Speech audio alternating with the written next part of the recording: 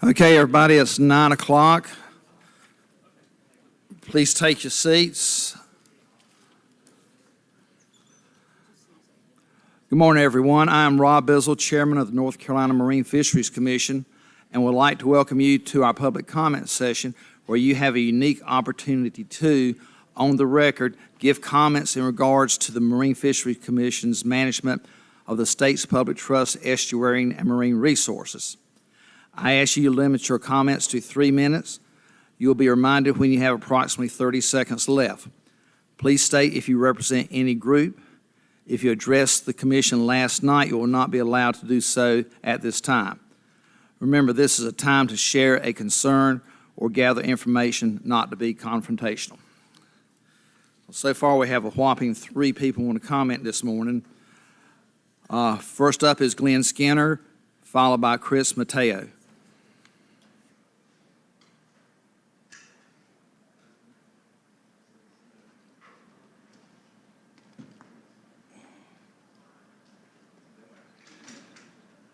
Morning, Glenn Skinner. I'm Executive Director of North Carolina Fisheries Association. I have a couple of issues I want to talk to you about this morning.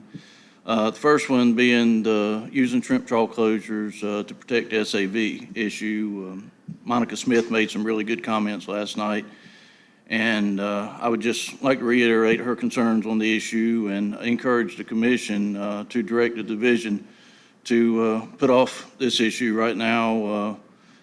We've got a lot more important things in the state to be dealing with right now than trying to figure out how to draw lines and close areas to shrimp trawling when we can't even quantify whether it'll benefit SAV or whether shrimp trawling is actually currently impacting SAV as it operates in the state. So I would encourage y'all to take some action there. Second issue, Amendment 2 to the striped mullet FMP. The NCFA supported the closures, the commercial closures that were adopted, although we didn't feel like they were absolutely necessary with the data we had, need to do something. We do have great concern. We were not aware that the division intended to extend those closures outside of that Saturday and Sunday period and Saturday, Sunday, and Monday period in the fall. We just found out about that. It was not in the decision document that y'all voted on before. It was not discussed publicly at the meeting. I've gone back and listened to the YouTube meeting, never heard anything about it. And the reason we didn't dig deeply into the actual FMP was because for several millennia, people have known when Saturday starts and Sunday ends.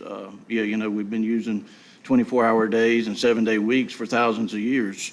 When we saw specific days that you all were about to vote on, we had no reason to believe that the closure wouldn't begin on the day that it was supposed to and end on the day that it was supposed to. I've gone back and looked at countless proclamations that the division have issued over the years for finfish harvest closures and openings, and without fail, near about every one of them is 12:01. That starts when the day starts. When they close at 11:59 p.m., it ends when the day prior ends. And that's the way this should be, and I would encourage you all to make sure that that's what happens when this gets implemented. That's the process we've always used. It's going to create a lot of confusion if you close harvest on Saturday, but you implement it at 6 p.m. on Friday. I don't even know that would stand up very well in a court 30 seconds. unless you change what you actually passed, which is a Saturday and Sunday or Saturday and Sunday Monday closure. I'll leave it at that. Also would like to encourage you all to look at adopting an FMP for invasive species such as blue catfish so we can get management strategies in place for those fisheries and try to control their populations. Thank you. Thanks, sir. Chris Mateo, followed by David Sneed.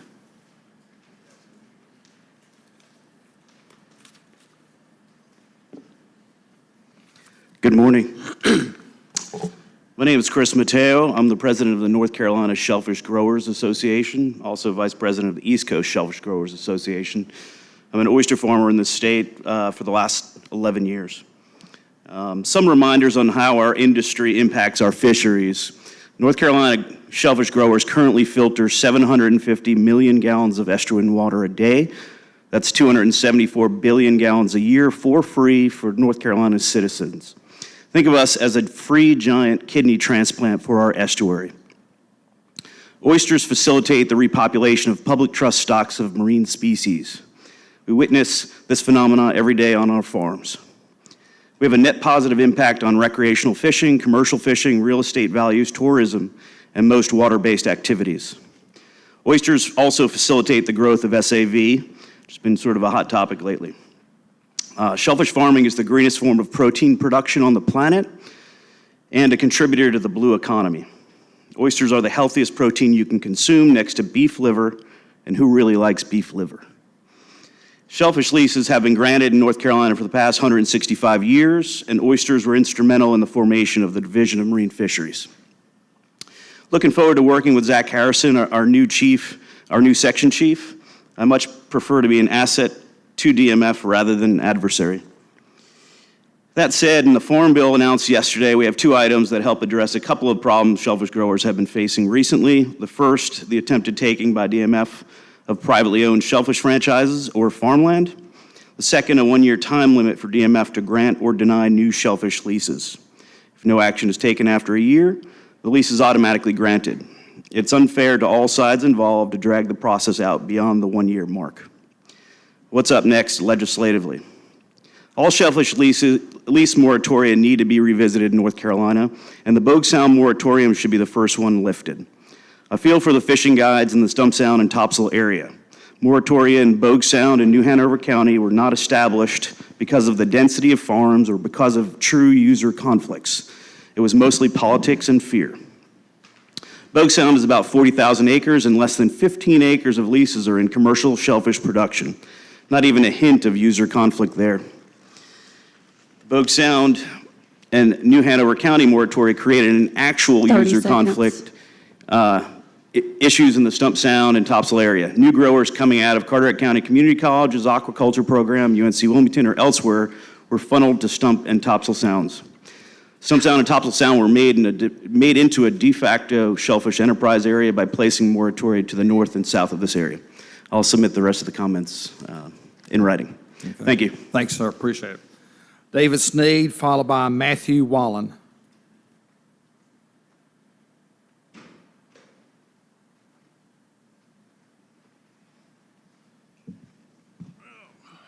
Figure we had plenty of time, so I brought a lot of stuff. 3 minutes.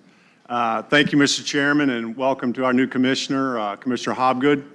My name is David Sneed, and I'm offering comments on behalf of the Coastal Conservation Association, North Carolina.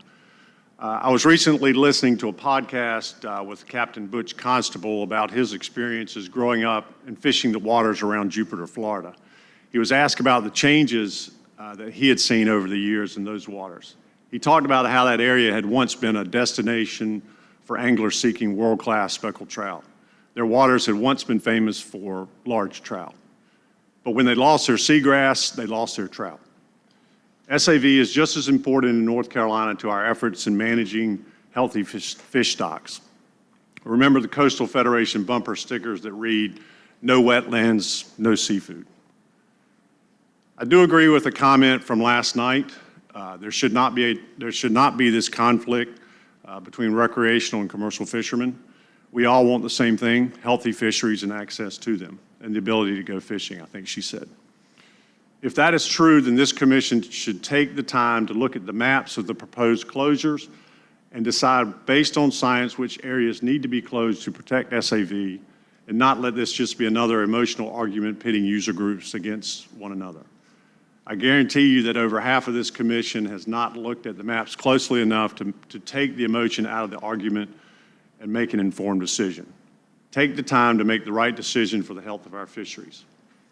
There have also been many comments about the effects of pollution and coastal development on our grass beds. I will remind this commission that the Coastal Habitat Protection Plan charges this body with habitat protection as it applies to our coastal fisheries. Other bodies, such as the Environmental Management Commission and the Coastal Resources Commission, are responsible for water quality and coastal development concerns. You have a responsibility to protect habitat by the means within your control. I would further suggest that if you truly have concerns about water quality and coastal development, that you talk to your Coastal Caucus legislators about legislation by the General Assembly that has consistently rolled back wetlands protections and clean water regulations. The other change Captain Butch talked about in that podcast was how a new commercial market in Florida for false albacore was quickly depleting their stock.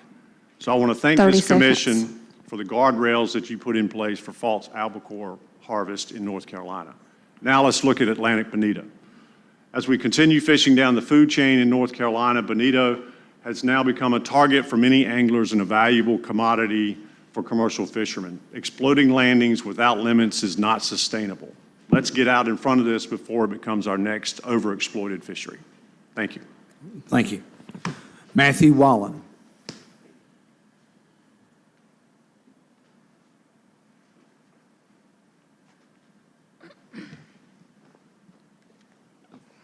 Good morning. Matthew Wallen, just a concerned angler.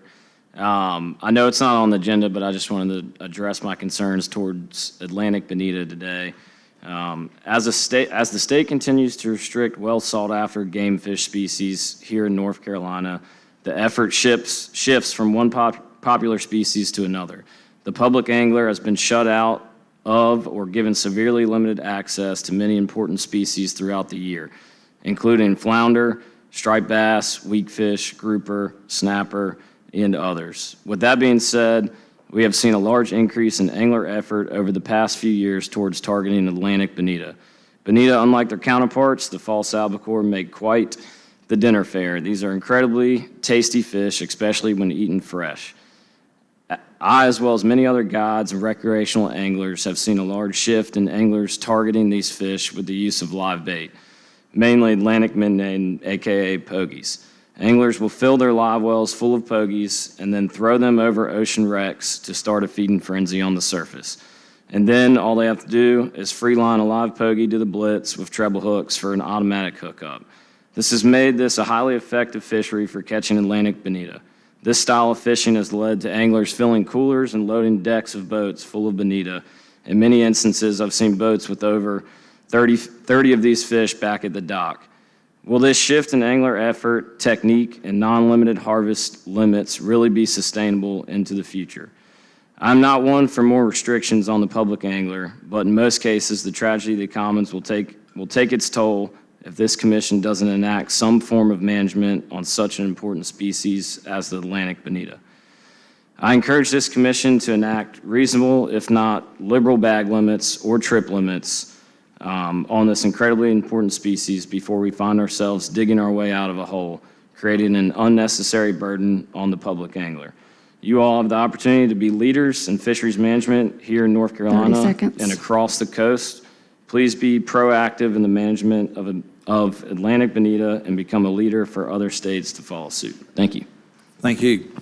Has everybody had an opportunity to address the commission that cares to? Being none, I'll be calling into our public comment session.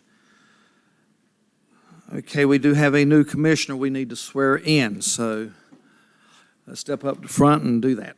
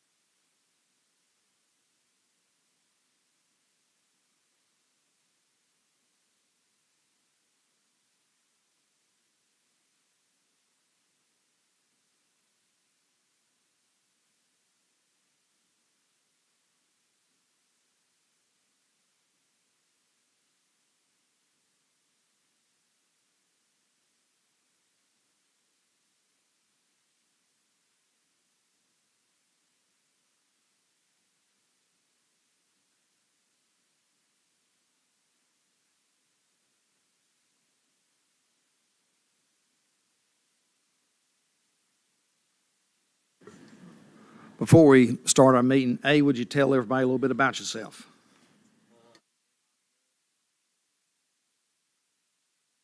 Hey, Hobgood. I'm from Raleigh, North Carolina. Moved my family down here to Carteret County during COVID, so I guess I'm kind of half and half now. I'm a financial advisor, wealth manager for RBC Wealth Management. I'm very passionate for the resource and excited for this opportunity, and really honored. Welcome on board. Thank you. I'd like to call the May 2024 meeting of the Marine Fisheries Commission to order. Would everybody please stand with me, and let's have a moment of silence where we thank our higher power for guidance during this meeting and any special needs before we say the Pledge of Allegiance.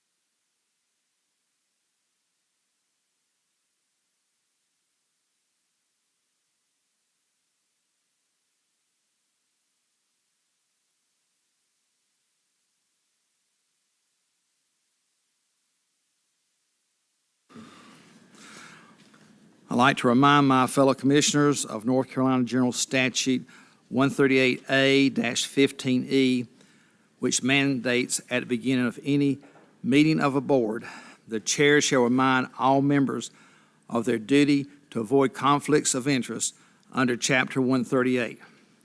The chair also shall inquire as to whether there is any known conflict of interest with respect to any matters coming before the board at that time. Does anybody recognize any conflicts of interest on the issues we're going to be talking about these next day and a half? Being none, I also would like for my fellow commissioners to take a look at North Carolina General Statute 143B-289.54G2 and just take that to heart too, please. Okay, roll call. Jesse, you going to do the roll call for us? Certainly, Chairman Bizzle. Commissioner Bethea. Here. Commissioner Blanton. Here. Commissioner Corbett. Here. Commissioner Gardner. Here. Commissioner Hobgood. Here. Commissioner Huggins. Here.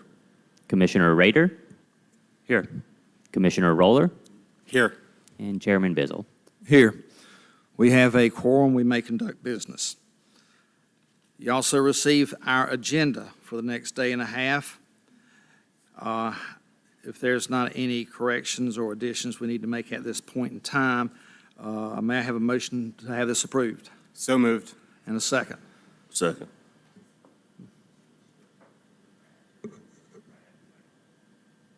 Oh, I can do that on my own, yeah. Yeah. Okay, there's a motion, a second, any discussion? If not, all in favor say aye. Aye. Opposed? Okay, Commissioner Roller made the first. Who made the second? And Commissioner Huggins made the second. Sure. And you received the minutes from our last meeting in the mail. Is there any additions, corrections, or deletions that need to be made on those minutes? If not, may I have a motion that we approve the meetings from our last minute? So moved. Commissioner Rowland approved them. Second it, anybody? Who seconded it? Commissioner Hobgood. Any other discussion? If not, all in favor say aye. Aye. Opposed? Motion passes. Okay, moving on to the chairman's report. Most of all this was in the mail-outs that we sent to you all before the meeting. One thing I would like to discuss right now briefly is Session Law 2023-137, and I'm going to ask our counsel, Christine Ryan, just to take us through that, please. Thank you, Mr. Chair. Just for the purposes of the commissioners and also the members of the public, we just wanted to bring to your awareness the Bill 2023-137. Let me pull it up. Essentially, the commission did not ask for the mandatory reporting statute to be added to the legislation. We're not entirely sure who asked for it, but it was not the commission, and to my knowledge, not the Division of Marine Fisheries either. The division is working very hard to implement the requirements of the statute to get those mandatory reporting requirements implemented in a fashion that is cost-effective and easy for the end users. But we wanted to make sure that everyone was aware that that was not, in fact, anything that was initiated or supported by the commission. In fact, we were just as surprised as everyone else when that statute got passed with the mandatory reporting requirements in it. Thank you, Christine. There may be some further discussion later on in our meeting on this, but we are told we have to do this. The motions that we have made so far in regards to rulemaking is just to delay the process a little bit, because the biggest problem I believe the division is having is the time frame, and that it just can't get this put together. Understand there may be a bill introduced to give us another year to get this done, but this did not originate from the division or the commission, just to be real clear on all that. I want to have a really, really short discussion and get a feel for the temperature of the room about our potential recreational flounder season. And I'd like the director to tell us where we are with that. Thank you, Chairman Bizzle. Jesse is going to throw a table up here so that we can review that real quickly. So just as a very brief recap, the recreational season for flounder was open September 15th through the 29th in 2023's 2023 season. The recreational sector exceeded the adjusted TAC, which was adjusted to account for an overage that also happened in the 2022 season. And they exceeded that adjusted TAC in 2023 by 127,294 pounds. And this would leave and you can see that in the bottom left is highlighted for 2024, that would leave 43,361 pounds for the 2024 season. And just pointing to the discard, so the annual recreational dead discards for 2022 and 2023 averaged 47,165 pounds. So the available poundage for 2024 would likely be taken up by recreational discards that already occur outside of an open season. So based on that data and in accordance with the quota management and with the Commission's Southern Flounder Fishery Management Plan, Amendment 3, a 2024 recreational flounder season will not occur. The only way that we could have a recreational flounder season is we are shifting the allocation from 30% recreational to 70% commercial to 50-50 over the next 3 years, 4 years. That starts in 2025. It goes to 60-40, and then in 2026, it would go to 50-50 in accordance with Amendment 3. Right. And so the only way that we could possibly have any sort of recreational flounder season is if a special meeting was called to take up this issue. And it would take 6 members to want to have this special meeting to talk about, 5 members to call for this special meeting to take this up. And I just want to get kind of a straw poll to see if the commission has an appetite for a special meeting to be called. If you do, just raise your hand just so I can get a feeling of what the commission is thinking. One. Can I make one comment before you do Y- that? Yes, please. Okay. So the only way to change a FMP after it's been put in place, you have to go through an amendment process, and it has to be an emergency situation that affects the total number of fish for the total thing. And I can't think of what the exact name of it was right now. I was trying to look it up in time. But it's in the FMP statute, and, Cat may know more about it. I mean, am I right in that assessment? So, I mean, in your assessment, in your comments relative to what it would take for this commission to change the regulations under Amendment 3 would require a amendment to the plan. Which would take the special call meeting. So, once again, let me just have a show of hands of who would like to entertain a special call meeting to address this. We got 1, 2. Okay, so that's going to be well short of the 5. So it appears we will not have a recreational flounder season this year because we went over the allocated amount last year. Yes. This is the unfortunate reality where a lot of our fisheries are going. It's not just flounder, but a lot of fisheries in the South Atlantic, like red snapper. We are starting to see, with increased fishing technology effort and reduced available quotas, we're going to discard-only fisheries. And we have to keep that in mind moving forward at how we manage these things. You know, I will say that that was why I pushed for a reallocation during this FMP process, and it was changed at the last minute to bump it back. And I warned about this happening. And while I do support a special called meeting, I understand why some people wouldn't want to do that. Okay, thank you. Yes, Commissioner Rader. Thank you, and I don't want to belabor the point, but I concur with Commissioner Roller that there's got to be a different approach taken here in the longer term, and perhaps even for multi-species that are affected together by the way that we're constrained to constrain access species by species.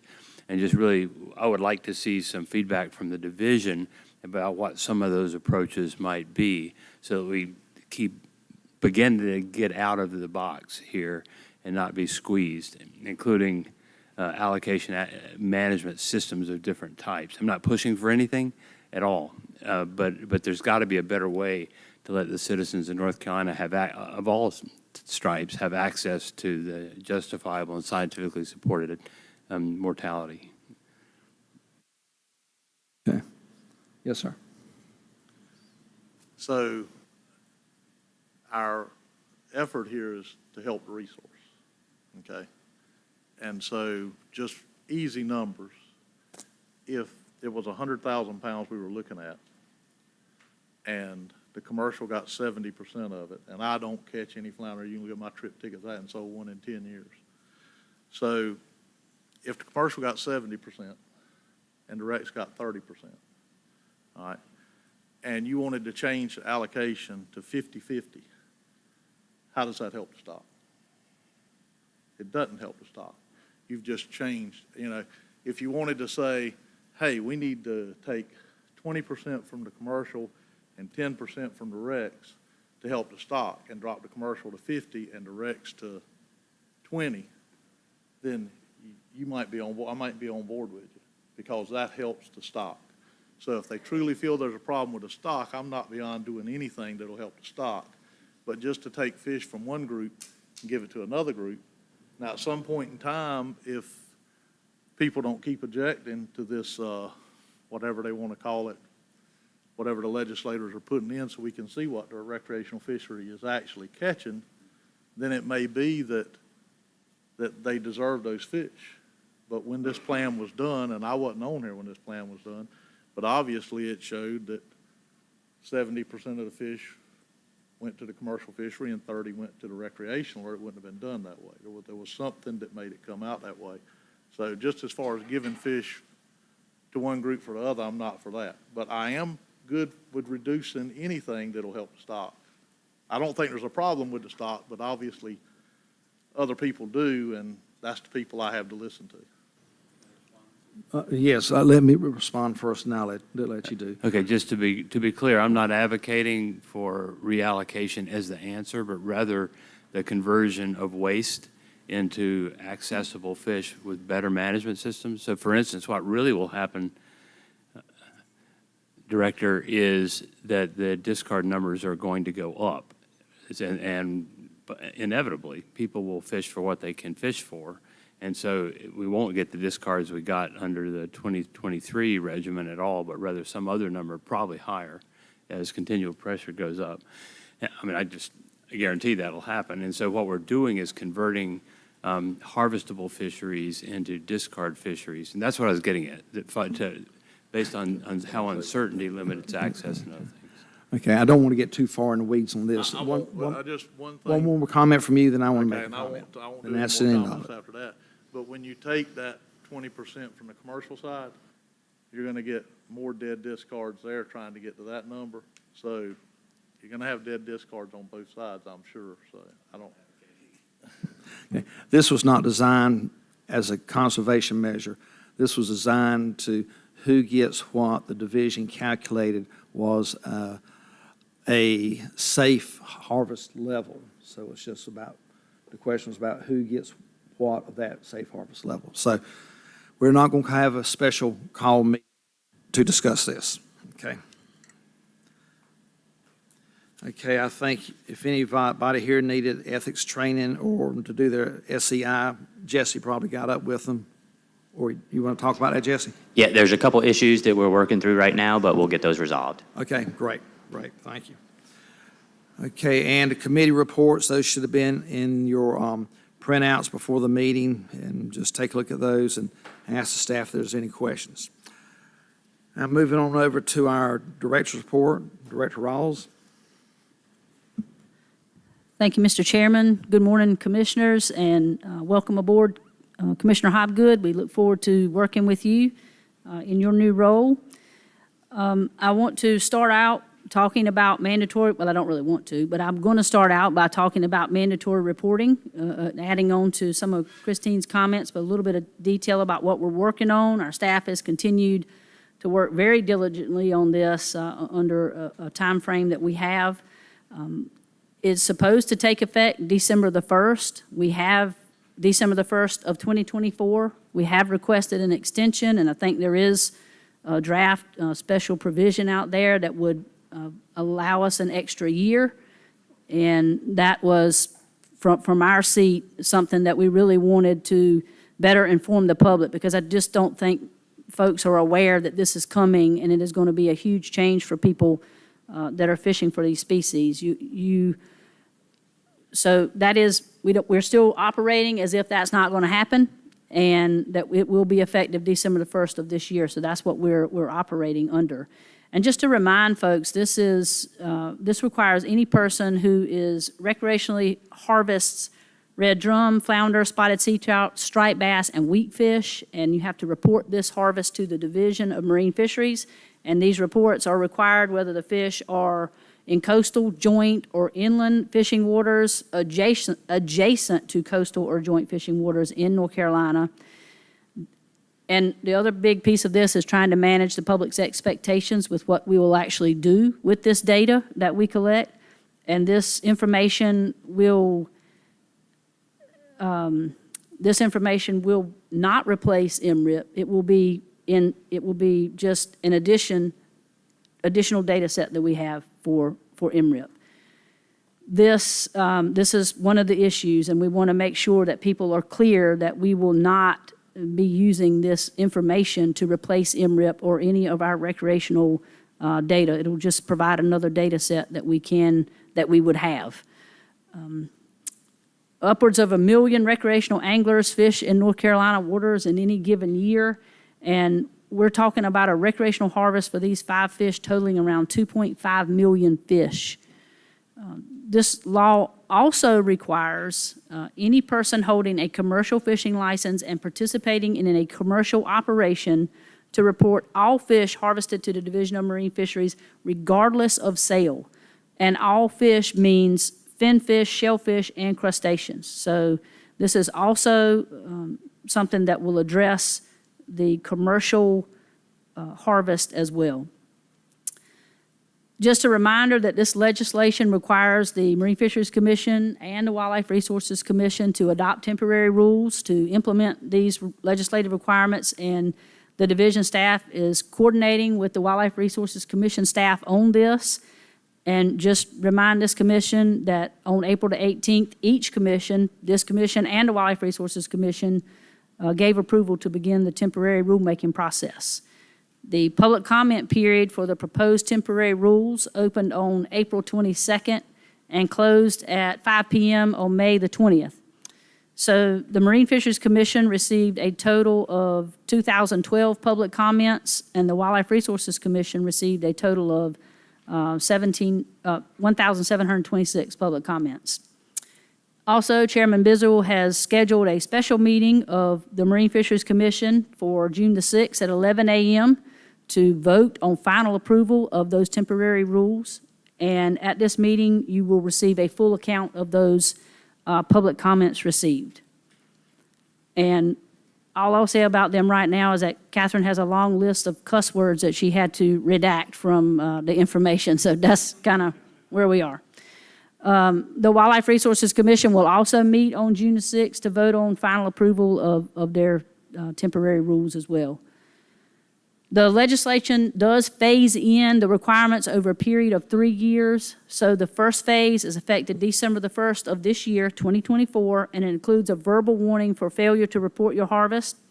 It then mandates that warning tickets will be issued starting December the 1st of 2025, and then followed by an infraction with a $35 fine starting in December the 1st of 2026. And these infractions would count towards a suspension or potential suspension of fishing license and permits. Again, the division is doing its best to work through this in the time frame that we've been allowed. We're still hoping for that extension, but we are working as if that will not happen. Okay, let's see. Move on. And just another, and folks might be already aware of this, but I just wanted to make the commission aware that the Wildlife Resources Commission is undertaking rulemaking for a license fee increase for all hunting and fishing license. That would be effective July 1st of 2024. The Wildlife Resources Commission has a statutory authority to increase license fees annually based on the Consumer Pricing Index, and the last Consumer Pricing Index increase was in January of 2020. So they're looking at an 18.75% increase to each license category, and that will also include the Cruffle licenses as well. So just, I think in general, like a Cruffle will go from $16 to $19, and that is, again, supposed to be effective July 1st of 2024. Just a really quick CCA lawsuit update. That lawsuit is still ongoing. At the plaintiff's request, the judge has amended the scheduling order and pushed back a number of the deadlines. The parties are required to submit an amended case management order by the end of the month that includes a mediation deadline and a trial date. We are still engaged in this discovery process which will probably extend through the end of the summer. So just a couple of outreach updates that I like to give the commission during my report. Since your last meeting, 52 of our staff members have participated in 35 outreach events across 17 counties, reaching over 8,700 people.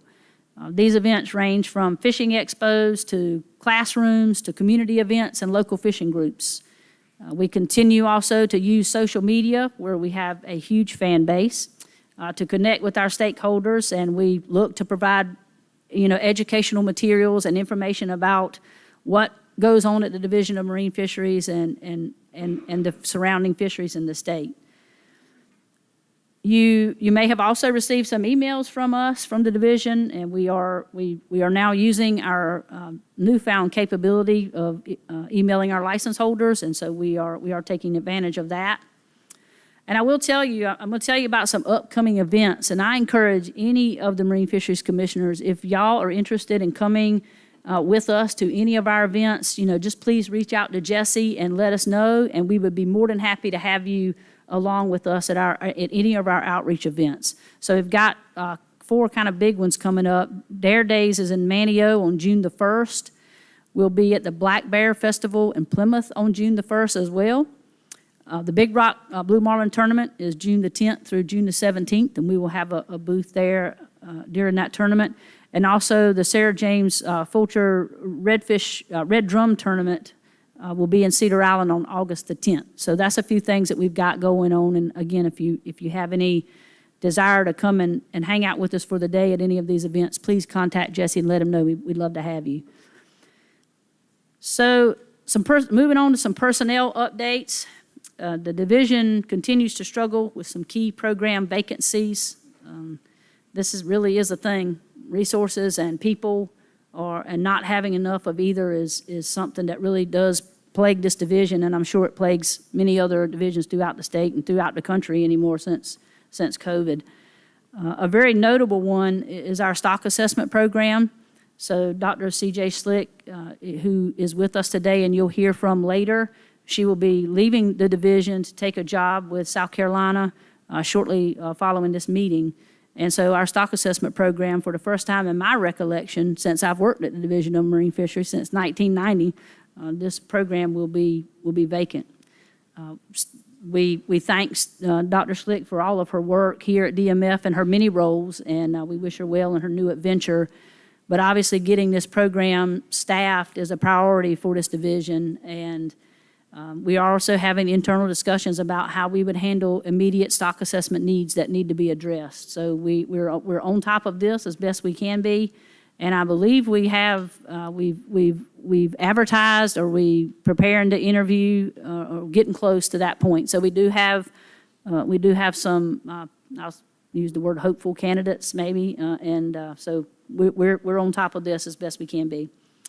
But again, I do want to stress that vacancies in key programs like this, they do, they will, they have, they are making a difference in the work that we do here at Division and how we go about doing it. So just please keep that in mind. And as you hear from the section chiefs a little bit later on in this report, you're going to hear some of the same from them. So I have a couple of additional personnel updates that are really bittersweet for me and everyone at the division. And these are always our retirements from folks that have spent 30 years doing this. And I speak from experience. I'm getting close to that myself, and it's a long haul. And it is hard to replace 30 years of knowledge that walks out your door.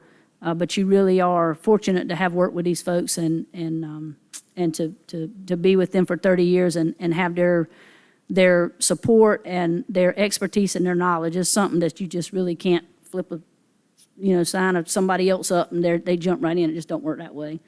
And I want to start with Marine Patrol's Brian Ewer. Brian, if you want to just come on up while I'm saying all these good things about you, that'd be good. So Brian has been employed, for 30 years, and he's spent his entire career working with the citizens of North Carolina in fisheries, and he is currently Marine Patrol Special Investigator at the Division of Marine Fisheries. In 1996, he was hired by the North Carolina Marine Patrol and was stationed at Wrightsville Beach. And in May of 2020, Brian was promoted to sergeant over Brunswick and New Hanover counties. So those of y'all from down south probably recognize Brian. In January of 2021, he was promoted to the Marine Patrol Special Investigator, where he would spend the rest of his career. He oversees all permits for the division, and I'm sure he will tell you that is a delightful job to have. He works closely with all sections, across all sections, to ensure their permits are up to date and correct. He assists with rulemaking activities and functions for the Marine Fisheries Commission and the Division of Marine Fisheries, which includes ensuring that rules are enforceable and do not exceed the authority delegated to the Commission in legislation. So Brian also provides advice and assistance to division staff for implementing and enforcing laws and rules for the protection of the state's marine and estuarine resources. Brian will be retiring August 1st with 30 years of service with the state of North Carolina. He is highly respected by his staff and his colleagues, and the Division of Marine Fisheries, Marine Patrol, and the citizens of this state are very lucky to have had him for 30 years. And I am absolutely going to miss him very much, and so are we all here at the division, and I know the commission will as well. So please join me in congratulating Brian on his 30 years.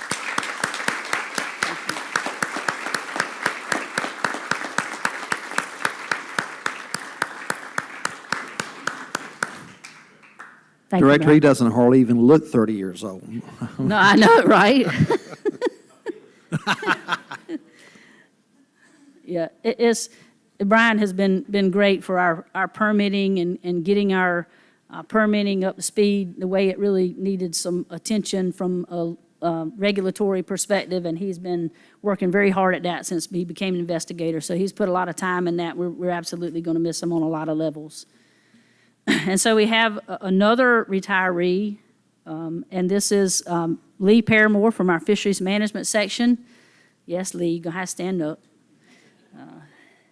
So Lee has worked full-time for the Division of Marine Fisheries since January of 1997. He started as a technician conducting shellfish mapping out of the Wilmington office. You know, I did not realize that till I was reading this the other day. I forgot about that, but it was so long ago. At the end of the year in 1997, Lee was promoted to Red Drum Biologist 1 for the position in the Manio office, and Lee was promoted to Biologist 2 in the Manio office in 2000, where he continued as the Red Drum lead, and I am certain that he will never forget those meetings that they had on the Red Drum Fishery Management Plan down in Buxton. They were very enjoyable, and I know he will take those with him when he goes. Lee oversaw several of the division's independent surveys and was a representative on the Atlantic States Marine Fisheries Commission and the South Atlantic Fishery Management Council for Red Drum. And he was promoted to biologist supervisor in 2011 and to district manager in 2021, where he currently holds that position. Throughout his career, Lee has served as a mentor to numerous aspiring biologists and technicians and directors, or this director, with the division. And we all talk about Lee in a way that he's very quiet and he's very reserved. So when he speaks up at a meeting, it's like you can hear a pin drop and everybody shuts up and listens to what he has to say because we know it is super important. Those that work closely with him, he is a very knowledgeable resource, and he is going to be sorely missed by this division and this state. And just like Brian and really anybody that's put that much time in here with the division, and the citizens of this state have been lucky to have him. We have been lucky to have him, and we are going to miss him, and we wish him well in his retirement. Lee.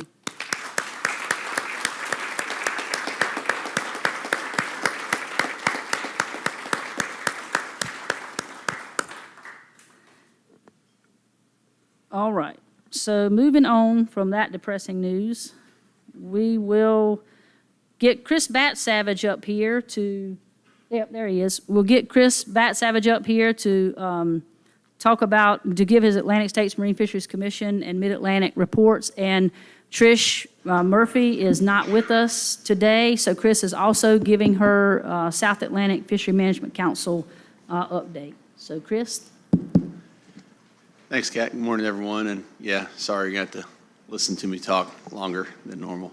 So as Kat mentioned, I'm Chris Bat-Savage. I represent the division on the Mid-Atlantic Fishery Management Council and the Atlantic States Marine Fisheries Commission. In your brief material are the meeting summaries from the last meetings for both groups. As usual, I'm just going to hit the highlights. I'll start off with the Mid-Atlantic Council meeting, roll right into ASMFC after that.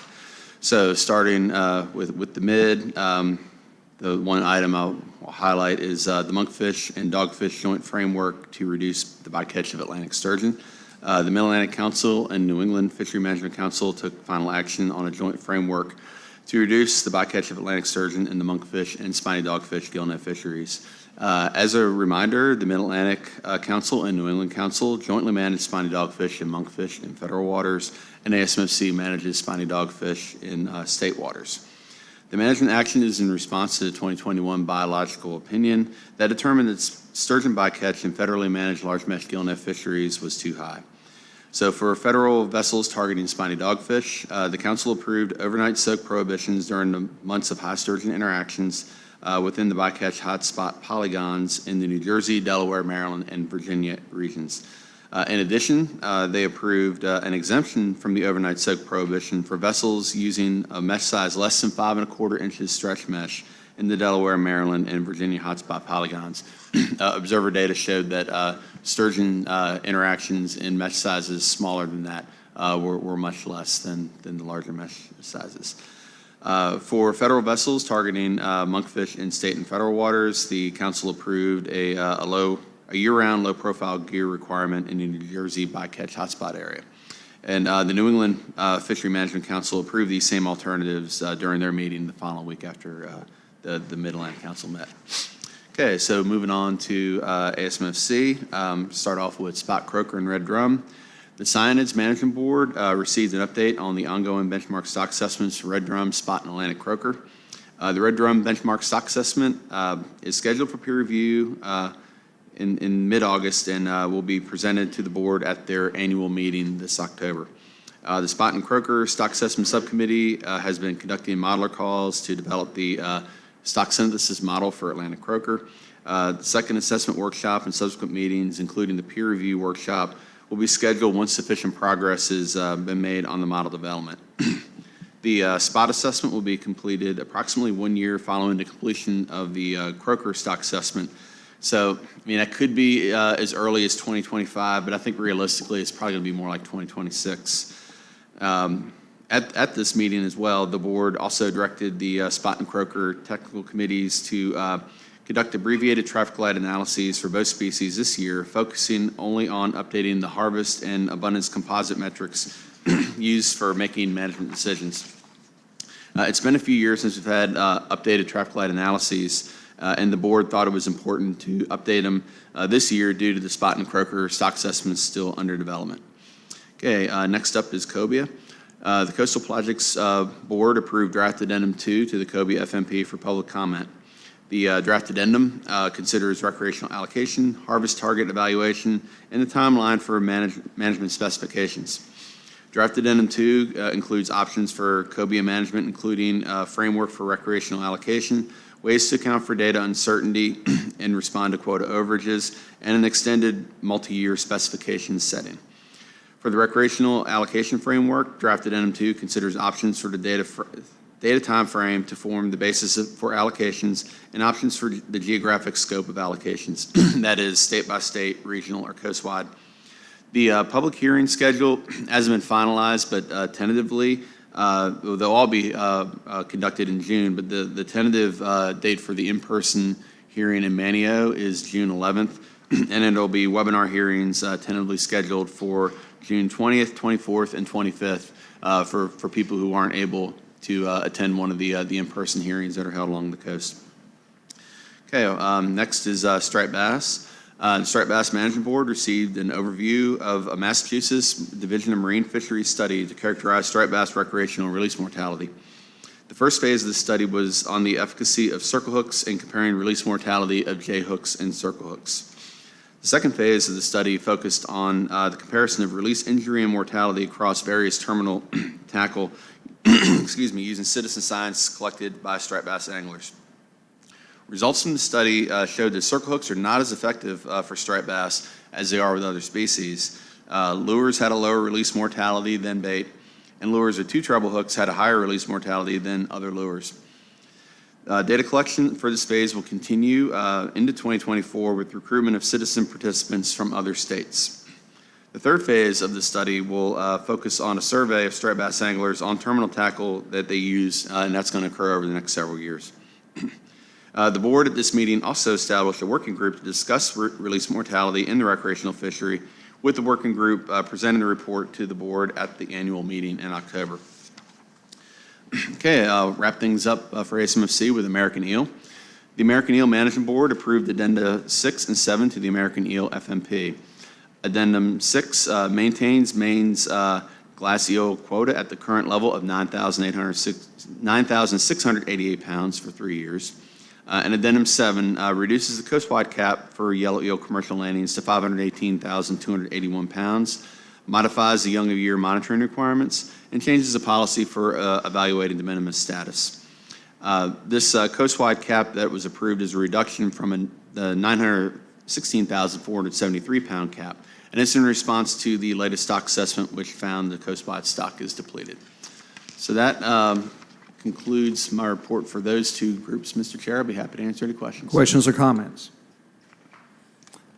Commissioner Roller. Thank you, Chris. I was just curious if there was any updates on the albacore and bonito work group.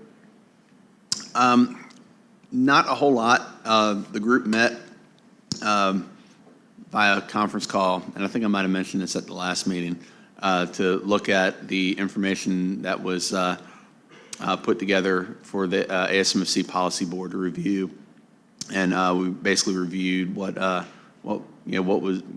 we thought might be needed. I mean, the big take home with that was, it's probably not realistic to have a stock assessment for either species. However, managing based on life history characteristics is probably the more practical way to go for both of them.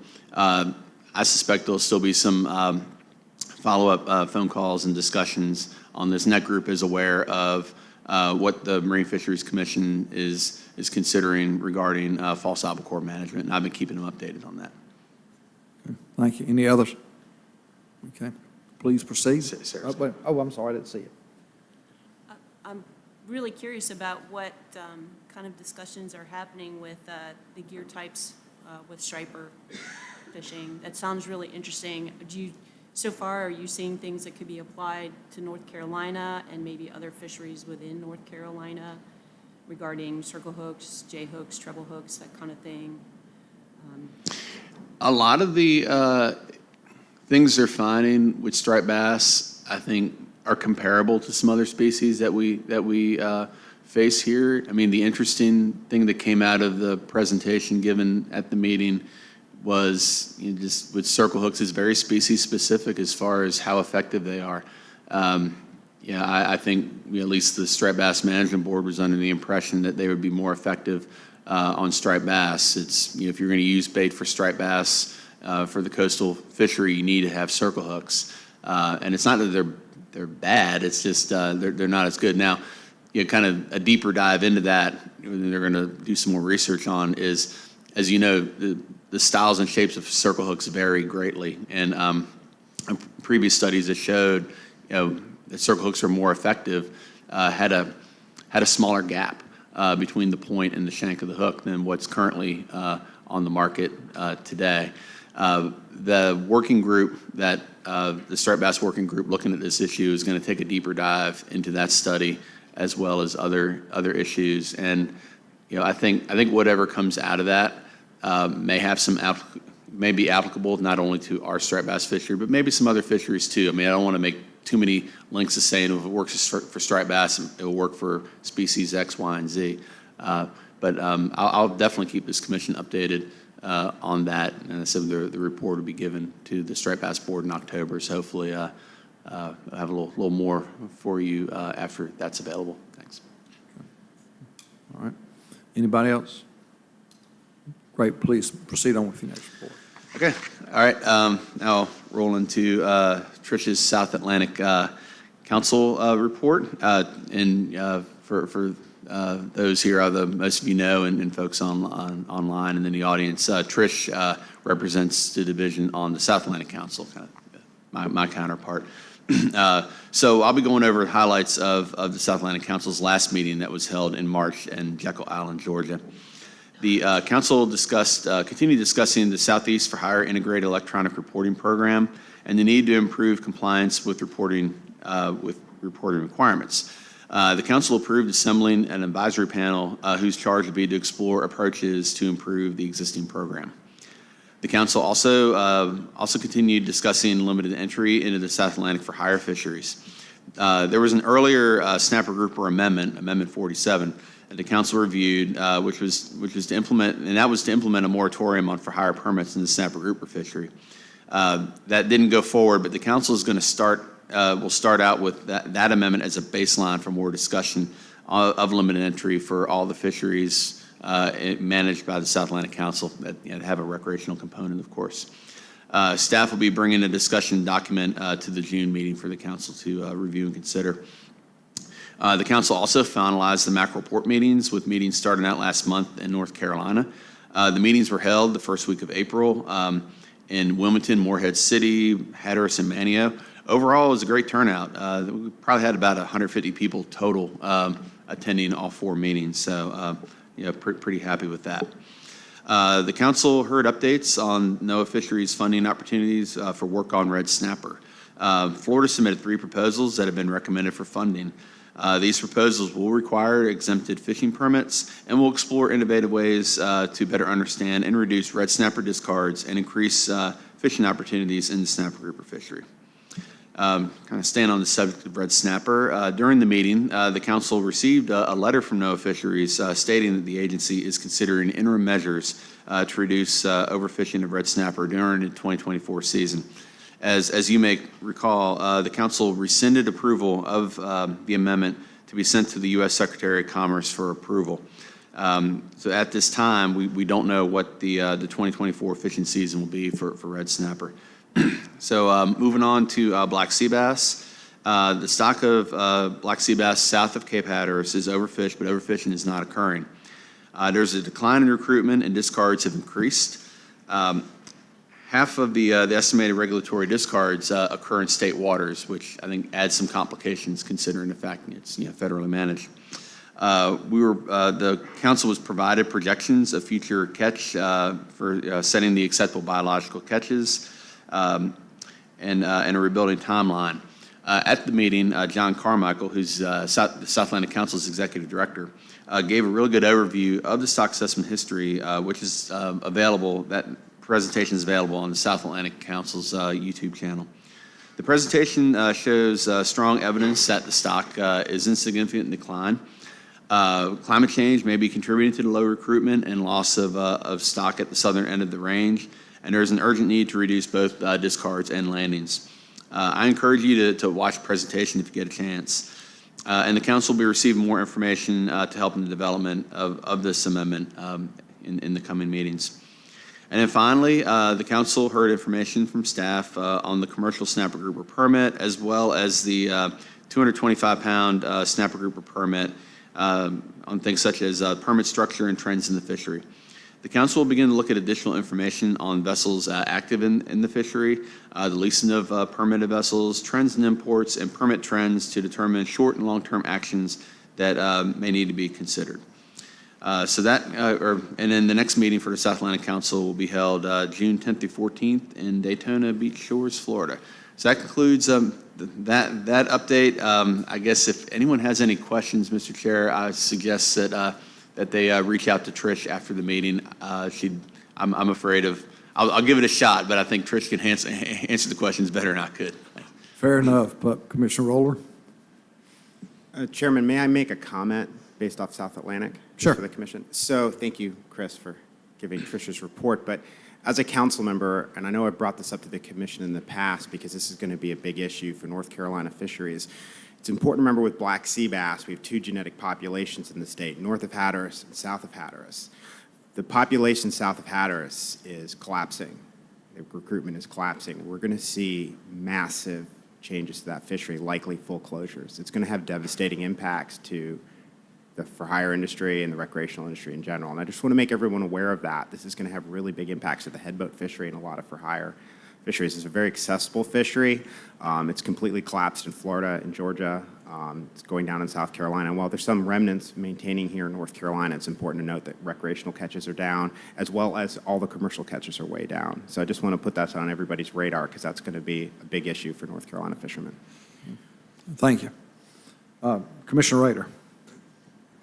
Just to amplify Commissioner Roller's comments, with which I agree completely, I think it would be really useful, Chris, if you could brief us at some point on the status of coast-wide management and governance responses related to climate change? Because, you know, the flip side is as black sea bass south of Cape Hatteras decline, the entire stock center is moving north. And so the biogeographic boundary that used to exist at Cape Hatteras is breaking down. And so the question, all the processes that the councils and the commission have going on in terms of looking at interactive stock evolution and sharing in response to climate, I'm just out of date on where those discussions stand. So I'd love to hear more about that. That's something we may need to approach Trish about. She'll be better to do that. Yeah. It cuts across all three councils and the commission. Yeah. It is. Okay. All right. Commissioner Roller. Thank you for that comment, Commissioner Rader. I do agree with that because it's important to note that what happens on the federal level impacts us here on the state level, and it also changes fishermen behavior, right? And it's talking about like impacts of climate. I mean, that's what we're seeing with sea bass. We're seeing a collapse of recruitment in the southern end of the range, but we're also seeing that across a lot of other managed species, gag grouper, scamp grouper. You know, there's concerns about king mackerel, particularly with population movements as well as recruitment.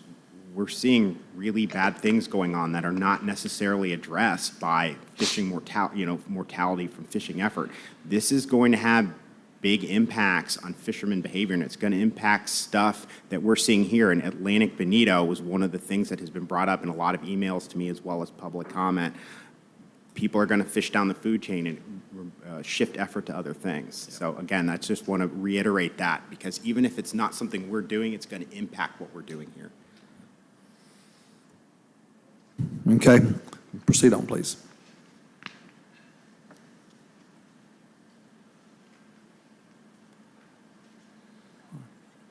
Okay, Director. Thank you, Mr. Chairman. Thank you, Chris. And the next part of my director's report is going to be our section chiefs updates for our sections. And just to remind, we're doing something a little bit different this time. Just to remind the commission, I've added these to the director's report just to kind of keep the commission updated on the items that we're working on at the division. And anytime, if you have any questions, don't hesitate, because these are the folks that lead our key programs at the division, and they can answer your questions.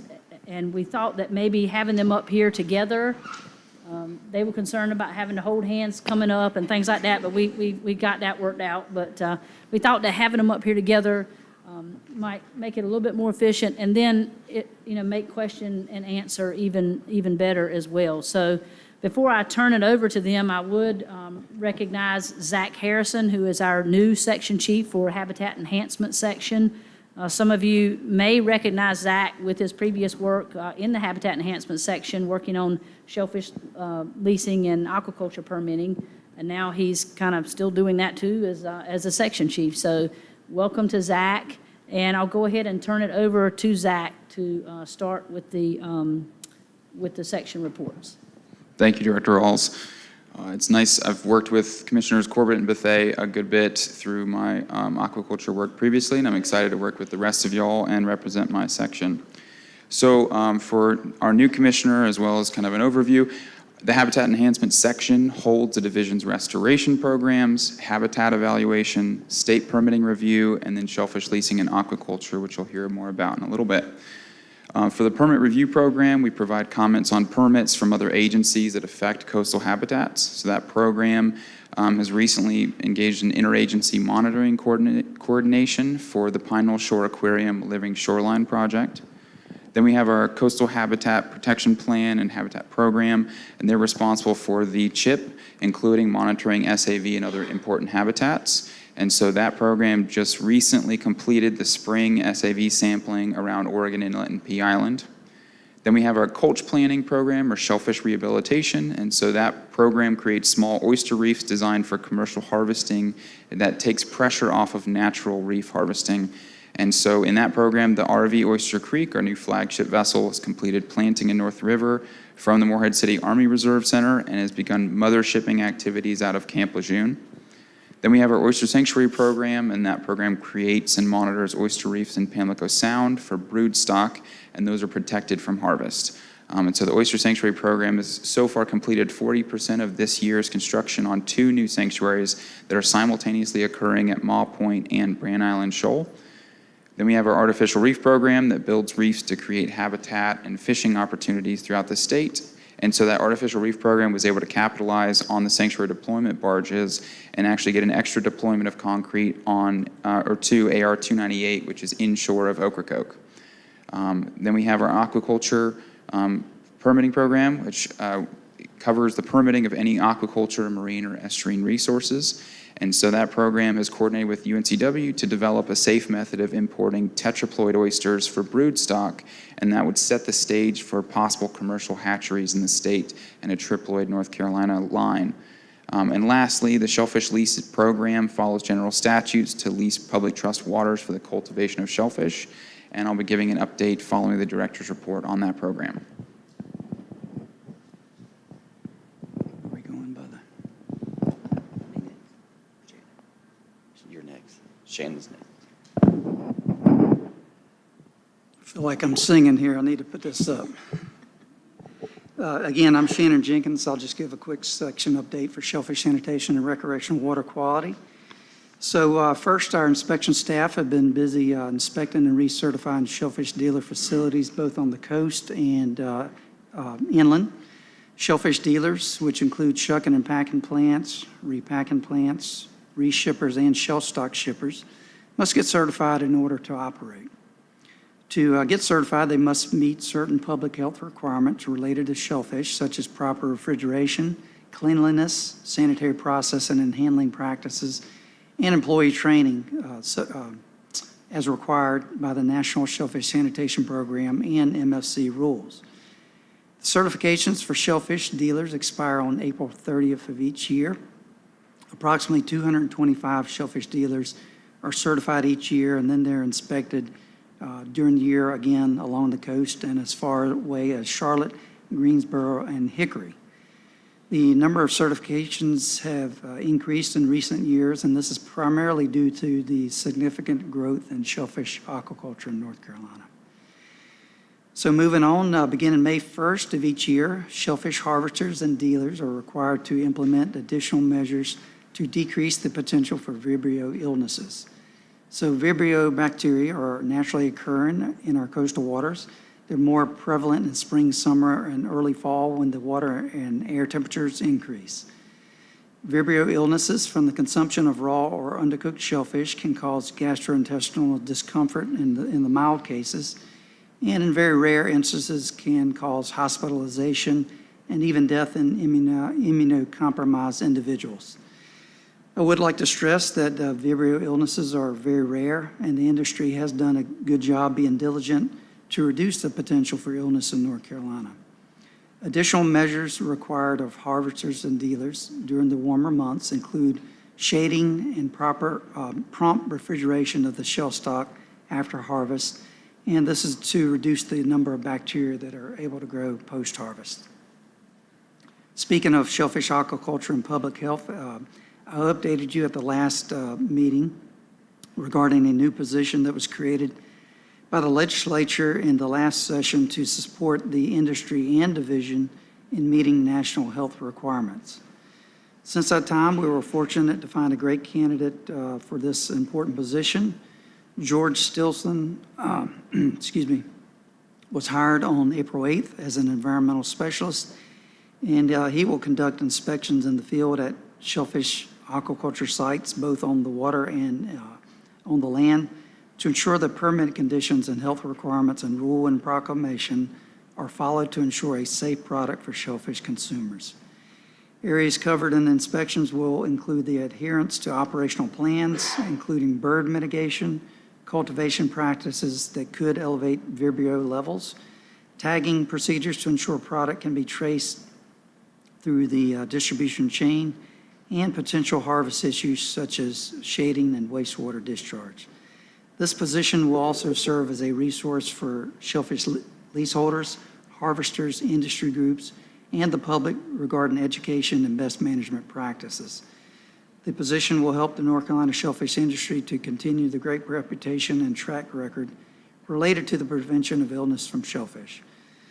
So George is currently receiving training related to the duties of the position, and we're working through the process of outfitting him with a vehicle, boat, and other equipment so that he can get started with his duties very soon. So finally, I'd like to highlight some recent interagency cooperation. Would like to thank the staff from North Carolina Department of Transportation for helping to post precautionary swimming advisory signs at stormwater ocean outfalls along Nags Head. So signs are required to notify the public of the potential health risk associated with swimming in waters impacted by stormwater. Signs are placed near ocean outfalls and can be difficult to maintain due to ocean swells and storms. NCDOT was quick to help make the necessary arrangements to get these areas posted directly on the concrete drain pipe structures. They brought a backhoe and some other big equipment. We thank them for their assistance in getting these areas posted prior to the peak swimming season. Thank you. Who's next?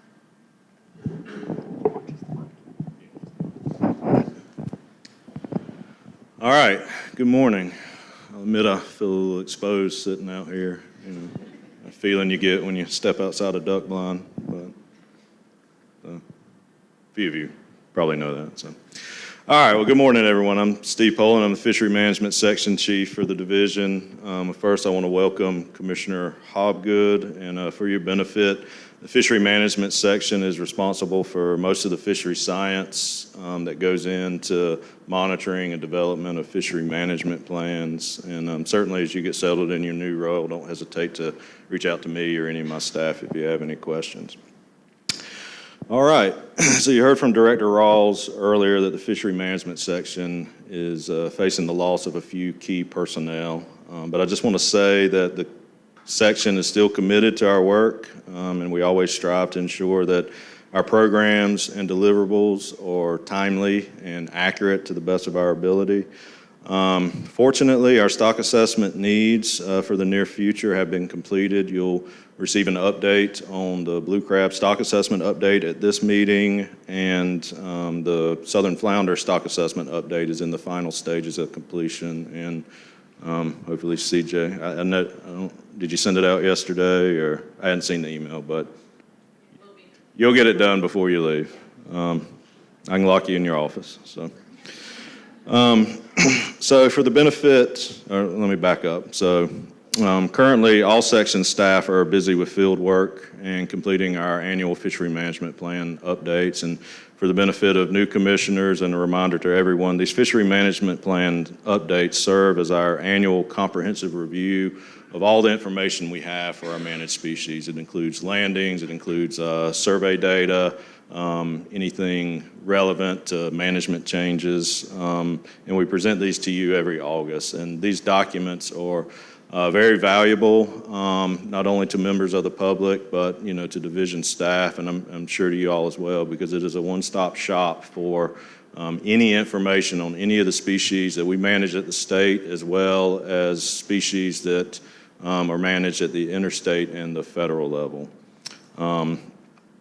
I also wanted to provide an update about some of the requests from commissioners from previous meetings, and specifically, this is your request, Commissioner Roller. So staff responsible for Black Drum and Sheepshead, Chris Stewart and Ann Markwith, they're both here today, are working on compiling and analyzing effort and catch data right now, and we're anticipating presenting that at the August meeting along with the FMP update. And this is just to give a complete comprehensive picture of what those fisheries look like right now, and we'll be fully prepared to have any conversations about any potential management actions for those species. So, all right, a few updates on non-fishery management related items for the section.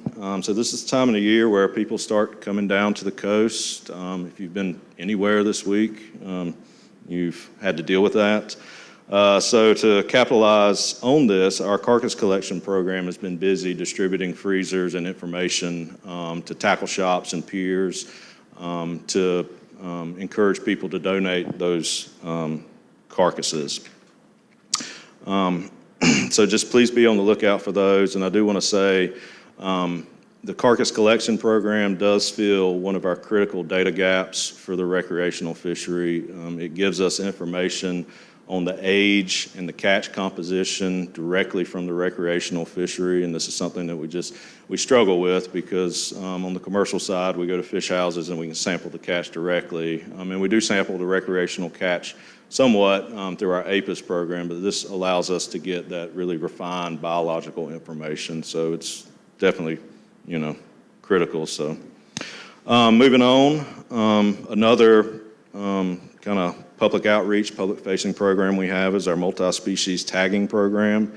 So during late May and early April, staff with the tagging program hosted 3 volunteer tagging trainings.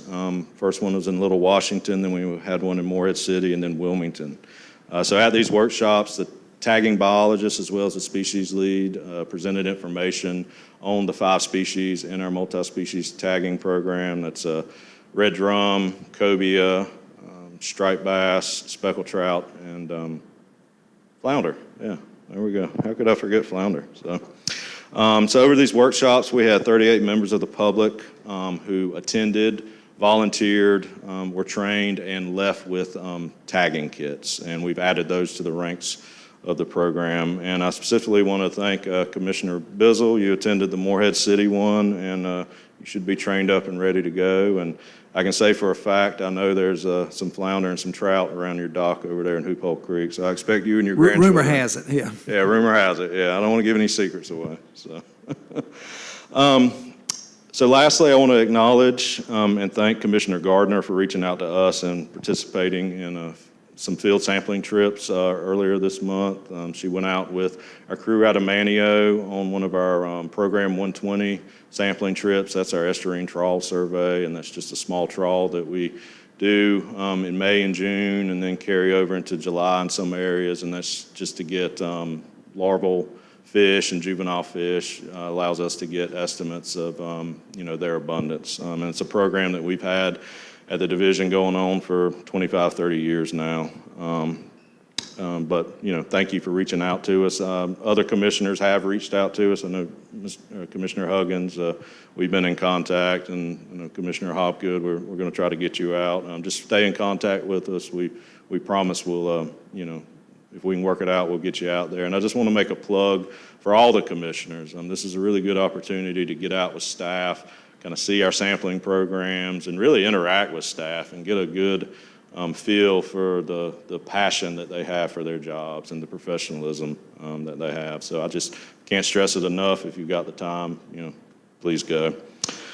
And lastly, before I hand it over, I know Kat acknowledged Lee, but I can't go without, pointing him out again because he loves to be the center of attention so much. But, losing, Lee,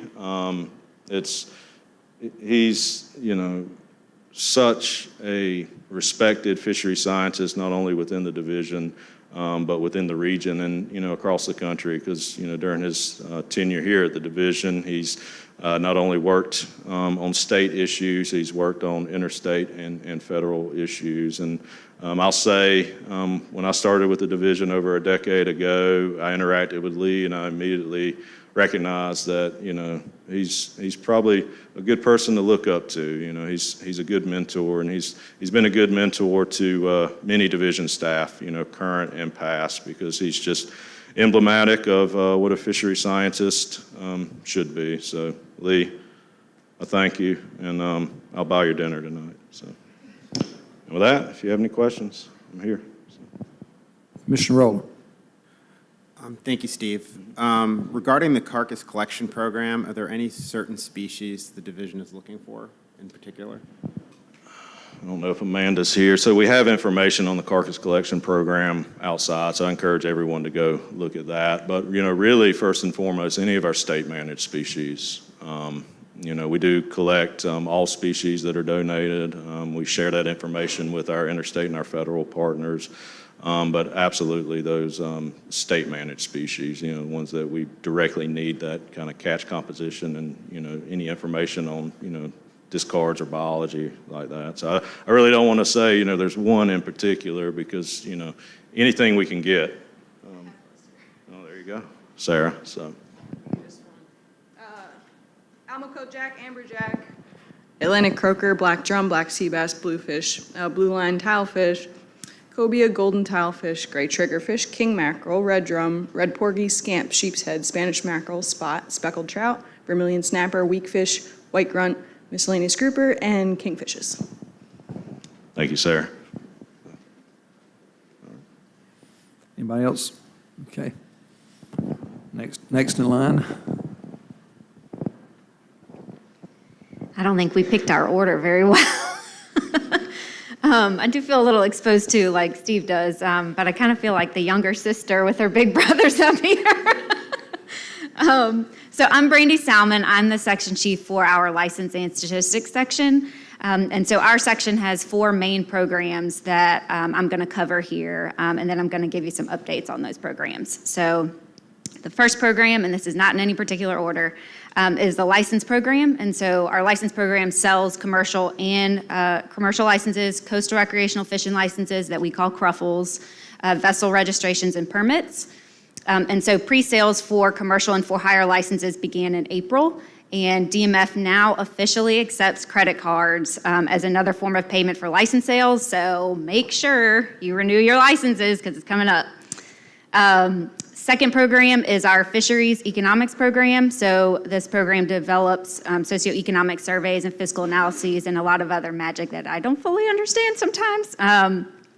But because there are so many different types of socioeconomic surveys, there are data sets all over the place performed over the years by various economists. So there are, we're trying to, for feasibility of entering and collecting and analyzing that data, we worked with the Department of Information Technology to apply for a grant to fund a project that would develop a user interface and a database that will house all of our socioeconomic data in one place. So the grant was approved and we've actually made a lot of progress on that. So hopefully that will help us long term. The third program is the Commercial Statistics Program. This program collects and analyzes data from the commercial seafood dealers through the Trip Ticket Program and the Quota Monitoring Program. The 2023 Trip Ticket data has been finalized, so the annual seafood dealer report and the landings bulletin are now posted on our website, so check it out. And the last program that we have is the Recreational Statistics Program. We call it CAP for Coastal Angling Program. So this program collects and analyzes data from the recreational fishing sector through the Marine Recreational Information Program, or what we call MRIP, the anadromous creel surveys, and the Coastal Recreational Fishing License mail surveys. So staff continue to sample for the shad season with Central Southern and Albemarle Sound anadromous creel surveys. And NOAA Fisheries has recognized the nation's confidence levels that have decreased when talking about recreational data. And data collection. So they held a webinar back in April as a way of being transparent with partners about developing better ways, better defined roles and responsibilities, and increasing communication. So that's a fancy way of saying that NOAA Fisheries is taking its first step into exploring ways to improve recreational data and recreational data collection on a national level. So we'll continue to keep you guys updated as this process progresses. And overall, our section continues to struggle with several vacancies, so just bear with us as we operate with a smaller workforce. Thanks. Any questions? So I guess I'll close this out here. Members of the commission, chairman, I'm Carter Whitten. I'm the colonel of the Marine Patrol. Marine Patrol officers continue to monitor all fishing activity. Officers Patrick Jones and Adam G. have been certified and sworn in, and we are continuing to work on filling other vacancies. There have been assortments of cases since the last Marine Fisheries Commission business meeting. Some examples of those cases include officers took out warrants on a commercial fisherman for setting illegal gill nets.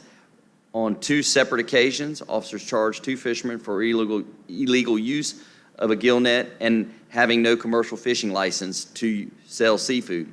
Officers also made cases for taking oysters from polluted waters, possessing undersized black sea bass, and taking red porgy out of season. Officers also charged recreational fishermen for possession of American red snapper out of season. Marine Patrol officers are required to to do at least 24 hours of in-service training every year to remain certified with criminal justice training and standards. Our officers are currently working on getting those training hours completed. Additionally, officers attended the Catawba flood exercise, the Swiftwater boat operators class, and various other required non-training. In other work, officer participated in shellfish relay efforts, assisted with the FDA's program evaluation of control of harvest, posted new signage for various boundaries, and recovered a missing person from Oregon Inlet. As always, engaging in education and outreach opportunities throughout the state has been a big focus on Marine Patrol. One major event that Marine Patrol was honored to participate in, Casting with Cops, which gave 40 underprivileged children the opportunity to fish with officers from the Marine Patrol, the Wildlife Resource Commission, the Beaufort and Martin County Sheriff's Department, and the Belhaven Police Department. In addition to that, officers have participated in a variety of other outreach events since our last meeting, including the Dixie Deer Classic, events at UNC Wilmington and Fort Fisher, and attended a career day at a local middle school. Lastly, our staff are continuing to work on a Marine Patrol Junior Academy for 12 middle school aged children. This week-long event is slated to begin June 10th of this year, and it will give opportunities for cadets to learn about conservation law enforcement, fish and gear identification, boat handling, water safety, and ethical angling practices. And that ends my report. Any questions? Okay. Any questions of the colonel or anybody up here on this panel? The group of five, we'll call them. Okay, great. Director, I like this format. I think it's going to be very successful and meaningful to us. So thank you for putting this together, and thank y'all for participating. Thank y'all very much. And thank you, Mr. Chairman. We hope that it will, even during the meeting and obviously anytime after the meeting and in between, these are the leaders of this division, and if anybody has any questions about our programs, don't hesitate to reach out. I will also mention the staff on our administrative and maintenance services. Beth Gavoni is the section chief. That section is responsible for managing the division's budget, our purchasing, maintenance of our facilities, and our grants. So they have a big role at this division as well. Beth doesn't make it to many commission meetings, but we'll get her in here one day and introduce her to everybody again. She gets here from time to time, but we appreciate her and her staff as well and all of their work. And I'd just like to give a shout out to our staff in general. I know they listen a lot on here, and we have just like you, we have a tough job at the Division of Marine Fisheries, but I can tell you, I have never worked with a more dedicated bunch of folks in all my life. And of course, I always say I've never worked anywhere but a pig farm other than here, so that doesn't lead to a whole lot. But this division is, the people here are amazing. And a lot of times, there's a lot of chatter about nefarious things that go on behind closed doors and cooking of the books and things like that. And I'll just say that is ridiculous. And if I encourage anybody in the public, anybody on this commission, anybody, anywhere, to come to the Division of Marine Fisheries and ask to go out with our staff. And I promise you, if that was any inkling of what you thought before you walked in that building, you will not think that when you leave, once you meet these folks. They are amazing, and I encourage you to come out and get on board with them on one of their vessels, or sit with them at their computer, or whatever it is they do, and do it with them, because they'd be more than happy to share a day with you, or a few hours. So, and thank you to the commissioners that have taken advantage of that and want to. And Mr. Chairman, that wraps up my director's report. So we're a little bit ahead of schedule. I hate to talk about that. I probably shouldn't. Okay, yeah, don't jinx us on it yet. Okay, thank you, Director. Why don't we take a bit of a break right now? There are some displays set up right outside that I would like for all of y'all just to kind of take a look at what they set up. They put a lot of hard work into them. And we'll make this a 15-minute break to give y'all a little time to take a look at what staff has put together out from outside. So we'll be back at 10:50.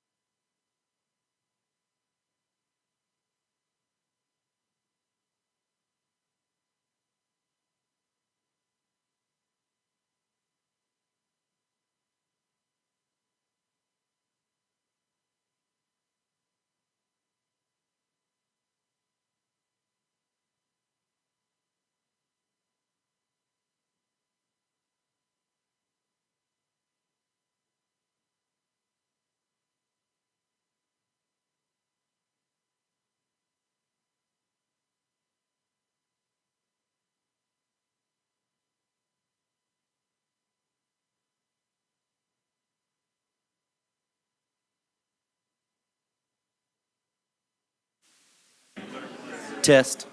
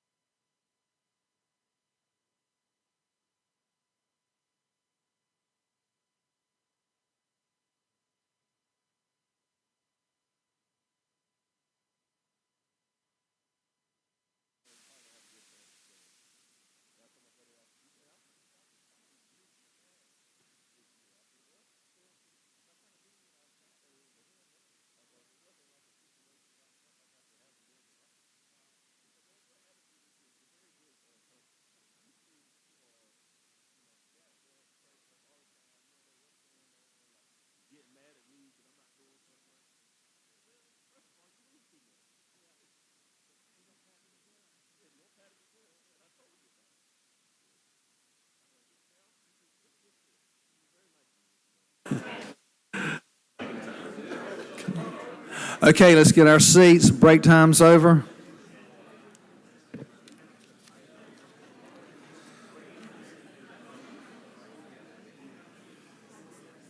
Next up is Zach Harrison to talk about Shellfish leases and franchise.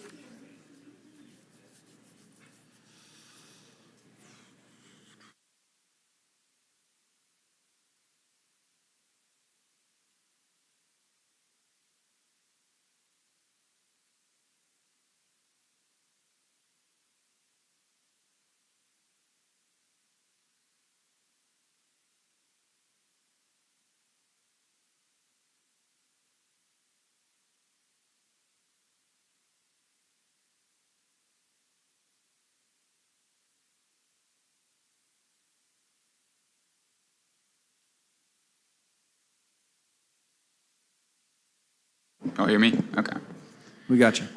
So again, I'm Zach Harrison, the new Habitat Enhancement Section Chief, and so today I'm going to talk to you about the authority for shellfish cultivation in North Carolina and DMF's administration of shellfish leases and franchises. And so what we're going to go over is how and where leases are defined, how the division processes leases. I want to get to a very important question from the last commission meeting of what can the MFC do and what has the MFC done, and then also how we as a division are addressing user conflicts, and I'll explain kind of what those user conflicts look like in just a bit. So to step back just for a second for our new commissioner and for those of y'all on the commission that don't know a whole lot about shellfish leases, some basics for that. Shellfish leases are areas of public trust waters that are leased for shellfish aquaculture. So that begs the question, what is aquaculture? So that's artificially propagated stocks, and so those are stocks that are reared in what we consider a controlled environment. So in here we have oysters that are in a bottom cage, and so that cage is providing protection from predators, it's keeping it up out of the mud, it's able to be picked up and cleaned and sorted and all sorts of things. So that's controlling that environment and falls under aquaculture. And so next, how are shellfish leases defined? And so shellfish leases are governed by law. If there's one thing to take out of this whole talk, it's that shellfish leases are governed by law. So shellfish leases are defined originally in the general statutes and also some session laws. And so some quick overview of those, how that process works, especially for the general public listening. We have our laws that come down from the General Assembly, and then the commission is able to make rules with rulemaking authority given from those laws, and then for certain instances, we have director's discretion beyond that. And so it's usually kind of in this format. The shellfish lease laws are found in Chapter 113, Article 16. And so that includes all of the changes to shellfish leases outside of session laws. And there have been, in the last 30 years, since the FRA from 1997, there's been 24 session laws that are about or include something about a change in shellfish leases. And out of those 24 session laws, we have 46 total changes in general statutes. Now, that's just since 1997. So this is a constantly evolving, constantly changing process that, again, is governed by law and is not something we're directly changing. And so then the shellfish lease is in MFC, or in the commission's rules. These are found in 030, 0200s, and the commission is used to exercising broad power to manage marine and estuarine resources, but the ability to manage shellfish leases for the commission is greatly limited. So all of the commission's rulemaking authority is granted for specific functions. So a couple instances, you have the commission to make rules necessary to develop and improve cultivation, harvesting, and marketing, or the ability to develop rules defining commercial production of shellfish. Those are very specific instances to make rules. And there's also instances to adopt rules that are substantively identical to the session law, or basically copy and paste from the session law into commission rules. And so even those instances of adopting identical rules from session law still require adherence to the APA guidelines and are still reviewed by the Rules Review Commission. And so it's not necessarily a simple process, even if it is that copy and paste. So let's talk about how these shellfish leases and franchises are defined a bit. Shellfish leases, as I mentioned, are obviously defined in these statutes. And so these are over public trust waters. They cannot be on productive bottom. We charge rent on them, and then they have to meet annual production requirements. And then we have shellfish franchises, and these are defined in 113.206, same chapter but a different statute here. And so these are over recognized submerged land claims. These are very different because these submerged land claims are originally from King's grants in the 1700s. So these are super old deeds that people were actually given private fishing rights to own that submerged land. And so the point with that is that there's no more shellfish franchises being created. They were all validated in 1970, and so they can be on productive bottom. There's no rent charged, and in the rules and legislation, there is the requirement to meet annual production requirements, but they're also defined as perpetual shellfish franchises, so that's not something that we can terminate or can apply in any way. And so you heard earlier in public comment mention about shellfish franchises and cleaning that up in some potential legislation, which has come out yesterday. And so then we have research leases, which are 5-year terms. They're limited to under $5,000 of production of commercial value, and you get one renewal. And so let's talk about the siting of these shellfish leases. As we mentioned, there's primarily statutes, and so the statute-defined siting standards include things like no natural shellfish beds, and they have to be compatible with public trust. That's a big piece we're going to come back to in a bit. And then you have those pieces that are defined by the commission rule. And so there's things like lease size and the schedule of renewals. And again, these are specific rulemaking authorities that have been given to the commission to define these pieces. Shellfish leases are also a joint application process to get a nationwide permit from the Army Corps of Engineers. And so that is considered, putting gear in is considered dredge and fill, so they have to have a permit from the Army Corps. And so we go through the nationwide permit 48 with our regional conditions, and those conditions include things like a lease has to be less than 1/3 the width of a water body and less than 15% SAV. Now, obviously, these aren't exhaustive, but these are some examples of these standards. And so before we move on to how we process leases, a quick, why is aquaculture important? And so here we have the oyster landings of leases versus wild harvest. Now, it's a little small, but you can see blue is leases and orange is wild harvest. And in 2016 to 2017, leases surpassed wild harvest and has continued to move up, which is great in the sense of it's building the North Carolina oyster market. It's not taking away from natural reefs. And so that's enabled a really big culture that's already a big North Carolina oyster culture to grow in a way that's not taking away. And so we also have the ecosystem services provided. And so here is from NOAA. They've broken up ecosystem services, or the services that oysters and shellfish provide, into 4 groups. So we have provisioning, like harvesting that seafood, regulating, things like water filtration mentioned earlier, cultural, which is like jobs and tourism, and then habitat and supporting, which is like providing habitat, providing gene flow. And so you can see that the shellfish ecosystems on the left are actually complementary to the shellfish mariculture on the right. There are certain pieces of these ecosystem services that are the same in them, but there's a lot of literature that shows that the net impact to the ecosystem is positive, that they're even holding different species that are mutually beneficial with the natural oysters and not taking away. And as we mentioned, those siting standards were not in places that are going to eliminate or be on top of existing shellfish or existing SAV. We also have the direct economic stimulus for the leaseholders and the shellfish dealers, and then the indirect economic benefits for things like local restaurants and even exports out of the state for those North Carolina oysters, which is becoming a big thing and ending up in Michelin star restaurants further north. And so let's get into how we process leases. So we have our lease and aquaculture programs, which I mentioned briefly earlier. The shellfish lease program is partially granting and denying shellfish lease applications. And then we're evaluating those through looking at public trust, submerged aquatic vegetation, navigation, and other factors that are primarily defined in those laws. And then we're also managing existing leases and franchises. And so that's done through rent and production requirements, but also 10-year renewals of that lease contract. So again, when we grant a lease, when the director signs a lease and grants it, we know that in 10 years that contract is going to come back up, and that's a whole nother contract, a whole fresh new look of that lease, which means also an opportunity for litigation from third parties, or a challenge to our denial of a renewal from the leaseholder. So that's a lot of work that goes into those renewals that's scheduled out, and we'll come back to those.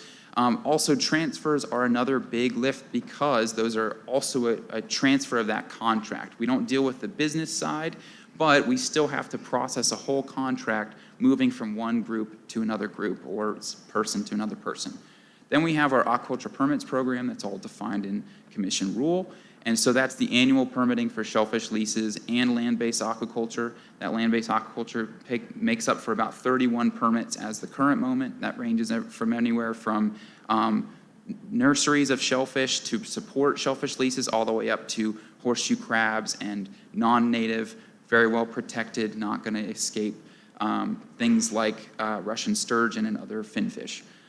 And so there's also additional permitting for operating for things like out-of-state purchases, for buying shellfish seed with proof that there's not disease in them, or actually permits that we've developed so that leaseholders can sell, as happened the case in COVID for a market fall. We developed a permit that leaseholders could sell their oysters for restoration purposes and still be able to sell that product. And so a quick overview of how these two work together. The shellfish lease application is collected and processed by the lease program. They compile this to bring to the director for the lease decision. And then once a shellfish lease is granted, the operating that lease goes to the aquaculture permits program. And then again, we go back to that 10-year renewal that's done by the lease program. And so let's look at some shellfish lease applications and see what the extent of that is. And so here at the bottom, we have the blue being bottom lease applications. And then we have our green, which is water column lease applications. Now, these can be done separately or together. And so they're not all, the applications are not just green plus blue, but if we look at this orange, that's the total number of applications. And so again, you can apply for a bottom lease, a bottom and water column, or you can get a water column amendment on top of a bottom lease. And then, even if you do apply for both in one application, that is still 2 contracts we have to process. So the number of contracts, the total proposed new leases, is this purple. And so to simplify, the orange is our new lease footprints, so new location. The purple is our new lease contracts. And so that is quite a large amount, and you can see there's a huge growth starting in 2016, and that's primarily due to gear availability, the market growing in North Carolina, and really the market growing all up and down the East Coast, becoming a big market that people are wanting to get into. And so if we take this purple and hang on to that, we're going to average it and bring it to the next one. So as I mentioned, renewals we know are 10 years in advance, so we can look at what's upcoming. So our upcoming renewals look like this. And so we're moving to quite a bit of renewals as you saw those applications increase to the point where 2028 we have 72 renewals. Then we're going to take that purple we just had averaged out and add that onto it, so an average of 78 for the past 5 or so years. And then we're going to add the lease transfers, which is also another contract on top of those. And what we get are totals that are ranging from 128 contracts to process to 176 contracts for our program to process throughout this entire time. And we have not gained staff since about 2016, which was to account for the growth before this big boom. So we're talking about a huge workload lift that we're going to be working through. And to put it in perspective, our current average of this high amount for the past 5 years is 109 contracts that we're processing. So we're looking at well above that for the next 5 years. And so let's look at that shellfish lease application process. Now, I will warn you, this is a lot of information. You don't need to know it all, and we're not going to go through it all. But you can see, pretty complex. And the point here is that we're a one-stop shop. So an applicant comes to us, and we do all of this information, including working with Army Corps and other agencies. But some pieces that we're going to highlight here are the siting standards and specifically the investigation of a shellfish lease. And then the public comment, which will bring us back to that compatibility piece, as well as the decision of the director. And so, as far as these go, the way we sit currently is if we take a shellfish lease that looks like this and is surrounded by other shellfish leases, and this is the last puzzle piece to cut off a bay. Up until recently, the only ability the shellfish lease program and really director has had to make a decision on this shellfish lease is viewing it by itself, which paints a totally different picture. But we're going to talk about in a little bit the new cumulative impacts policy that we've put in based on the commission's work to be able to address these instances and not just have to look at a single shellfish lease. So let's go to that first red box we mentioned is their shellfish lease investigation. And so when our technicians go out to do an investigation, they're looking at marking poles and acreage. And this is something that the commission has recently used rulemaking authority to change and to make these more obvious for the general public and prevent incidents of people running into them, et cetera, and knowing what is out there.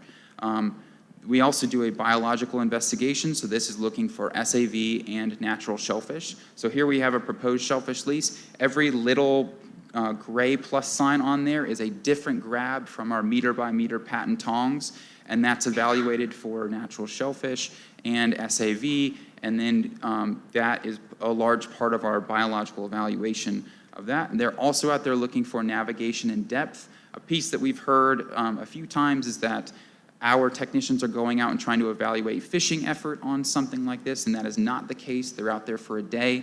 That's a big part where we lean on internal review as well as the public comment period to understand those public trust impacts other than how did the technicians get out in the navigable channel to get to this lease. That's something they can directly determine. So that public comment we mentioned, that is there to evaluate compatibility. And so we're looking at the effects on public trust usage and direct impacts for a proposed shellfish lease. We're also looking at public comments from things like the February Commission meeting to determine how our program can function better on a grander scale. But with our shellfish lease hearings, we're looking at those direct effects and direct potential user conflicts that we can determine on a proposed shellfish lease and even follow up on. So as a brief for anybody who is out there listening, if you've gotten phone calls from me, please don't ignore them. I'm trying to get more information. But we're using those instances. And so for our shellfish lease public comment period, we're required by law to put 2 notices in a local newspaper and conduct a public hearing in that county, which is not a whole lot of information for us to go on, depending on how many people read the newspaper. So one piece that was noted in the public comment from last February was a better method of notifying for proposed leases. Now, we do a significant amount of additional efforts, but we're always looking to refine that and add to that. So the additional outreach we currently do includes posting, we have on our website, all upcoming shellfish lease hearings. We have a leasing tool that shows the polygon of any proposed lease, has who has applied for it, when that hearing's happening. We do press releases, send out proclamations, mailing and emailing lists, and do social media posts. But we're still willing to look into it and see if there's anything else we can do to really get as much public comment as possible and understand what's going on. And so let's look at our current shellfish leases. Another warning, this can be a lot of numbers, but we'll simplify it quite a bit. So here we have leases by county. It's a little small, but the point being Carteret is number 1 with 199 leases. Second for number of leases is Onslow County, and then third is Pender County. And if we break this down even more numbers that we'll simplify and look at acreage, we have a lot of things going on here, but if we look at the right side there, you've got your total acreages and then your potential acres. Now, the thing to note here is that potential acreage is literally just the water that is open to shellfish harvest as determined by Shellfish Sanitation that's following the FDA guidelines. So that doesn't take into account navigable channels or other pieces that would automatically kick out like SAV, other pieces that would not allow a shellfish lease there. The other things to note is that we have a few asterisks here. Those are locations that have moratoria in them. And so in Brunswick County, we have a moratorium originally starting in 1949. In Core Sound, we have a moratorium that originally started in 1993, and then the Bogue Sound moratorium and New Hanover County moratorium were a part of the 2019 aquaculture bill. And so let's look at these a little visually, because that's a lot of numbers. And so if we look at our mid-coastal regions, the northernmost for shellfish leases, and take Hyde County as an example, we have 50 leases, 477 leased acres, and the potential acres there are 443,000. Again, that's just cutting out what is open to shellfish harvest, not taking anything else into account, but that's a large amount, as you'd expect from a large chunk of the Pamlico Sound.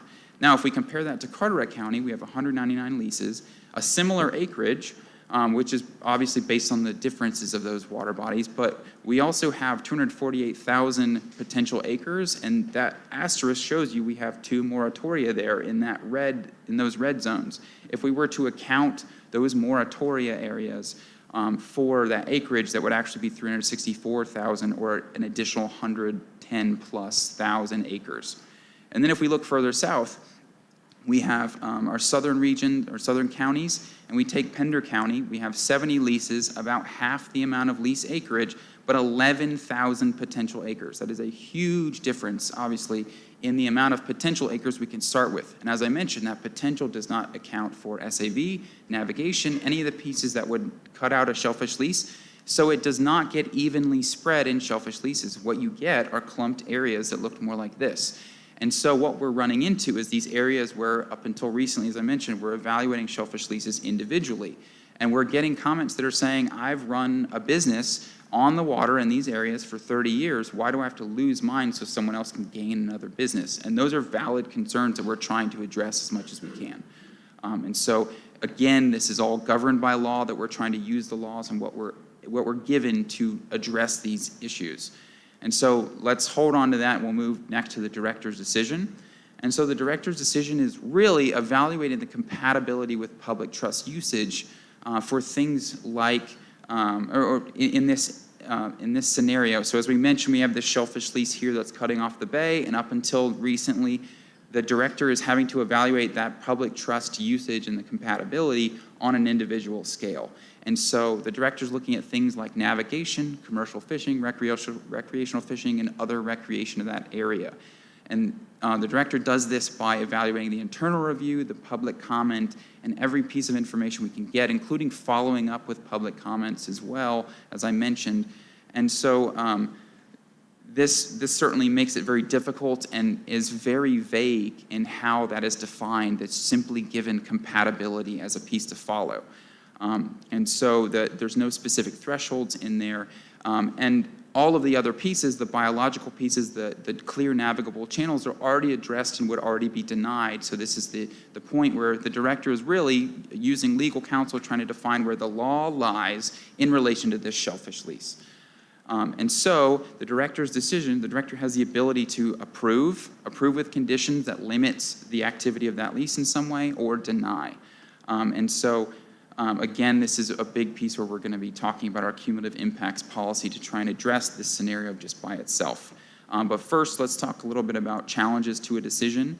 So as I mentioned briefly, we can have a challenge for a denial. That is where a shellfish lease applicant challenges our denial of a shellfish lease. That goes to the Office of Administrative Hearing.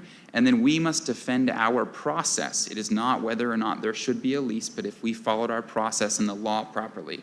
Then there's also the opportunity to challenge an approval, which is the general public. That will now, thanks to statute, go to the Shellfish Cultivation Lease Review Committee, which is about as many words as it is useful.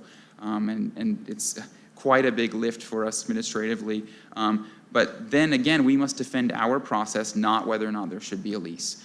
And so these are things that take a huge amount of effort and really have to put a lot of our program on pause to address, because we don't have additional staff to cover this or otherwise, other than the legal counsel that we're provided. And then the growth of aquaculture and shellfish leases means the potential for more challenges. So that's even more that we might be addressing. So let's move on to the question that was asked at the last commission meeting: what can the commission do? And so again, shellfish leases are governed by law. The rulemaking powers are prescriptive, so they're very limited in what the commission is given power for, and they're granted for those specific functions or adopting substantively identical rules. And so we have in the 2019 aquaculture bill, we were required to do a user conflict study, bring that to the commission to implement lease rule changes. And this was an instance where the commission used a very broad, strong reach with that authority that was given to create rules that are going to really affect that shellfish lease effect and how we can manage this. And so this is something that provided buffers, training requirements, marking pole changes, and that cumulative impact language so that we were able to develop this policy. And so a lot of these take a long time. The policy development, the rulemaking process, lease review and approvals in and of themselves are long processes. And so we are now to the point where we have a policy that's strong enough to implement and are currently implementing it on 6+ shellfish leases. And so this is also changing. These other changes is affecting the way that applicants are applying for shellfish leases and really working with their community to understand, get some give and take there, which is a big piece that we can't require, but as we try and promote as much as possible. So let's get into that cumulative impacts that the commission has given us and how we're applying that policy. So to develop a cumulative impact policy, we had to look at what cumulative impacts are. This is defined in the National Environmental Policy Act, or NEPA, which is incredibly complex, and it's used federally for things primarily of federal agencies evaluating their own actions and the cumulative impacts of their own actions. So there is no guidelines in how to apply cumulative impacts to the management of something like shellfish leases. So we had the joy of defining that ourselves, and so we did that through collaboration with NOAA Aquaculture, NEPA specialists, other state regulators, and legal counsel to develop a cumulative impact analysis guidance document. And so the goal of this guidance document is to take our scenario here, which these are made-up leases, if I didn't mention earlier, and evaluate the difference between a shellfish lease proposed here that cuts off the remaining access to that bay and a shellfish lease here that does not remove the access to that last bit of the bay, or even over here, which is in a crowded area, but is understanding the potential cumulative effect that could be happening on that bay. And so the cumulative impact guidance or cumulative impact analysis is triggered through internal review, as well as the public comment and the public trust or potential public trust effects that are from that proposed shellfish lease. And so the next part of that is, as we apply this new policy, which is in a rule and is given the rulemaking authority, there is still the potential of possible litigation from that. As we mentioned, the growth of this of shellfish leases as a whole kind of leads towards those potential challenges. So we don't know those outcomes. We've certainly put as much effort as we could over the last 2+ years researching every bit of cumulative impacts we could to define this process, but we don't know where that's going to go. So to summarize all the information you've just received, shellfish leases and franchises are defined in general statute and governed by laws. The rulemaking powers are specifically prescribed and limited. The division evaluates shellfish leases based on those complex and continually changing laws, including a bill that was filed yesterday. And so our biggest tool to address potential user conflicts is that public comment. So please come talk to us and come to the shellfish lease hearings. And that we're now enacting this cumulative impacts policy to try and address those high density areas. And so with that, I'll take any questions. Questions or comments?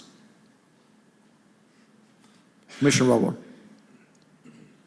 Thank you, Chairman. First of all, congratulations, Zach, on your promotion. A couple basic questions here. I've always been an unabashed supporter of the shellfish aquaculture community because it's great for our economy, it's great for water quality, and I personally do like to be able to buy beautiful oysters year-round. But as far as the recreational industry goes, obviously I've brought this up a lot. I'm hearing from so many people in the topsail stump sound. The for-hire industry in particular is really, really struggling there.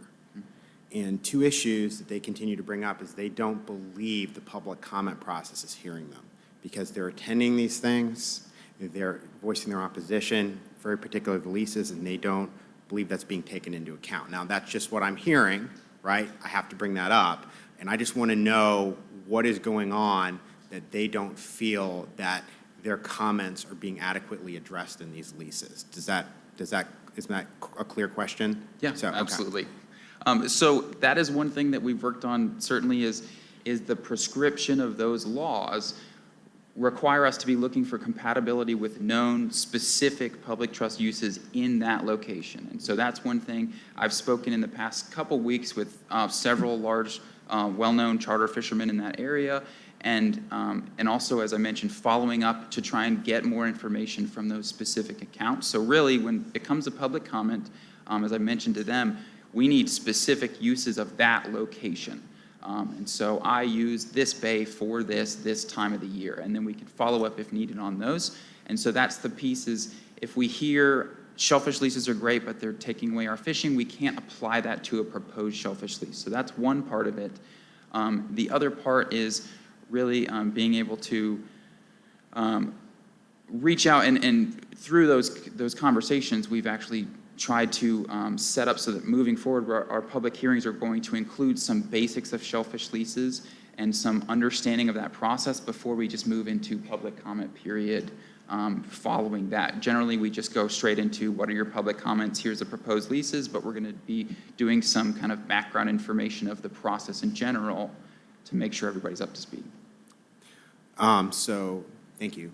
The rhetorical takeaway of that is for future public comments, we need to make sure that stakeholders are specifically talking about that general thing. And also to reiterate it to the public, I encourage anglers in these areas to save their GPS tracks from their chart plotters. I think that will be useful going forward. My second question is, and I've experienced a little bit of this in this area, is there any regulation on how much, say, PVC pipe we can put in the lease? And specifically speaking, as you may have a lease that doesn't really conflict with people, but when you start putting so many PVC pipes inside the lease, you can no longer fish it because you break fish off all the time, you can't cast through it, that sort of thing. Is there any feedback you can offer on those comments? So what gear you're allowed to put in is based off of that Army Corps nationwide 48 permit, but things like PVC pipe, one instance of that is the marking requirements, which previously were any time there was a turn, but the commission in that user conflicts rule change also limited the amount of poles to 8 poles, which is going to be significantly decreasing that impact for places especially that are following a natural channel. So that's more implied than having to mark every so often. But then The difference, that's primarily the difference between bottom lease and water column, is that those gears are approved through the Army Corps of Engineers. And so if you do gain a water column, then that's an accepted method of setting PVC with a long line, as opposed to having individual cages or other setups. Thank you. Yes. So I think what Tom, because he's probably been getting phone calls from the same people I have, I think what he's talking about is, and he probably hadn't seen them, so he don't know, but, so in our area now, and I'm Pender County, Topsail, Wrightsville Beach, New Hanover County. So as to where they used to have that system right there, now they're all going to the system where they've got a piece of 2-inch PVC every 3 feet, 2.5 feet, and then they've got a bag between them, and it's really a neat, it's a neat system, and it probably improves their thing 100 times, because they raise those things out of water, or they turn them upside down to let the growth die off of them, and then flip them back over in a few days so that the oysters can keep growing. But with that system, they can just hold the whole rack up all the way along, so I'm sure it's a lot easier. But some of these places, like Crooked Creek is one of the ones now, those guys have gone in there and started putting those poles in. I understand there's nothing illegal about that, but it takes a 2-acre site where these guys, and I see them every day because I'm crabbing through there every other day, and where they used to go in there with their charters and fish, and when they put 20 rows, and each row's got 50 to 100 pieces of PVC pipe with a 3-foot bag, 2.5-foot bag, whatever they are. I haven't measured them, I don't know. So, that completely eliminates Tom from being able to go in there and fish where he's fished for the last 20 years. And not against it. I think it's the neatest system I've ever seen. I think it's probably just really good for those guys. But I understand what they're complaining about, because they go in, they put that lease there, and all of a sudden, that piece of bottom where I used to crab, or I may have used to set a spot net, or Tom used to go red drum fishing, is useless to nobody but that one person. And so what you're basically doing there is you're saying, we're taking this piece of 2 acres of a public trust resource, and it's not a public trust resource anymore, we're giving it to this guy. And he's pretty much the only one that can use it. And I think does that seem like that's where the problem is to you? Sammy, thank you for so eloquently stating that. And you're right, I haven't experienced this exact system. And up this way in Carter County, where I live and fish, I haven't dealt with these sort of conflicts in the water with leases. But I've heard a lot of exactly those comments, and I appreciate you clarifying that.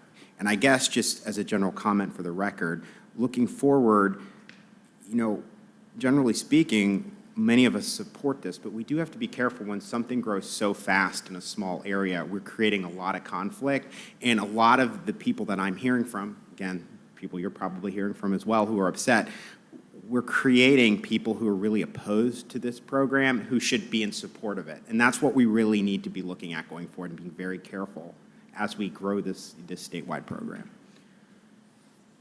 Yes, Commissioner Rader. So what I'm hearing, or what I've heard from a variety of sources, has to do with the broader or regional application of cumulative impacts theory and policy. So if you have someone living in some county and they want to prosecute their alternative livelihood by taking charters out hither and yon, it's not so much about one place that they used to fish going away, but many of those places through time. So how do you get at the total cumulative impact of not a proposal, but all prospective proposals in a region? In other words, what would the cap or the maximum be, and does that policy create some understanding? So if you look at the total recreational user profile in a region, the total leasing profile in a region, and the collision that's coming as those things go. It just seems to me that we ought to, if there isn't yet, we ought to begin to be building a policy to clarify those more than site-driven conflicts and ways to create an understanding across both groups of users about what that might look like, because otherwise at some point, there's no place left when you take one away and then another one and then another one. Commissioner Bethea. Hey, Zach, thanks so much. First, I want to just kind of talk about the system that we're talking about. It's called an Australian longline system, and I'd love to hear Zach's view on it. First, there's not many guys that actually grow oysters this way.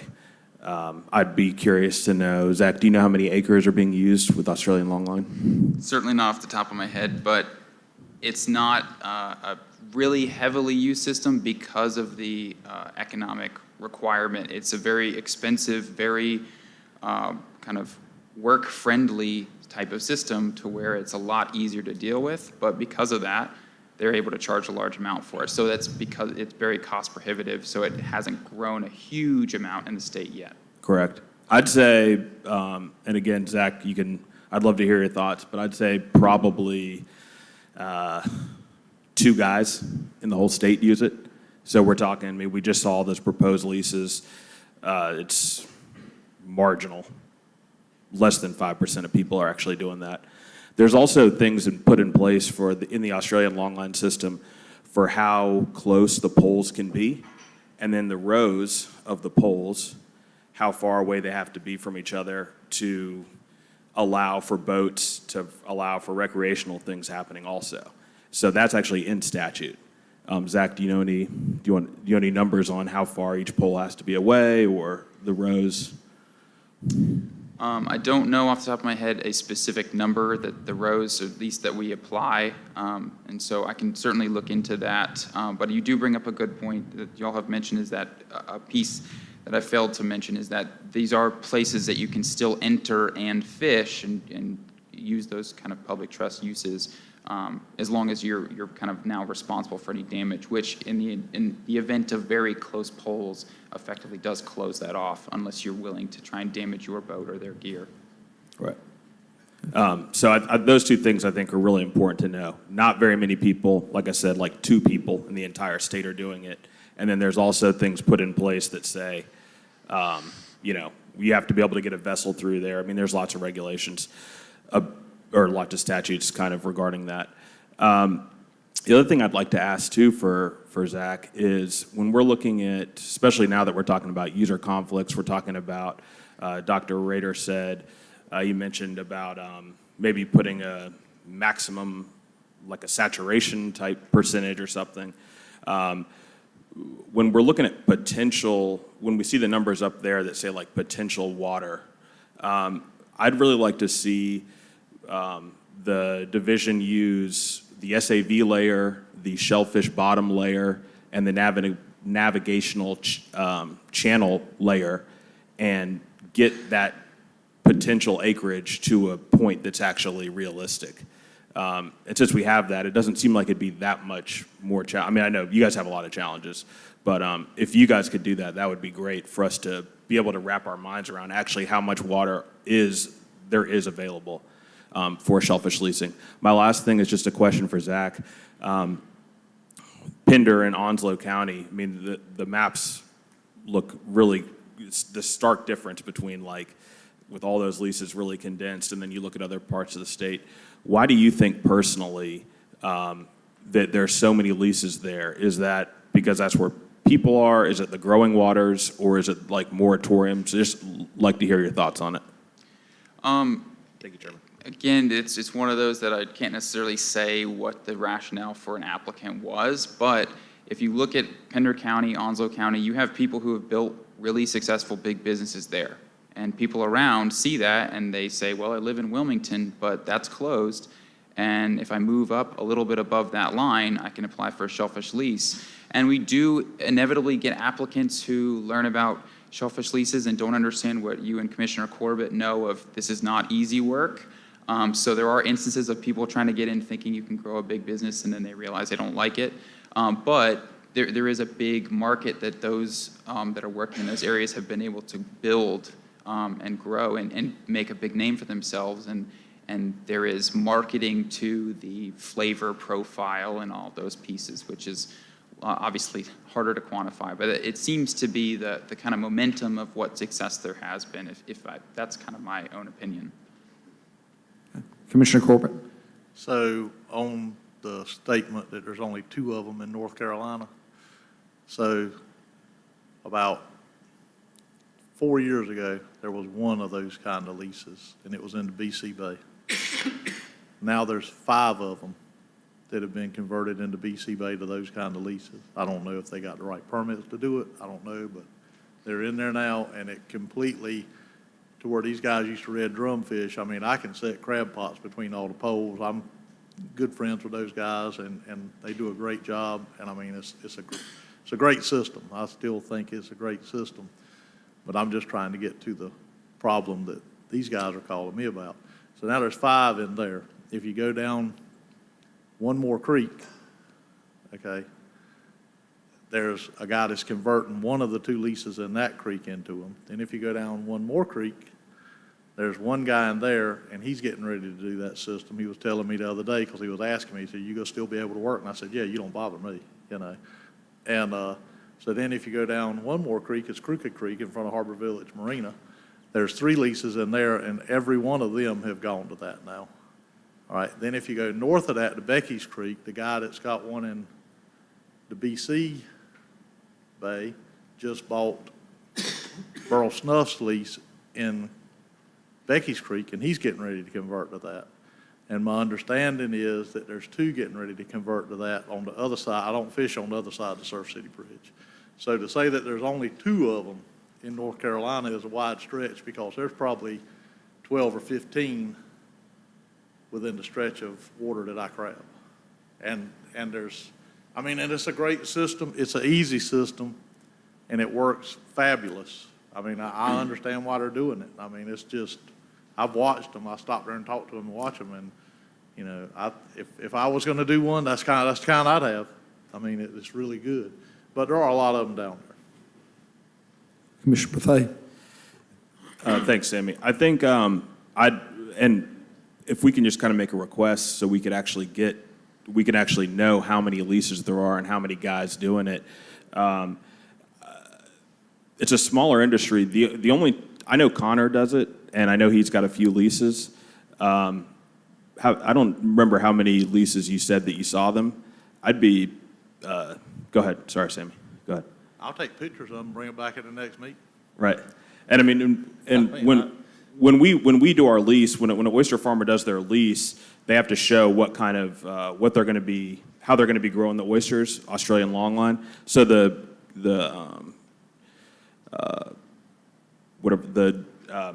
you guys have the data on who is actually doing that stuff. So I'd like to see if it's how many guys and all that stuff. Well, I mean, what do you think? I mean, just between, I know that's kind of weird, but Sammy's saying 15, and I'm saying like it's just 2 guys. So what are your thoughts? Well, now, and it might be 2 guys. Mm-hmm. I'm just saying these were all different. I don't know if they've purchased those leases and the same guy's moving to the next lease over. Right. I have no idea. I just know there's different names on the mark poles. And my boat leaves the dock every day, and every other day it goes down there. And anybody who would like to go get on my boat and ride and look at them is welcome any day. All you got to do is call me. I think everybody here knows I've invited everybody to go. Yep. So. And also, too, there's no one, I don't think, outside, again, you guys would know, outside of Pender and Onslow even taking on that type of growing system. Zach? I think for clarification to kind of, especially the general public, but to the commission, these are a little bit of shades of gray of what you're referring to, I think, are specifically SEPA lines, Australian long lines with SEPA bags clipped onto them, but there's also other longline systems, there's flip bag systems, there's different methods of holding floating bags on effectively long lines, but that are anchored as opposed to put in PVC. So it is a very, and I could also probably spend 8 hours talking about leases and still miss stuff. And the type of equipment is something that I have the data and could grasp if I have the time or am asked to do so. So they can certainly bring some more information back. Okay, anybody else? You got your hand raised, Commissioner Rowland?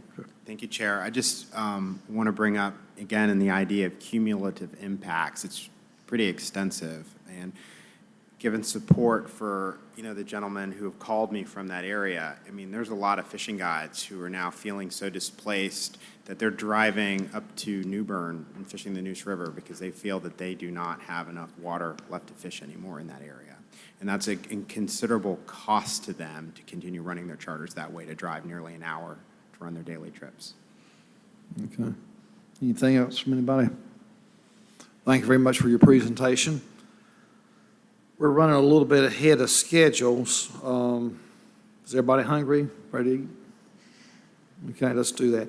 Why don't we go ahead and adjourn for lunch and meet back here at, let's do 1 o'clock instead of 1:30, okay?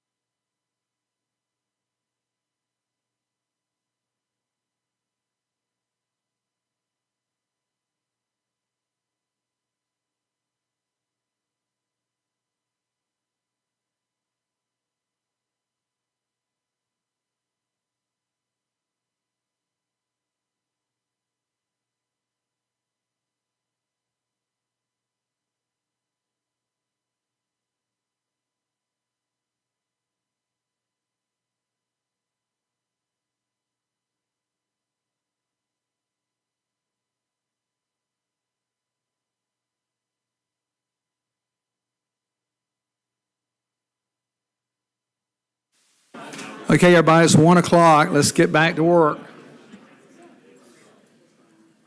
Time slipped up on me.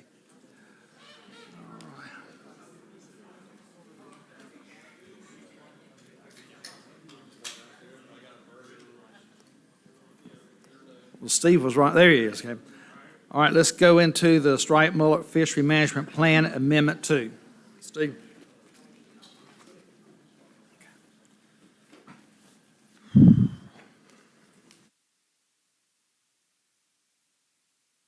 All right, thank you, Chairman Bizzle. While Willow and Jeff get ready to come up here, I just wanted to open up our F&P portion of the agenda. We're doing something a little bit different this meeting. So in the past, our F&P coordinator would provide a presentation and just give you kind of a general rundown of, the status and the timeline for all of our active plans. And we're without an F&P coordinator right now.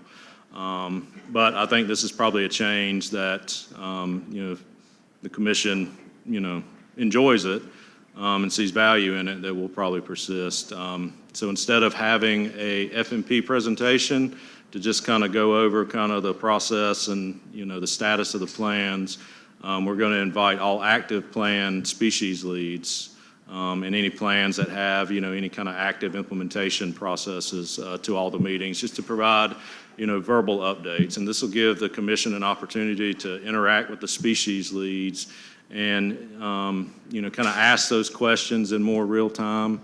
And, if there's any, confusion or just any general questions that the commission may have about, where a particular plan is, or, just anything relevant that the species leads can provide that, can help the commission in their deliberations, this will provide that opportunity for them to have that interaction with you. So with that, I'll bring Jeff and Willow up. So thanks. Sounds good. Jeff and Willow, come on up and let's talk about striped mullet.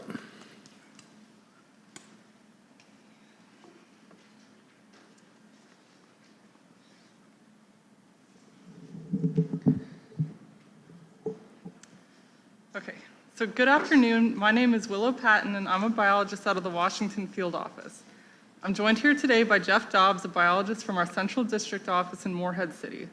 As a reminder, the 2022 stock assessment for striped mullet indicated the stock is overfished and overfishing is occurring. A 21.3 to 35.4% reduction in commercial harvest relative to the 2019 landings is projected to achieve sustainable harvest for the stock. North Carolina law requires management action be taken to end overfishing within 2 years and to recover the stock from an overfished status within 10 years with at least a 50% probability of success from the date the plan is adopted. Today we will be reviewing the preferred management options you selected at your February business meeting and any departmental or legislative input that has been received.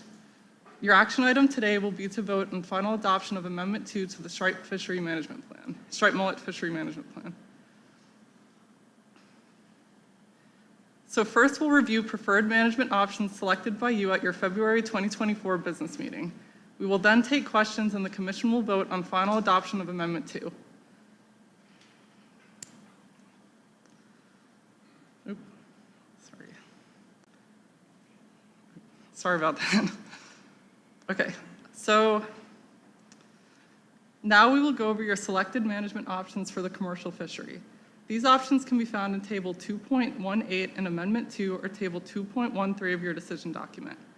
As you can see in the slide, we have listed the option numbers after each bullet point for your reference as we review the options. During the public comment period and MFC Advisory Committee meetings, there seemed to be a strong preference for simple management that would impact the fishery equally across the coast. Considering this preference, you selected option 5N, a Saturday through Sunday commercial harvest closure for January through September, and a Saturday through Monday harvest closure for October through December. The closure applies to commercial harvest only rather than possession of mullet. Closures would begin at 6 p.m. Friday and end at 6 a.m. Monday for January through September and 6 a.m. Tuesday for October through December. This option is projected to result in a 34.9% harvest reduction, which is close to a level projected to meet the SSB target. Extending the weekend closure by 1 day during the period of peak striped mullet harvest provides a buffer to account for variability in fishing effort and availability of fish that could cause a year-round weekend closure to be unsuccessful in achieving sustainable harvest. This option also preferentially protects spawning fish and benefits full-time commercial participants while reducing user group conflict on the weekends. You also selected option 6A to not implement a stop net fishery catch kept due to the fishery's highly variable landings, unusually high landings in 2023, and the potential for high volumes of discards. Day of week closures will apply to the stop net fishery, and consistent with current management, the stop net fishery will open no sooner than October 15 and close no later than December 31. All other stop net and associated gill net regulations will be set by proclamation consistent with but not limited to previous management. Finally, you selected option 10 to adopt the adaptive management framework, which would apply to the commercial and recreational fisheries. Adaptive management provides flexibility to incorporate new information and accommodate alternative or additional management actions to help ensure management targets are being met based on the results of stock assessment updates or in response to concerning stock conditions or fishery trends observed outside of a stock assessment update. You voted to select all of the division's recommended management options as your preferred management at your February 2024 business meeting.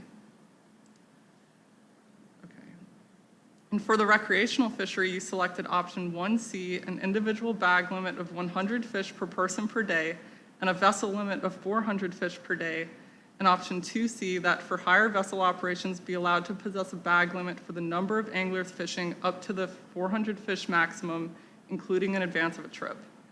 The adaptive management framework discussed as part of Appendix 2 would also apply to the recreational fishery. You selected the division's recommended options for the recreational fishery as your preferred management options at your February business meeting. These options can be found in pages 10 and 11 of your decision document. So as a reminder, the action item today is for you to vote on final adoption of Amendment 2 to the Striped Mullet Fishery Management Plan. So following the MFC's February 2024 business meeting, the DEQ secretary reported by letter to the required legislative entities on the draft amendment. The Joint Legislative Oversight Committee on Agriculture and Natural and Economic Resources reviewed the draft amendment, but no comments were received. The action item today is to vote on final adoption of Amendment 2. If the amendment is approved, Amendment 2 management would go into effect beginning May 2024, and implementation of new management would commence. And with that, we'll take any questions. Questions and comments? Commissioner Bethea. Thank you, Chairman. Would, Glenn mentioned it earlier, but would making it Saturday, Sunday, like the true Saturday, Sunday, midnight to 11:59, whatever that is, would that affect the reduction, the 35% reduction? So we can't quantify that, but the purpose of that was to help in law enforcement. That was the primary purpose of those closures, but we can't quantify the reduction that would get. It wasn't intended to get a reduction from that. Okay, and so that was like based on like sundown, sunset type? Yes, just purely for enforcement purposes. And is that pretty normal? I'm new, obviously. Is that? Yeah, there's precedent in several fisheries, most notably like shrimping, oystering. Those all have time of day restriction. Commissioner Roller. I was curious if we could, I hate to put Marine Patrol on the spot, I'd love to hear some rationale to this as far as this fishery. Sorry, Colonel.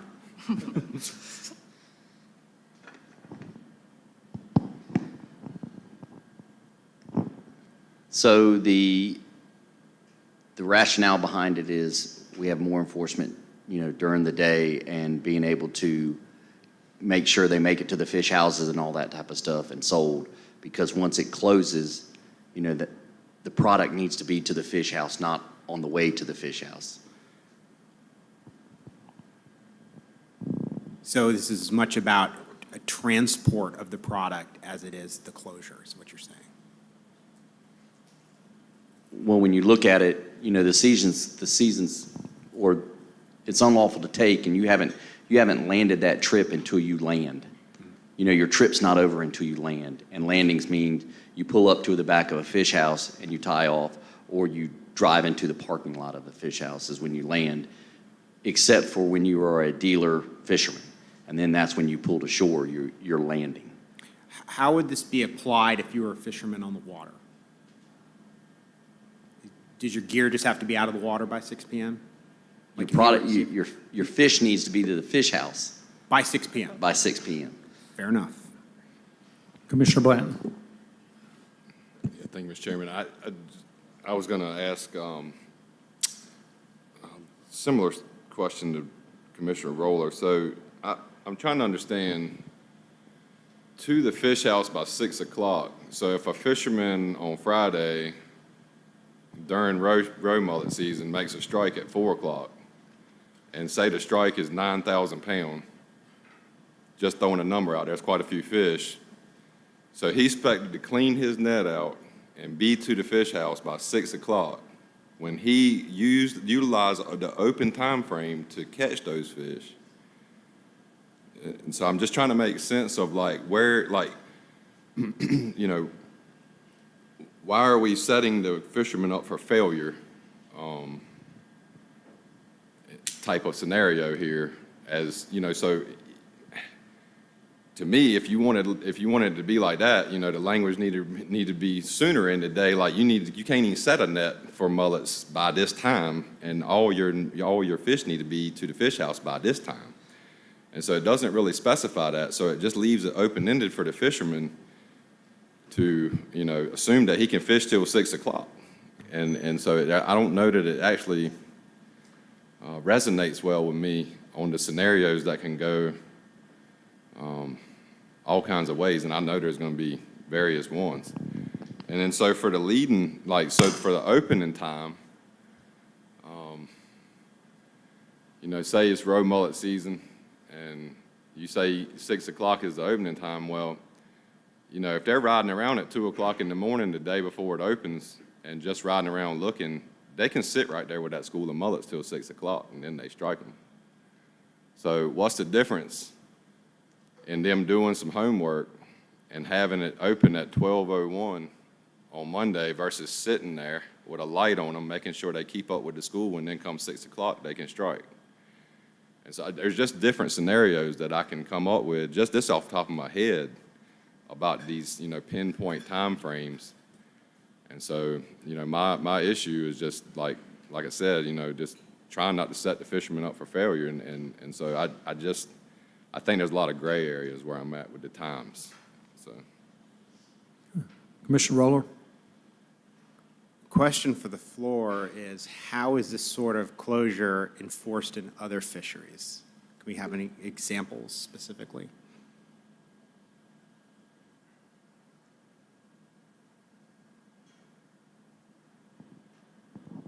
I'll use the flounder, the summer flounder proclamation.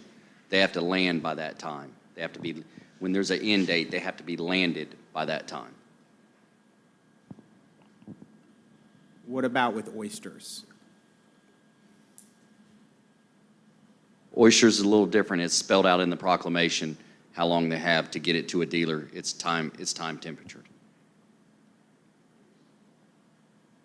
Thank you for that. Any other questions or comments? Okay, if not, the chair will entertain a motion on this amendment.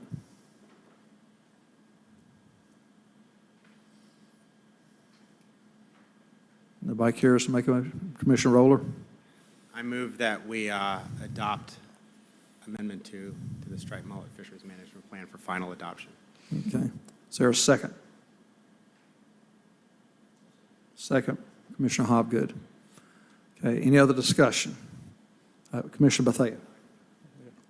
Thanks. Go ahead. Suzanne. And, you know, again, I'm a little new. Are we able to change the motion to, or put something in the motion to keep it midnight, to do midnight to midnight, or is that how it works? Okay, go ahead. So my question was going to be, if we change the motion, it's my understanding, and we can ask the attorney, it's my understanding that it has to go back out for public comment. Is that right? if we change to what we've got here? No. Okay. That's not the So it case. doesn't have to go back out? All right. Just for clarification, if you're just interested in changing the time, the opening period, it doesn't change as Willow kind of touched on, it doesn't change our analysis, and so it doesn't impact the reductions to make less reductions, so it wouldn't be something that would be a significant change.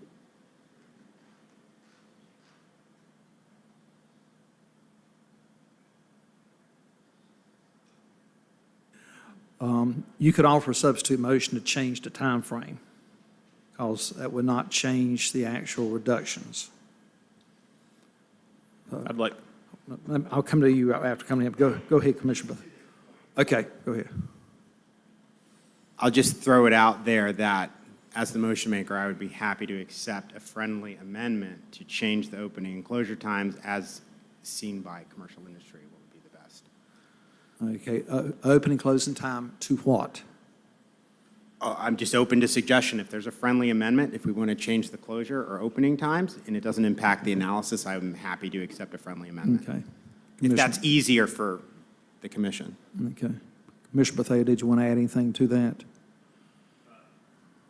No, sir. Just that, I mean, I could do the times. Okay, so you're offering the friendly amendment? Yes, sir. Okay, all right. So we accept the friendly amendment. What are the times? Okay, the times is 12:01. On Saturday, yes, On sir. Saturday, yeah. I will accept that, yes. Okay, and we accept it, okay. Colonel? Can we go with 11:59? 11:59, yes, And 11:50. and Sorry, to Colonel. start back at 12:01, please. All right, got it. Sorry, Okay. thank you. So we're all good with that? Commissioner Hopgood, okay, okay. All right, Commissioner Roller. Does this adequately, do people understand that this is going to be landed by 11:59 PM? Is that the intent of this?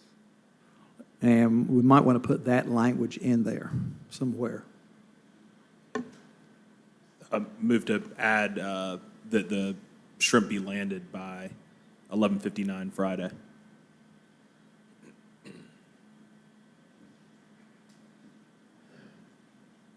I can see where that would be confusing. Yeah.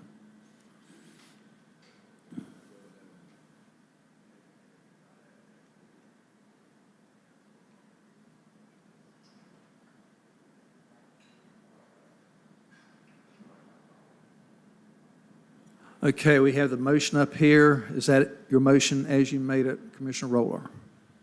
Yes. Do we need to Okay. get clarification from the second on that? If they're accepted friendly amendment? He said it was okay. Okay, gotcha. Wow, yeah, way ahead of you. All right, any further discussion? If not, hold on.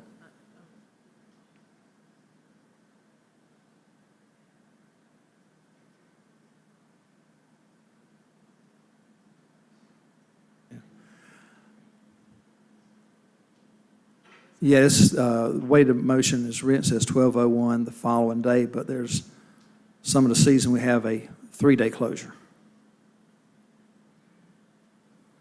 So,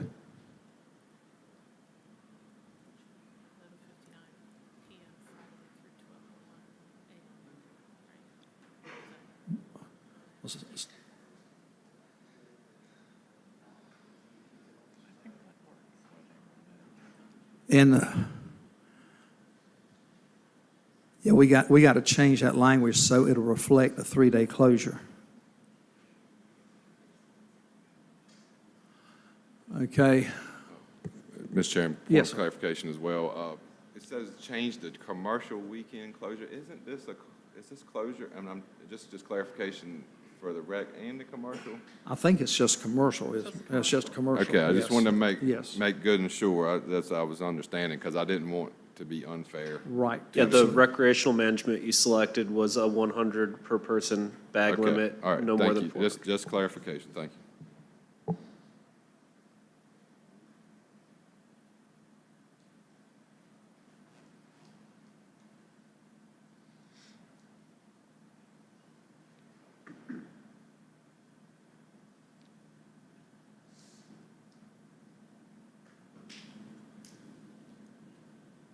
Okay, somebody better eyes than me. Would you read that motion out loud? Catherine, you finish editing it? Okay. Point of clarification as well. I think the language could be a little bit different to specify, just put the full, January through August or whatever, September, and then put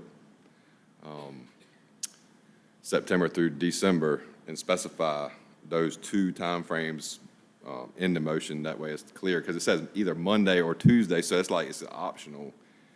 All year long, they could pick, Monday or Tuesday. And so that makes sense. That's just how I'm reading it. That does. Commissioner Roller, would you accept that as a friendly amendment? Yeah, absolutely. Okay, and. That's the intent of my motion. Okay. Did you catch that, Catherine? Okay.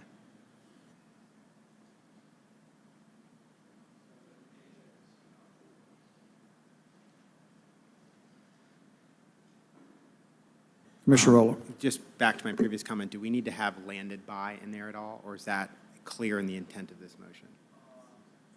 Well, I think we need to have it landed by so there won't be any confusion. The less confusion we have, the better off we'll all be. And I would say, instead of landed by, I would say at the dock. Because landed by, somebody might Landed by, decide say that it's in the landed boat. by might be in In their the boat. boat. Yeah. But it has to be at the dock. Okay. There isn't. Okay, so change landed to at the dock. We have a commercial definition for landed. We do. Yes, it needs to, we would appreciate it to stay landed and not at the dock. You got it.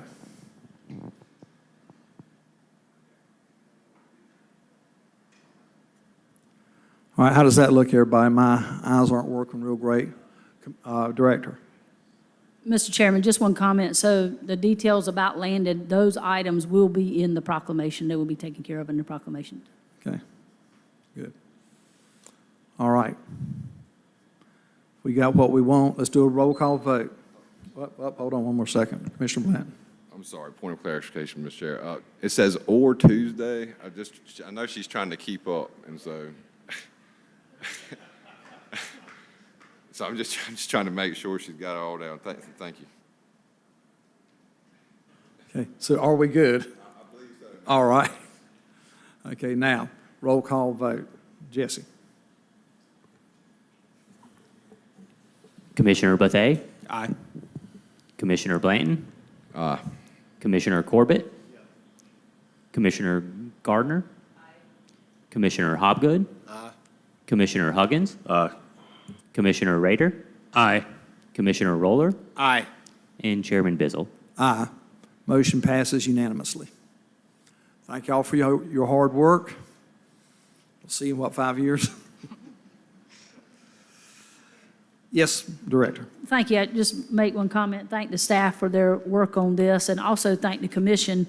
And just a comment about what I feel is really the most important thing that the commission has adopted in this plan is the adaptive management, which gives us flexibility to work with this plan. And if we see that these weekend closures are not adequately addressing the reductions that we need, that this commission can take action on that. So I think these adaptive management is very important in this plan, and thank y'all for working on this. We appreciate it. Thank you for your work and the staff's. Okay, an update from Charlton on the Estuarine Striped Bass Fishery Management Plan Amendment 2. Chairman Bizzle, I think we were going to try to move the blue crab. Excuse me, you're stocks. exactly right. My mistake. We're going to do the Blue Crab Fishery Management Plan Amendment 3. Where is it? Come on up. I've been asked to move this and don't mind doing it a bit.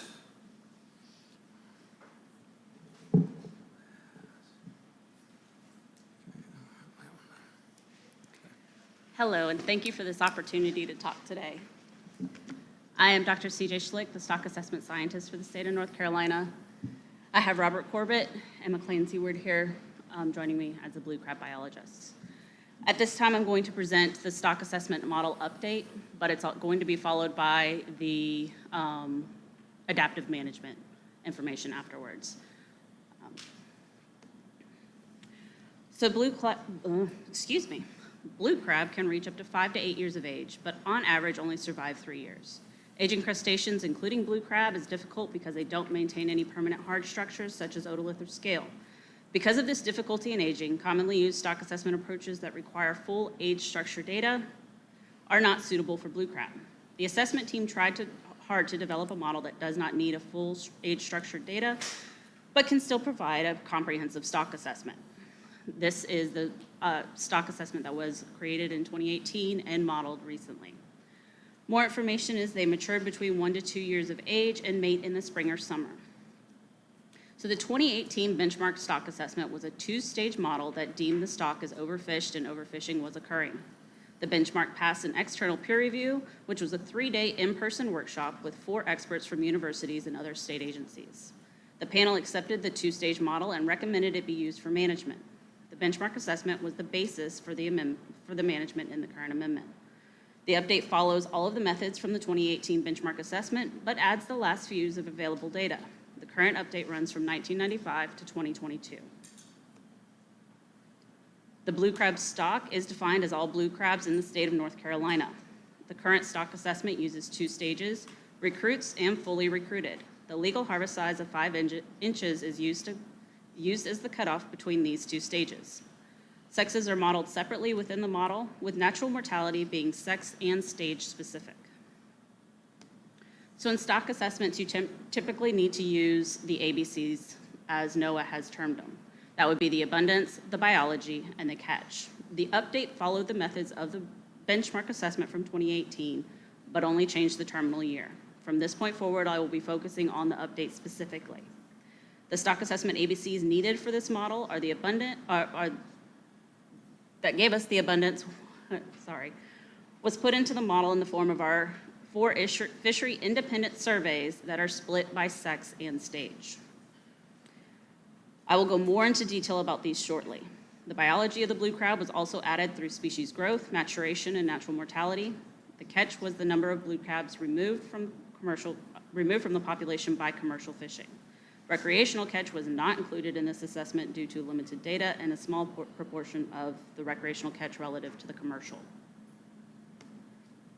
So looking at the annual commercial landings for hard blue crabs in the state of North Carolina, we have them graphed here by sex and by stage. Each year represents 1 bar, with the height of the bar being landings in millions of crab.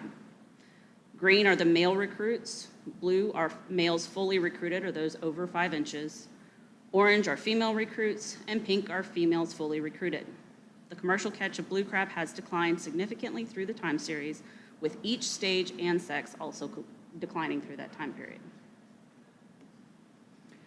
Our indices that we use 4 different surveys, that are split by sex and stage. The first of which is the Program 100 Juvenile Anadromous Trawl Survey. And we pulled information on fully recruited crabs from the summer and the fall. This survey is geographically limited to stations that were consistently sampled over the course of the entire time series, and that's limited to Albemarle Sound, which does include Hassler and Central stations. To orient you to these graphs, each one of these has the year along the X or horizontal axis, and it has the relative abundance of crabs along the vertical axis. Please note that the vertical axis on each of these graphs are different. So there are differences between males and females in summer and fall.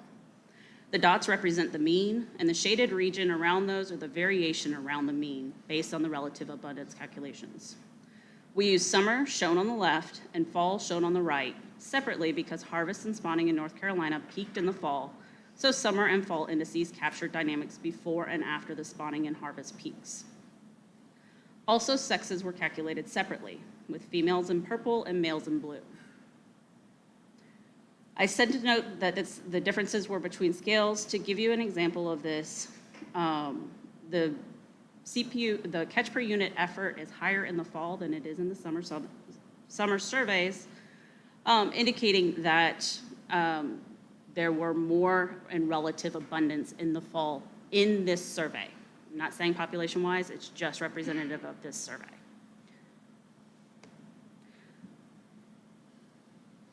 Another survey that we use is the Program 100 Program 120 Estuarine Trawl Survey. This does have good spatial coverage of North Carolina. The females are in orange and males are in green, and these are the recruit indices, so those less than 5 inches. These indices are standardized to account for environmental variables, so we do take covariates of the environment into account to give you a truer representation of the abundance. Recruit indices from Program 120 remained relatively constant for the beginning of the time series, but have shown a marked decrease in the last few years, particularly the last 3 are at some of the lowest abundance. Program 195, the Pamlico Sound Survey, has good spatial coverage for North Carolina and provides data for several different stages of blue crab. I will note that this survey started in prior to 1997, but we only use data from 1997 forward so that we can standardize it with those environmental variables. So we can take temperature and DO into account and other variables. The survey is standardized using a generalized linear model, and it calculates that relative abundance in relation to the environmental variables. I also want to note that there is limited sampling in 2020 and 2021 due to COVID interruptions. So this survey did look at several different life stages for this species, and the first of which was for the recruit surveys. We again used summer, which is shown on the left, and fall shown on the right, indices separately, as well as sex, where females are in orange and males are in green. Again, please note that the scale difference between the graphs with a higher abundance in the summer than in the fall surveys. So this was the opposite than we saw in Program 120, where we saw more recruits early in the year.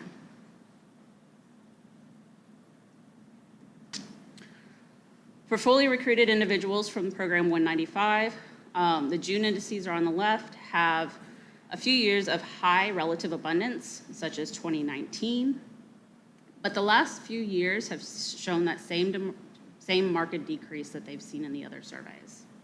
The September indices on the right show similar patterns as the June, but that 2019 spike was not picked up, and the relative abundance has again been depressed in the past 3 years. Also from Program 195, we were able to do a spawner index, and these are females over 5 inches. And the spawner index decreases over time overall. One last survey is a spawner index from the CMAP Coastal Trawl Survey.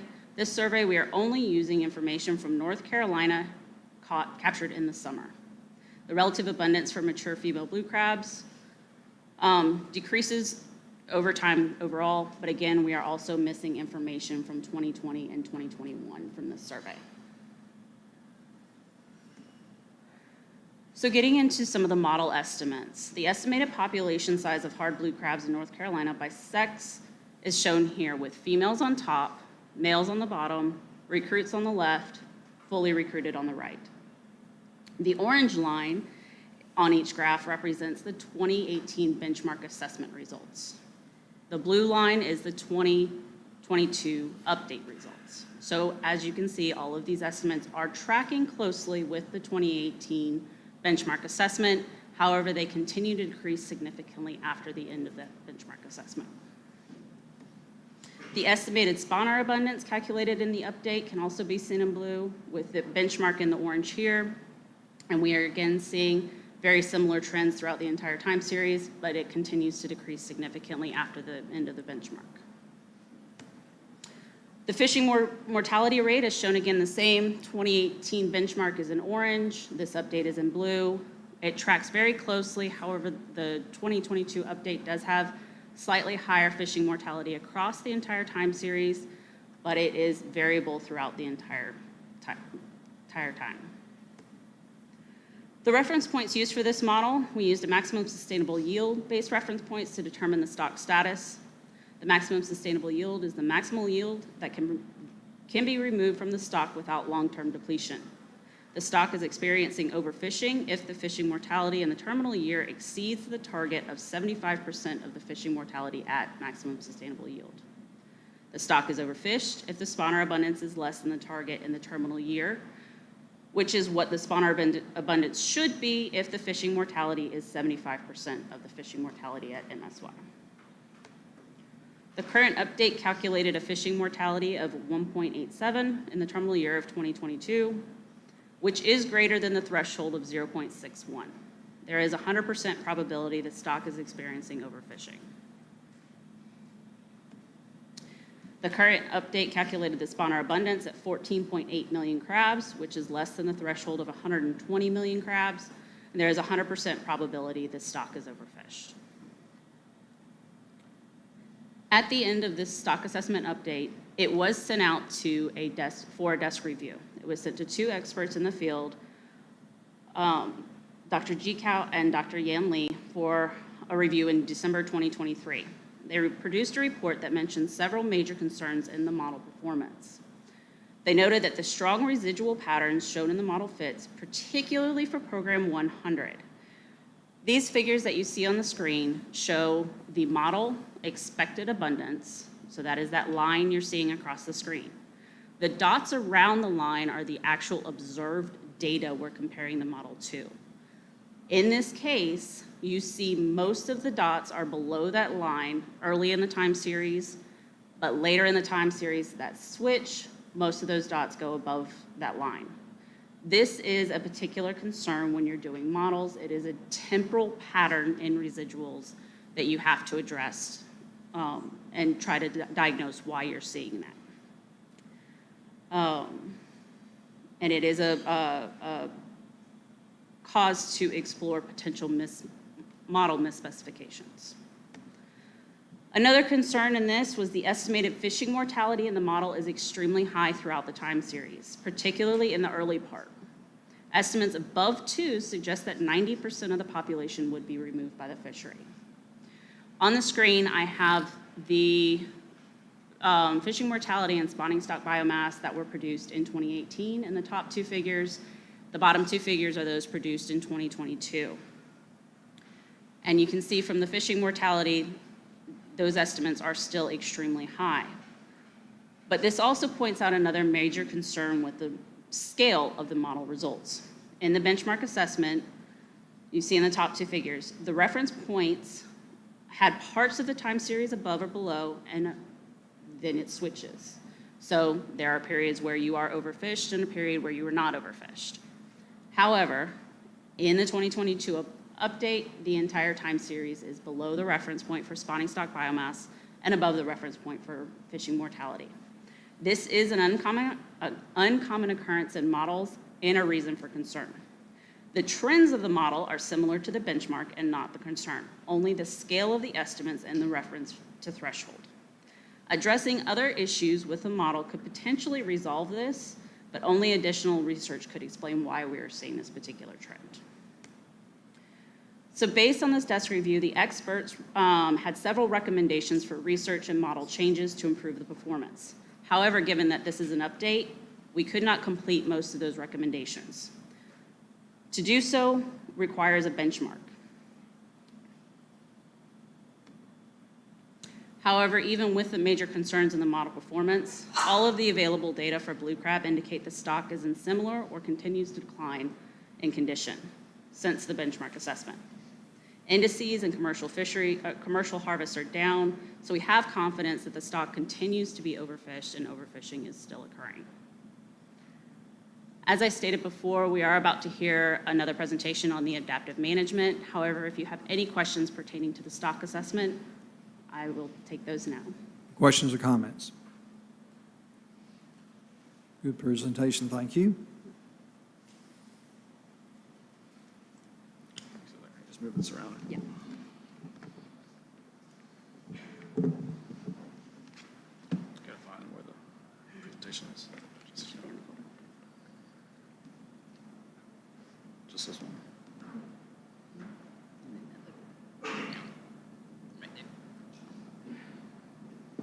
It's bigger, sorry, next to read.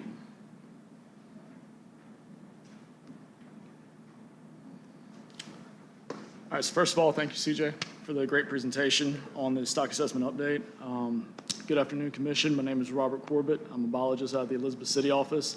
Today, I'm also joined with McLean Seward. He's a biologist out of the Wilmington office. You just heard a presentation about the blue crab stock assessment update. Now, we'll be discussing how we intend moving forward through the adaptive management process adopted in Amendment 3 to the Blue Crab Fishery Management Plan.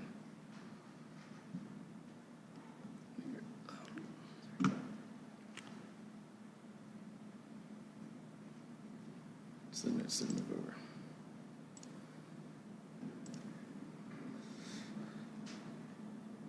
So today we'll be presenting a brief history of the blue crab management in North Carolina before focusing in on Amendment 3, which includes adaptive management framework. We will then end our timeline moving forward with development and implementation of the new management measures. First, we'll go through the management history of North Carolina blue crab stock to provide some context of how we got here today. The original North Carolina blue crab FMP was adopted in December 1998.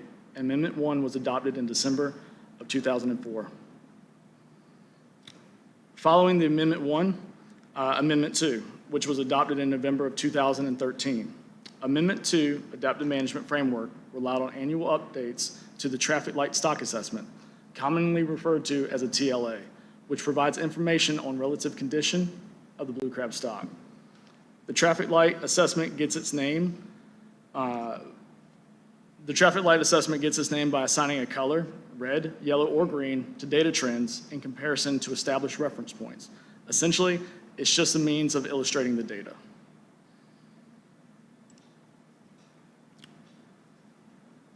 So based on the results of the Traffic Light Assessment update with 2015 data, management action was required by the MFC.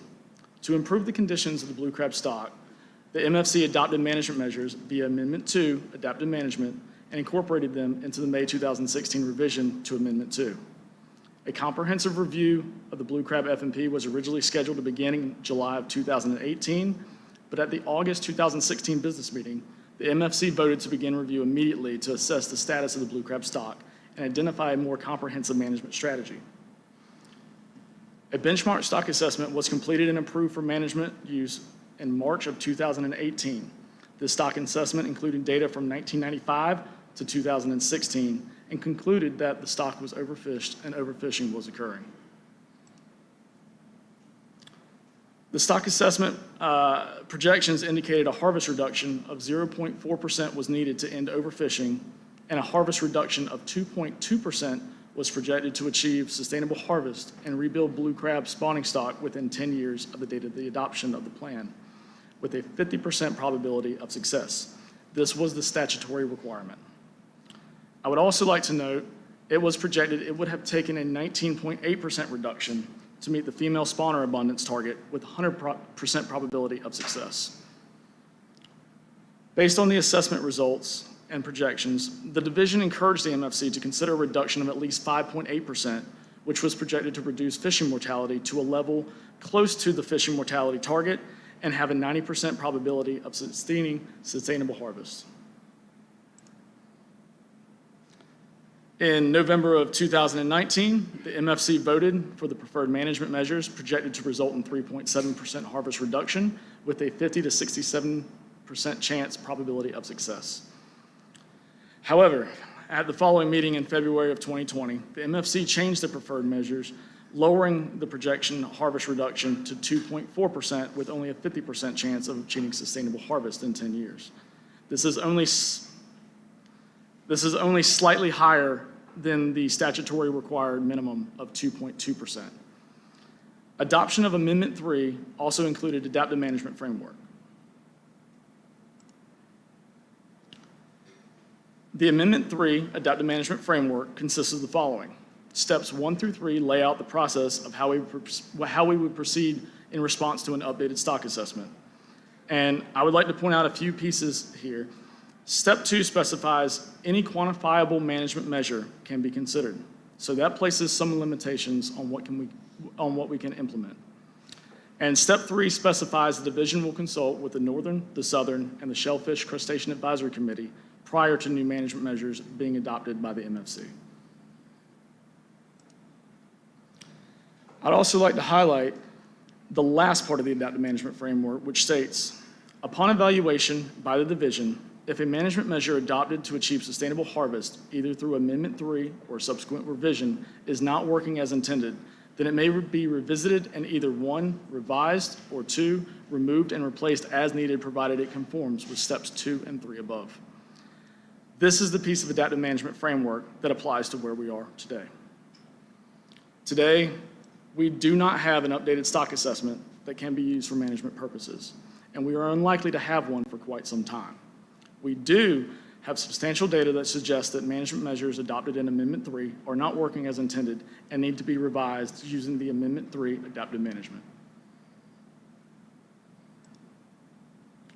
To reiterate, CJ just mentioned in her presentation, the stock assessment update clearly indicates declining trends in estimated recruits and estimated spawner abundance through the 2022 terminal year. The stock assessment also clearly shows that fishing mortality has remained unchanged since the adoption of Amendment 3 management measures. Now, looking into some of our independent data, these figures show a nominal abundance of both male and female blue crabs from our Program 195 Pamlico Sound survey. The figures on the left show the recruit abundance with the summer survey shown on top and the fall survey on the bottom. The same applies for the figures on the right, but that's for fully recruited crabs. Males and females of both life stages show continued declines and continued low abundance through 2022, with some of the lowest values in the time series being in recent years. These figures show the male and female recruits from our Program 120 sampling. Male recruits are on top, female recruits are on the bottom. Both male and female recruits have seen steady declines through the time series, with the last few years being the lowest ever on record. And lastly, I would like to include some commercial landing data. Commercial landings of all blue crabs have been in decline since the record high of 67 million pounds back in '96. In 2022, the harvest level dropped to the lowest in the time series at merely 9.5 million pounds. In addition to the declining harvest levels, we see similar declines in participation and the number of trips taken. The blue bars on these graphs represent the number of participants, which corresponds to the axis on the left. The orange line represents the number of trips taken, which corresponds to the axis on the right. Last year, North Carolina had less than a quarter of the number of participants as we did back in '96, '97. And as for the number of trips, in 2023, North Carolina crabbers only made slightly more than 1/5 of the number of trips as recorded in '98. I'd also like to point out that the declines we've seen in North Carolina blue crab stock are not unique. Other states along the Atlantic coast have observed similar declines. In January of 2023, the South Carolina Department of Natural Resources released a status report on the South Carolina blue crab fishery. The report concluded that South Carolina blue crab stock has been in decline for nearly 2 decades and provided recommendations on preventing overharvesting, gradually reducing fishing pressures, preventing overexploitation, and strengthen enforcement capabilities. Shown here is a figure from the South Carolina report illustrating the coast-wide commercial landing declines. Likewise, from the Chesapeake Bay, reports indicate that although the blue crab stock is not depleted and overfishing is not occurring, juvenile abundance remains low. Precautionary management focusing in on protecting mature females and juveniles has been recommended to the Chesapeake Bay stock, and a benchmark stock assessment has begun to better understand the population. So, in conclusion, all available information suggests that the blue crab stock has continued to decline since the adoption of Amendment 3 management measures back in February of 2020. Amendment 3 implemented management measures projected to result in a minimum harvest reduction with minimal probability of success. Since the adoption of Amendment 3, commercial landings have continued to decline to historic lows. And despite low commercial landings, the stock assessment update indicates fishing mortality has not decreased. Abundance of all blue crab life stages, as indicated from the fishery independent surveys, are at historic lows. Specifically, recruitment has been at historic lows, which means we just do not have enough crabs coming into the population to replace what we are harvesting. If we had gotten some increase in the recruitment, our situation may be different, but that's just not what happened. New management that is more substantial than what was adopted in Amendment 3 needs to be developed to reverse these declines. Because the 2023 stock assessment update cannot be used to inform harvest reduction decisions, the division will develop management recommendations based on the results of the 2018 stock assessment. Using the 2018 stock assessment results provides some guidance on harvest restrictions in lieu of the current stock assessment. And keep in mind, based on the results of the 2018 assessment, a 2.2% harvest reduction was needed to achieve sustainable harvest with only a 50% chance probability of success. And we would have needed at least 19.8% reduction to reach the spawner abundance target with a 100% probability of success. Amendment 3 management measures met the minimum requirement, but have been ineffective. What's considered as part of the adaptive management needs to be more substantial. Essentially, the division will plan to develop recommendations that would have resulted in a higher harvest reduction with a greater probability of achieving sustainable harvest based on the 2018 stock assessment and apply them to the current fishery. So our timeline moving forward. After today, the division will draft management options aimed at reducing blue crab harvest. In August, we plan on updating the commission on our progress. Shortly after that meeting, the division will consult with the Northern, the Southern, and the Shellfish Crustacean Advisory Committee on these options.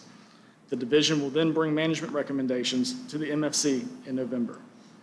At that meeting, the commission will vote on the final approval, and if approved, new blue crab management measures will then be implemented via proclamation beginning 2025.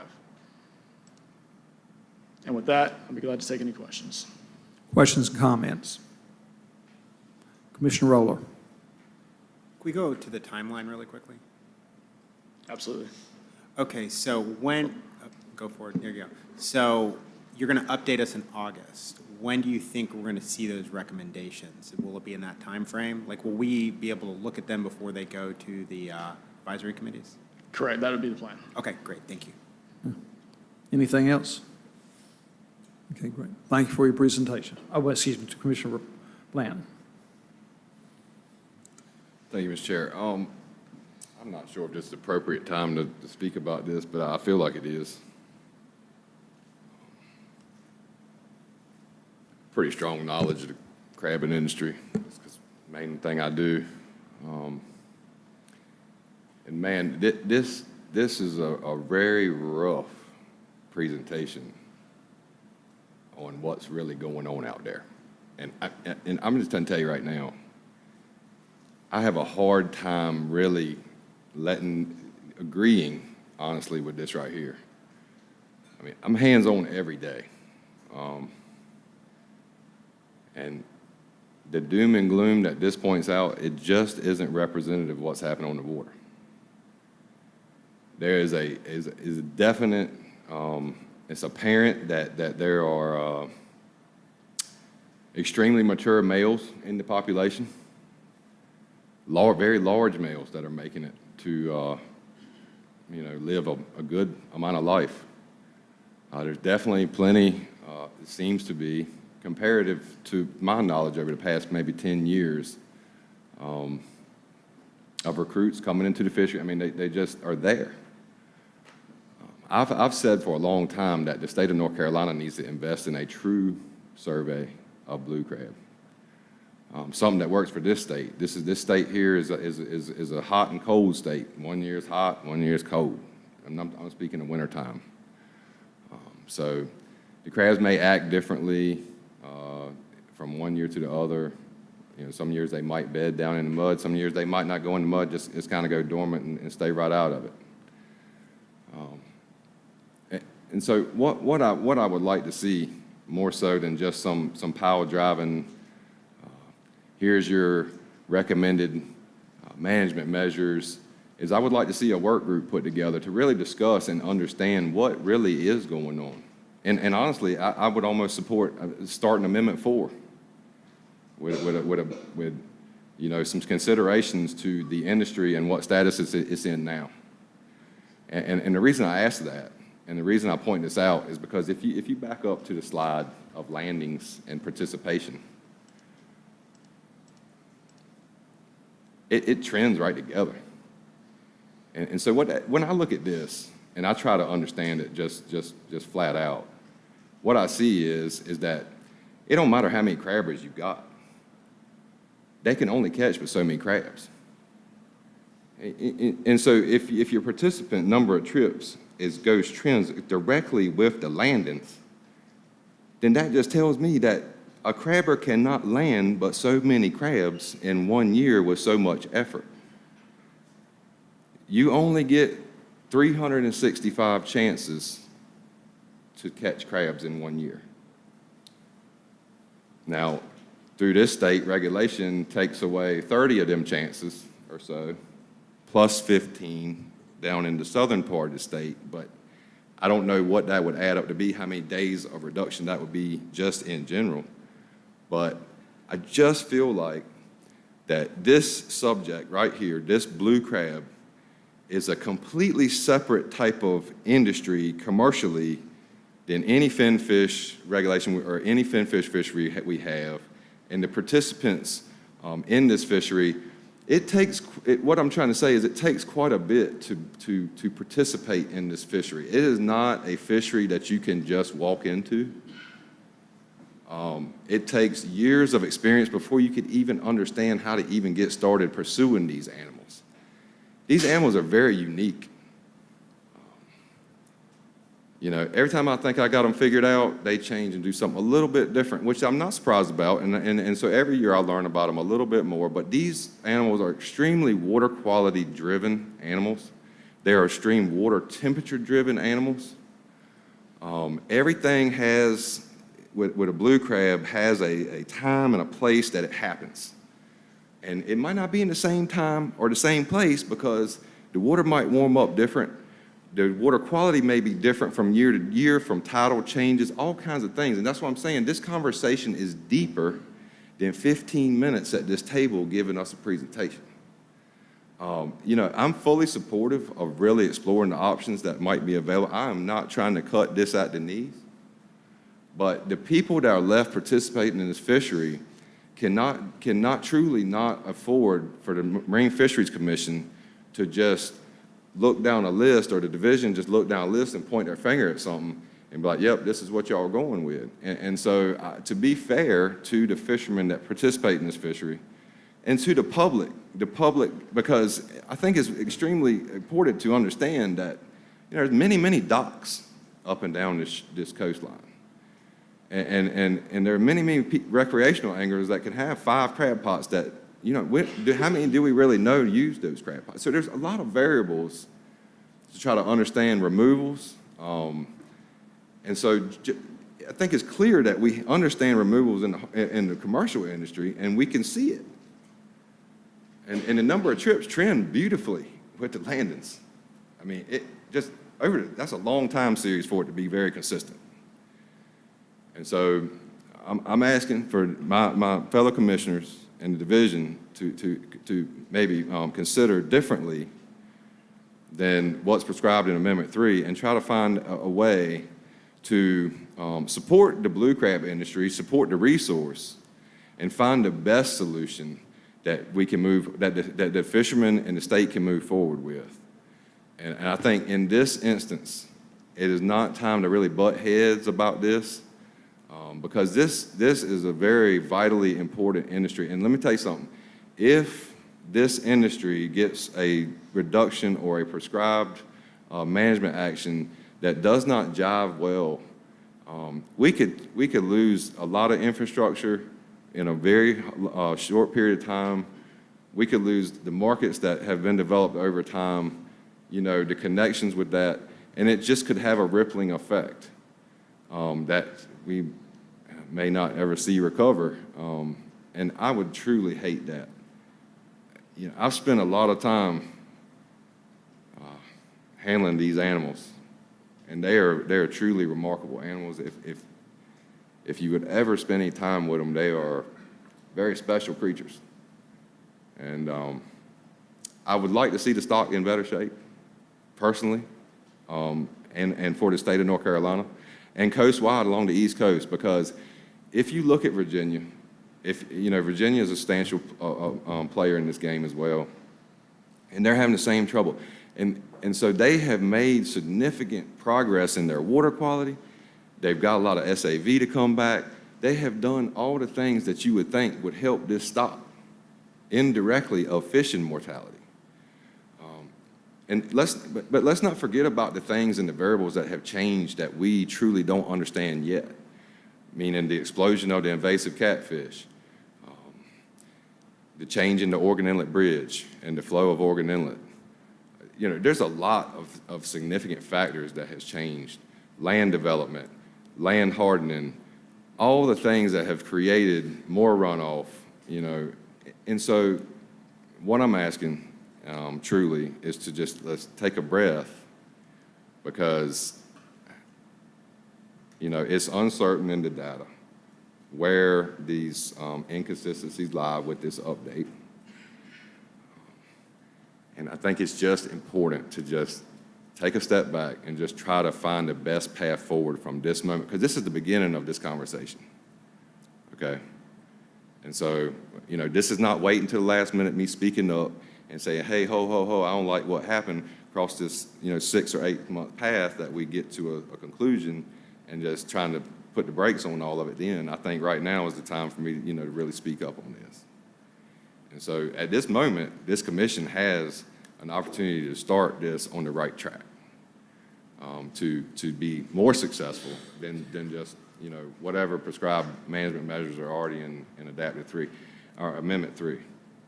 So I'm not sure how to get that, or to how to get that process started differently. But I do feel like it's warranted that we consider this fully and not just knee-jerk reaction and cut this fishery out from the knees of the guys who have invested a lifetime into this animal, and created quite a bit of revenue for the state of North Carolina and coastal economies. Thank you, Mr. Chair. Thank you. About Commissioner Roller. Thank you, Chairman. Thank you, Commissioner Blanton, for your comments. I'm thankful you brought up Virginia or Chesapeake Bay fishery. I know that they've been having a lot of issues the last few years. I think as we consider adaptive management, it may be helpful to see what they did up there, right, or how they manage their crab fishery differently. I think it'd be helpful for the commission to see some of those major points. If that's okay. Anybody else? I knew you had to. I knew you had to. So I'm kind of agreeing with Mike that the options that we've got on the table in Amendment 3 don't give us a wide enough expansion for things that we can do. Because if we limit ourselves to what's on Amendment 3, you know, so I was chairman when we did the last blue crab thing. And we had something we thought was really good, and then the next meeting they come back and everybody wanted to change it. And, you know, they wanted to do away with us letting a 6.5-inch female go that produced about 18 million eggs, and not keeping a 5-inch crab that produces 4 million eggs, you know, which kind of made no sense to me. But that's the way we went, and we really didn't think we were going to get it. And with what we've got left on that amendment, you know, I don't think we can get where we need to be if we need to be somewhere. You know, I've been crabbing now for 50 years, so you know, I know a little bit about it too. But I find myself agreeing with him that I don't want us to be limited to things we can do on a sheet of paper that was done in 2018, you know, or whenever. So I don't know how you would start that process or what you would do to start that process. But, you know, I'd like to start with a slate that puts everything on the table, not just 4 or 5 things that somebody decided we'd try. And some of those things on that list have already been tried once and didn't work, and they were put back on the list to put something else that was on that list forward. So I don't know how we got them, like Mike, I don't know how we get there, but that's something we can talk about. You know, we can't really fix it at this meeting right here, I don't think, but maybe Kathy's got an idea. Director. Thank you, Mr. Chair. Just a couple of comments, just to remind the commission that The Amendment 3, this commission's Amendment 3, requests for an update to the stock assessment at least once in between full reviews of the FMP, and this is what prompted, this is what we're doing. And this is the adaptive management guidance in Amendment 3. So we are absolutely working within the boundaries of the plan. This is what we're doing. And based on the adaptive management framework in Amendment 3, any quantifiable management measures, staff correct me if I'm wrong, are on the table here. So that is something that, you know, we will be discussing as we move through this. And I certainly understand all the concerns about this, because looking at the landings, the commercial landings going down, and, you know, seeing that that has not, even in itself, given much of a benefit to the stock. We've talked about this internally, concerned about, and I think Commissioner Corbett touched on this, how are we even going to get there? So it is a concerning thing, but I absolutely think the concern for this stock is here. We are concerned about it. Even the commission, even you're concerned about it, so we understand that, and we are working within Amendment 3 and the adaptive management framework. And, you know, this is the beginning of the conversation, but I think it's important that we do begin the conversation and move on this because of the concern of this stock. Thank you, Director. Anybody else with anything? Commissioner Rader. Just 3 issues to put on the table for that discussion. The first one is already there, but I want to restate it, and that is I'm personally somewhat uncomfortable by the external review of the stock assessment update and would like to delve into and understand those issues a little bit better, particularly in the way that they reflect past performance in the fishery. So as we go forward, I'd like a little more information about that. The second 2 pertain to that, though, and that has to do with other non-fisheries shifts in this system that also might be being reflected and not captured. So if you look at the way that Chesapeake Bay has dealt with these things, among others, they've looked at multi-species interactions, including with predators. In that case, striped bass. Here, striped bass presumably declined, at least in the Albemarle and Pamlico system, parts of the system. But then also the rise of blue cats, and so, at least in the Albemarle part of the system. So I don't know what the net predation load is from those shifts on these animals, but it might be really serious. And so it's just something to put into the mix, and whether or not, at least in the longer term, we really need to think about a way to imagine, configure, and scientifically support, and from a staff perspective, support assessment of these things together, and particularly as issues change through time. Because I just think those are really important factors to be thinking about. I mean, we should expect that as sea levels rise, storms intensify, primary and secondary nursery areas are compromised by those forces and by landscape forces there for an animal like this that is so heavily dependent on primary and secondary nursery area performance, that we should expect unexpected signals in recruitment. I mean, that's what's going to happen.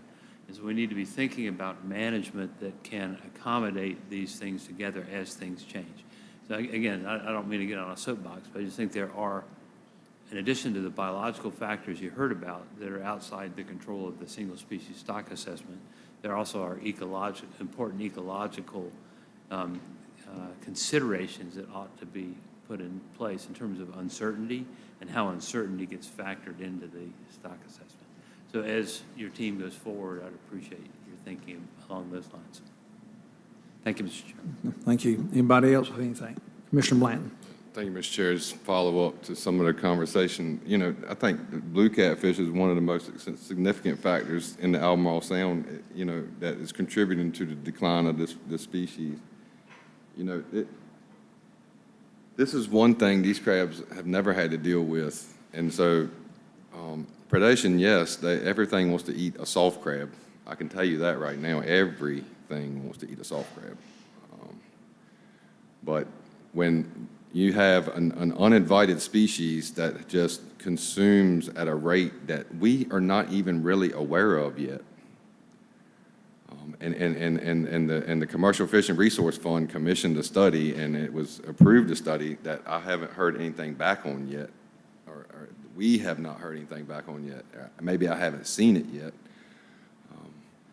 You know, it was a study in the Albemarle Sound of trying to characterize what it is and what time frames they are eating, these blue catfish are eating what.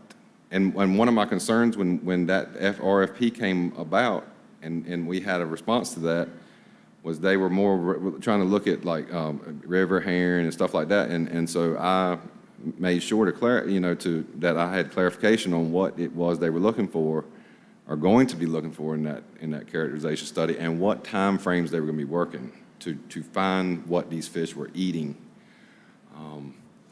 And so I asked the questions, and they ensured that they would work further east in the sound to try to capture more fish that could have more potential chances of interacting with this shedding crab time frame.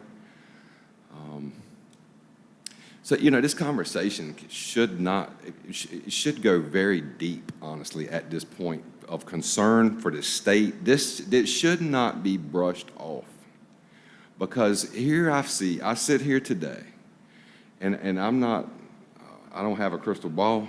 I don't have any kind of daggone telepathic anything going on, but what I'm scared of the most is that we just pick this, we recommend this, and 5-10 years from now, we come back and ain't nothing no different. Because all we did was point our finger at the paper and say, well, this was what was outlined in Amendment 3. And so, you know, I read all kinds of stuff, emails that get sent to me, blanket stuff, you know, that other groups put out, and they say, y'all just do the same thing over and over again. Well, here I am begging the question of how can we do this differently and have a better conversation at this? Because this fishery has shrunk to the point, and it will continue to shrink. And I mean fishermen, participants in this fishery, to where any kind of management option is not going to make any difference, because it's going to be so low of participants, they cannot catch enough crabs to worry that stock. And so, you know, what I'm asking for, I don't feel like it's twisting anybody's arm. I feel like it's just being a very considerate entity, a very considerate group of people that are concerned. And, you know, I would love to find a different way of sitting and fleshing the issues out other than what's been just in this document. Because there are more going on than what that document has prescribed, especially with the catfish issue. You know, Maryland and them, you know, if you were to go look at Maryland, and they are putting signs at boat ramps saying, if you catch any blue catfish, he needs to be taken out of the water. There's not a sign in the state of North Carolina that says anything remotely about that. Not one. And you know, there's fishermen out there that's tried to get after these catfish. But, you know, that has its own hurdles, and we're going to talk about that, I guess, tomorrow sometime. And so, you know, I guess, you know, exploring Amendment 3 and the adaptive management is a viable thing, and it's kind of where we're bound to, but I don't feel like we should approach it in that way, this particular issue. And like I said, I don't know the best way forward. That's why we all a collective body of minds set here.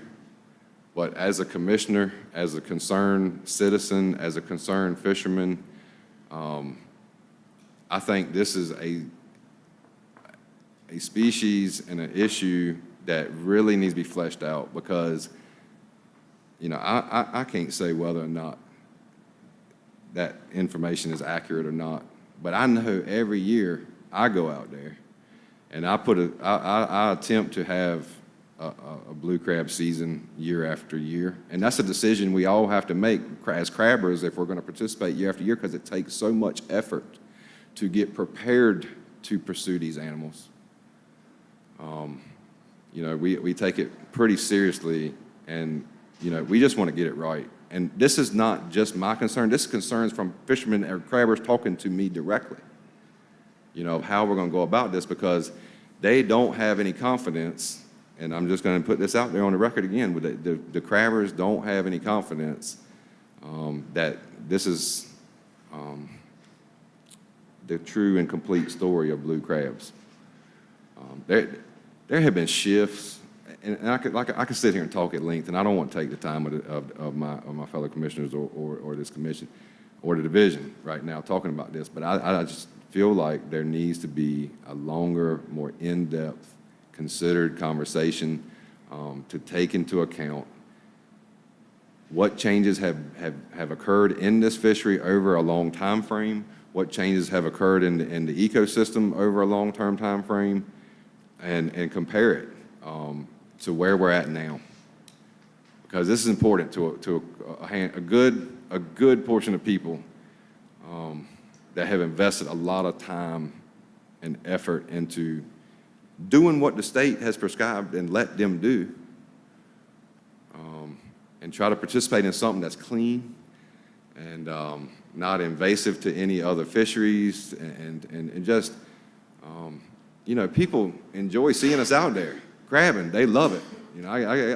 People take pictures off the dock of my boat. They show up on Facebook. Like, oh, a community hard at work again. They love to see this stuff. And I'd hate to see that go away. And so anyway, thank you, Mr. Chair, for my time. Thank you. Any other comments or questions? Great. Thank y'all for your presentation. Very good one. Okay, Charlton, let's do our Estuarine striped bass fishery management plan amendment 2 update. And we will take a short break right after that.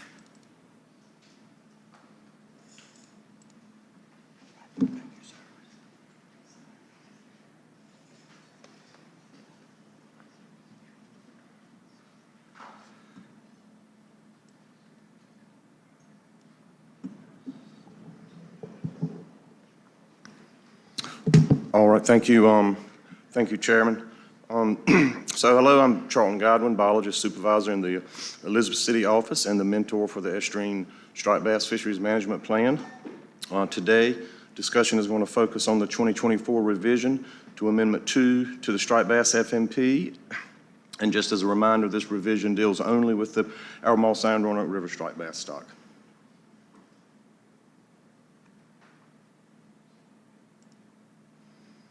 All right, so beginning with an outline today, we'll give a brief review of where we are and how we got here, discuss our adaptive management measures under Amendment 2, including the current harvest moratorium for the AR stock. We'll provide an update of landings data and recent results from our surveys of abundance used to monitor the stock, update on the stocking results for the Albemarle Sound, and then an update on some additional research that we're doing, trying to figure out what may be causing these chronic spawning failures that we've seen since 2017. Lastly, we will update on discuss steps moving forward. Okay, so for the benefit of all the commission members and especially our newest member, we'll just go over a quick timeline of recent MFC action on striped bass FMP Amendment 2.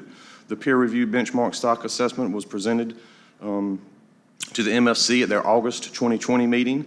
The Marine Fisheries Commission approved Amendment 2 to the North Carolina Estuarine striped bass at their November 2022 meeting. In February of 2023, we presented results from the stock assessment update to the Commission. So that was an update to the benchmark assessment that included data through 2021. At the Commission's August 2023 meeting, we informed the Commission that through adaptive management contained in Amendment 2, a harvest moratorium would be implemented starting in January in 2024. We'll go over the reasons for that again in later slides. Today I will provide you an overview of the 2024 revision to the Estuarine striped bass amendment, FMP Amendment 2. And lastly, just wanted to point out that the actions that we're talking about here today, most of all of these actions have already occurred, either through MFC action by adopting the FMP or by the Division of Marine Fisheries and or the WRC, the Wildlife Resources Commission via rule or proclamation through adaptive management contained in Amendment 2. So before we get into the rest of the presentation, I just wanted to remind everyone a couple of things about the striped bass FMP. It's a little different from most of our other state FMPs. The North Carolina Estuarine Striped Bass FMP is jointly developed with staff from the Division of Marine Fisheries and the Wildlife Resources Commission. The first striped bass FMP was approved in 1993. The Marine Fisheries Commission has management authority for the commercial and recreational fisheries in the Albemarle Sound management area, and the Wildlife Resources Commission has management authority for the recreational striped bass fishery in the Roanoke River management area.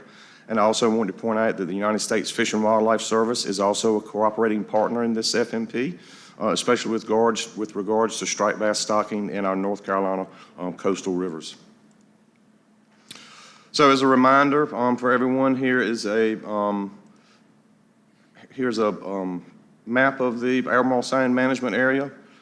If you look up there in the red, that is the Albemarle Sound. So the management area includes all the rivers, Currituck Sound, Roanoke, Croatan, and then you can see the Roanoke River in green at the western end of the Albemarle Sound. So here we're going to briefly just review the management strategies contained in Amendment 2. First, I just wanted to point out that number in like 1A, 2A, and then 3D. So if you actually look in the FMP, those are the exact numbers of the options that the Marine Fisheries Commission ended up approving. So that's why we just kept this number in here. So the main management strategy for the AR stock is how we determine the acceptable level of harvest, and that is based on stock assessments and stock assessment projections. The total allowable landings is referred to as the TAL. The TAL is split evenly between the recreational and the commercial sectors, with the recreational portion of the TAL divided between two harvest management areas, again, the Albemarle Sound management area and the Roanoke River management area. Item 2 deals with how the commercial fishery is operated, which is it is basically a bycatch fishery that harvests striped bass while targeting other species. Typically, that would have been American shad and flounder. Item 3 deals with what happens when a sector exceeds their total allowable landings. Again, we have 3 sectors we're talking about here. So that's the Albemarle Sound commercial fishery, the Albemarle Sound recreational fishery, and then the Roanoke River recreational fishery. Again, each sector has its own separate TAL. Basically, if a sector exceeds their TAL, any excess landings will be deducted from next year's TAL. One of the biggest management changes that came from Amendment 2 is the addition of a slot limit in the Albemarle Sound. The size limit used to be just a minimum of 18 inches with no maximum harvest limit. In the Roanoke River, they've been an 18 to 22-inch slot limit for years with one fish over 27, but now they have we've also extended a slot to the Albemarle Sound and no fish over 22 inches in the Roanoke River now. The reason we went with a larger slot, 25 inches in the Albemarle Sound, is because of the majority of the commercial harvest comes from large mesh gill nets, and that 25-inch maximum means that the majority of fish harvested under the TAL will be retained and not have to be discarded. So the 18 to 25-inch just means that the majority of that will be retained and not turned into discards. We don't want to turn harvest into discards.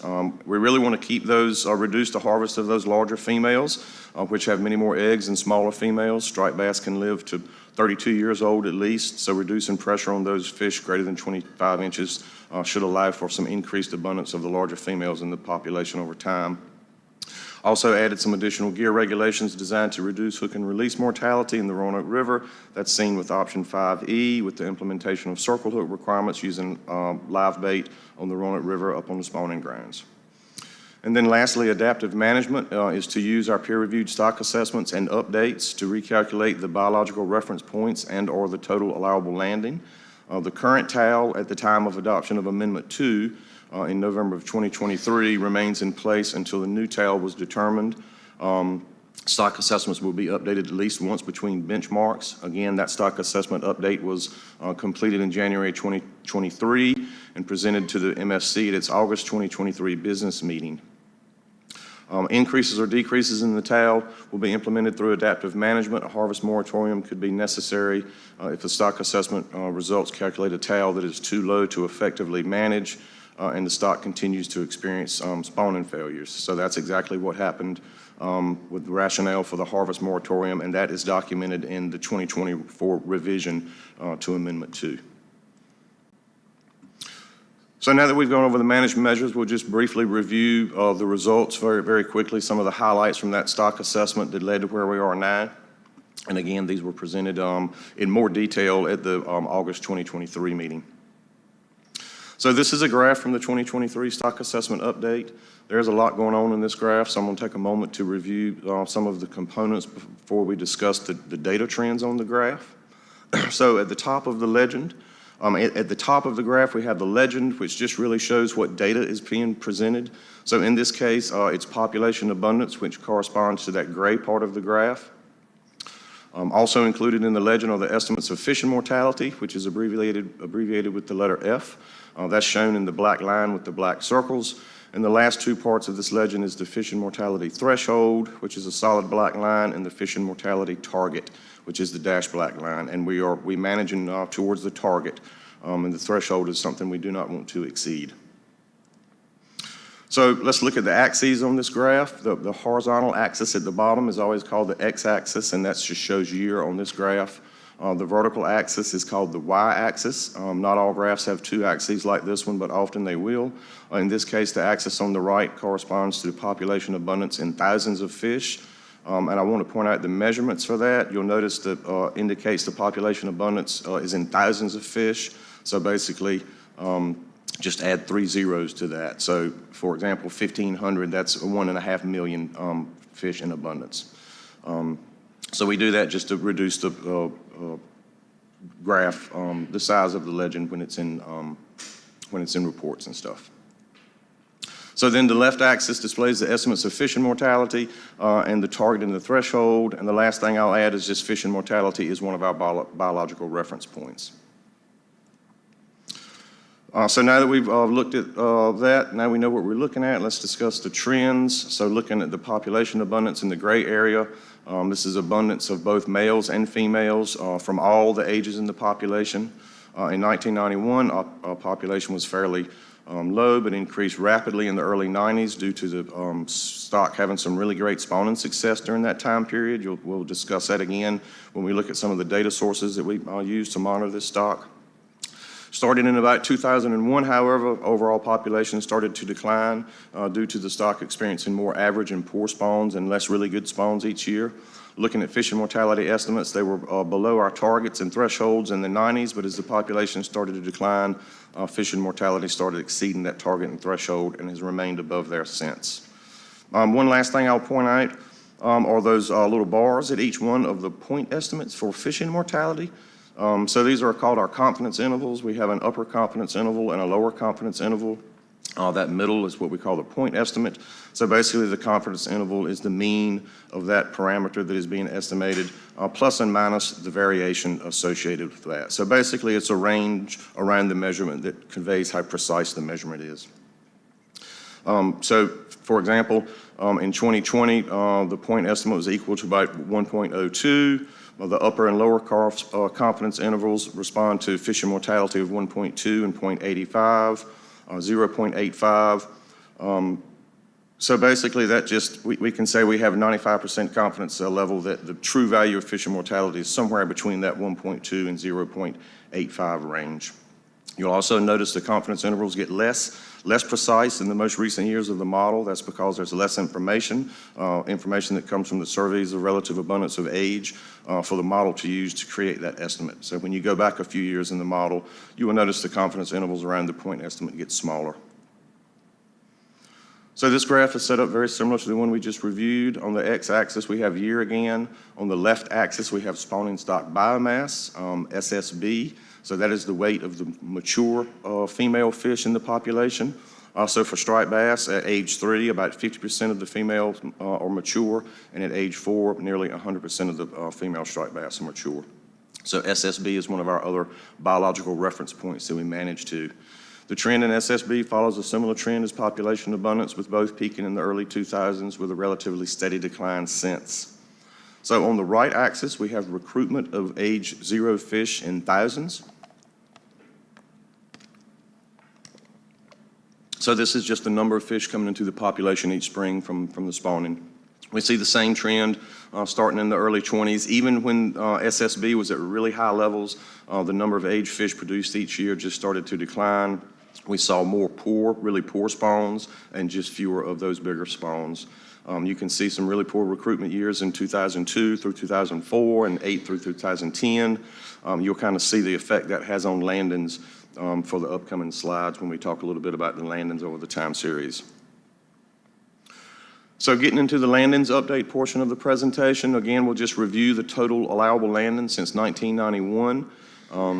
As the TAL increased, the TAL increased as the stock abundance increased and was reduced as the stock started experiencing more poor spawns and abundance decline. So as noted in previous presentations, the current total allowable landings calculated from that last stock assessment update of 8,349 pounds is really too low to effectively manage. And the SSB in 2021 is really, it's only 10% of the SSB target, so just really, really low. So here we have commercial landings with Albemarle Sound Management Area through 2023. On the vertical y-axis, we have pounds landed, which corresponds to the gray bars, and the black line is the total allowable landings. And you will see that in years such as 2008 and 9, commercial harvest was lower than it was even in the early 1990s under that 100,000 pound TAL. This kind of matches the assessment model estimates of stock abundance and recruitment during that time period. So when these fish are 4, 5, and 6 years old, these poor spawns, they show up later like they did in 2008 and 9. The same is true for landings in 2013 and 14. The 2008 through 10 spawns were pretty poor as well, and you see that in the landings as well. So the harvest season in the last few years, when we did have a harvest, when the TAL was 51,000 pounds, lasted only a couple of weeks. So here's recreational landings through 2023. It's set up the same as the commercial graph. We just have 2 data series on this one graph. So the Albemarle Sound and the Roanoke River Management Area recreational landings. The Albemarle Sound Management Area landings are in the gray bars and the Roanoke River landings in the white bars with the black pattern. So I also want to point out that TAL is for each recreational sector. That's not the total for all of them. So that's each one of them could have harvested, had that TAL if the fish were available to harvest.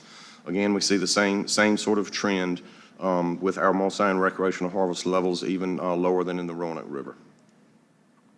So these last couple of slides for this, we'll just look at the graphs of the dead discards from the various management areas and user groups. So we have dead discards from the Albemarle Sound gillnet fishery that range from 2,000 to 8,000 dead discard estimates annually. We did not get enough onboard observer coverage in 2022 to create an estimate of dead discards for that year. So this is the same graph with the addition of the Albemarle Sound recreational dead discards and numbers of fish. The recreational discards are the gray bars, again, and the commercial discards are the black bars. And then finally, this graph has the dead discards from the Roanoke River added in by the white bars in the hatched line. Just for a frame of reference, these discards are in numbers of fish instead of pounds. So harvest from all the sectors in 2021 through 2023, when we were at 54,000 pounds TAL, was about 10 or 11,000 fish. In the early 2000s, when harvest was at its peak, all sectors harvested about 120,000 fish a year, just for a frame of reference. All right, so we'll just transition to go over some recent results from our striped bass fisheries independent sampling programs. We have our juvenile abundance surveys. Up in the top right is the trawl gear that we use to sample juveniles each summer. We also use beach seine gear as well. Picture in the bottom is a typical 4-inch striped bass collected during that survey in July and August. We have our independent gillnet surveys, the Wildlife Resources Commission electrofishing survey on the spawning grounds in the Roanoke River. Of course, we go up there with the Wildlife Commission and tag all those striped bass that they shock up.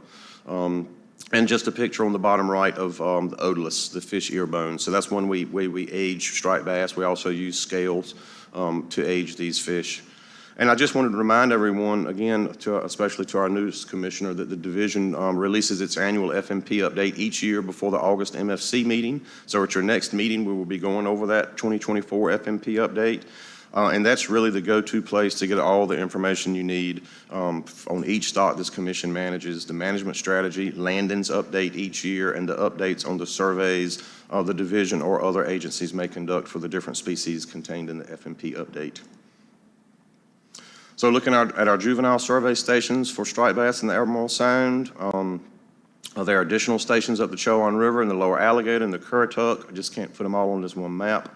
But of course, the primary species of interest for all juvenile sampling at Albemarle Sound are mostly our anadromous fish, river herring, shad, hickory shad, striped bass. But of course, we're collecting juveniles from all species, including blue crabs as well. The trawl gear are denoted by circles. Beach seine gear is denoted by the squares. So you can see we do have a lot of coverage over the whole entire sound from east to west and up the rivers. The area in red contains the trawl stations that were started by Dr. Hassler from NC State in 1955. We added some beach seine stations starting in 1993. And this western portion of the Albemarle Sound is the nursery area where larval striped bass would come out of the Roanoke River and finish growing and developing each spring, which they should be doing right now. The spawn was just a couple of weeks ago. So circled now are some stations we began sampling in 1984. During this time, we had not seen good juvenile abundance since 1976, and there was a concern that the striped bass nursery area had shifted. We started sampling these additional stations in the eastern Albemarle Sound to investigate that. Turns out the nursery area had not shifted, but we continue to sample these stations to date to further monitor any changes in nursery area and just abundance of other juvenile species in Albemarle Sound. So here's the data from the juvenile survey results. This is our Juvenile Abundance Index, or JAI. So on the left vertical axis is the relative abundance, or that's just basically the number of juveniles per tow. Again, this goes back to 1955, one of the longest striped bass data sets on the East Coast there with the Maryland Beach Seine survey. So as we've seen before, we had a period of very poor recruitment from 1977 until 1993.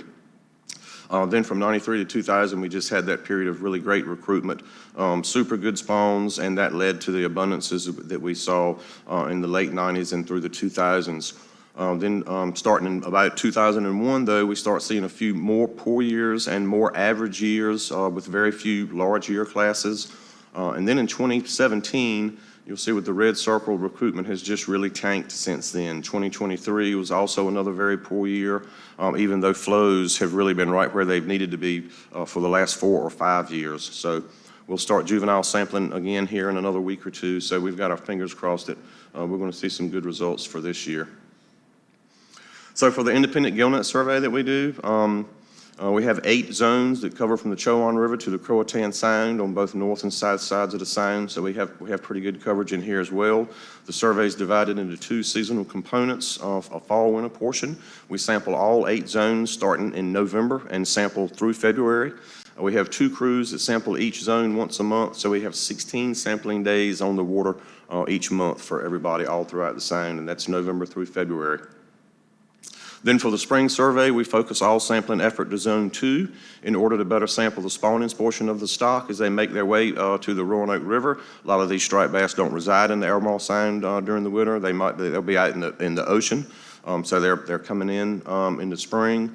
So we focus that sampling there at the mouth of the Roanoke River to get a good idea of our spawning stock. We sample 3 days a week for 12 samples per month. Again, that's March, April, and May.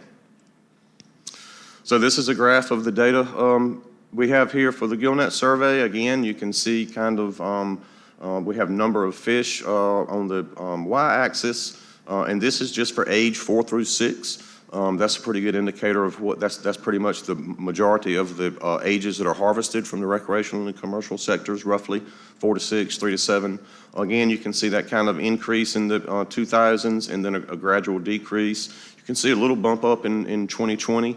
The last couple of good spawns that we had were 2014 and 15, so you can see those fish, those are kind of going away now.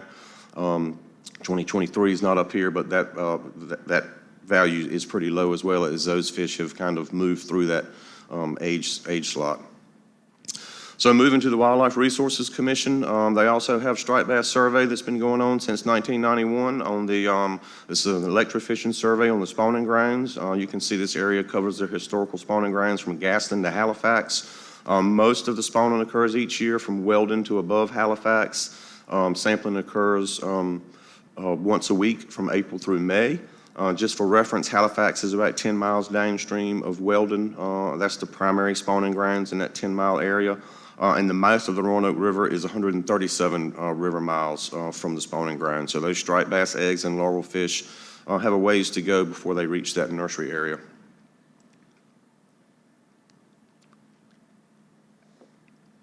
So here's the graph of the total relative abundance.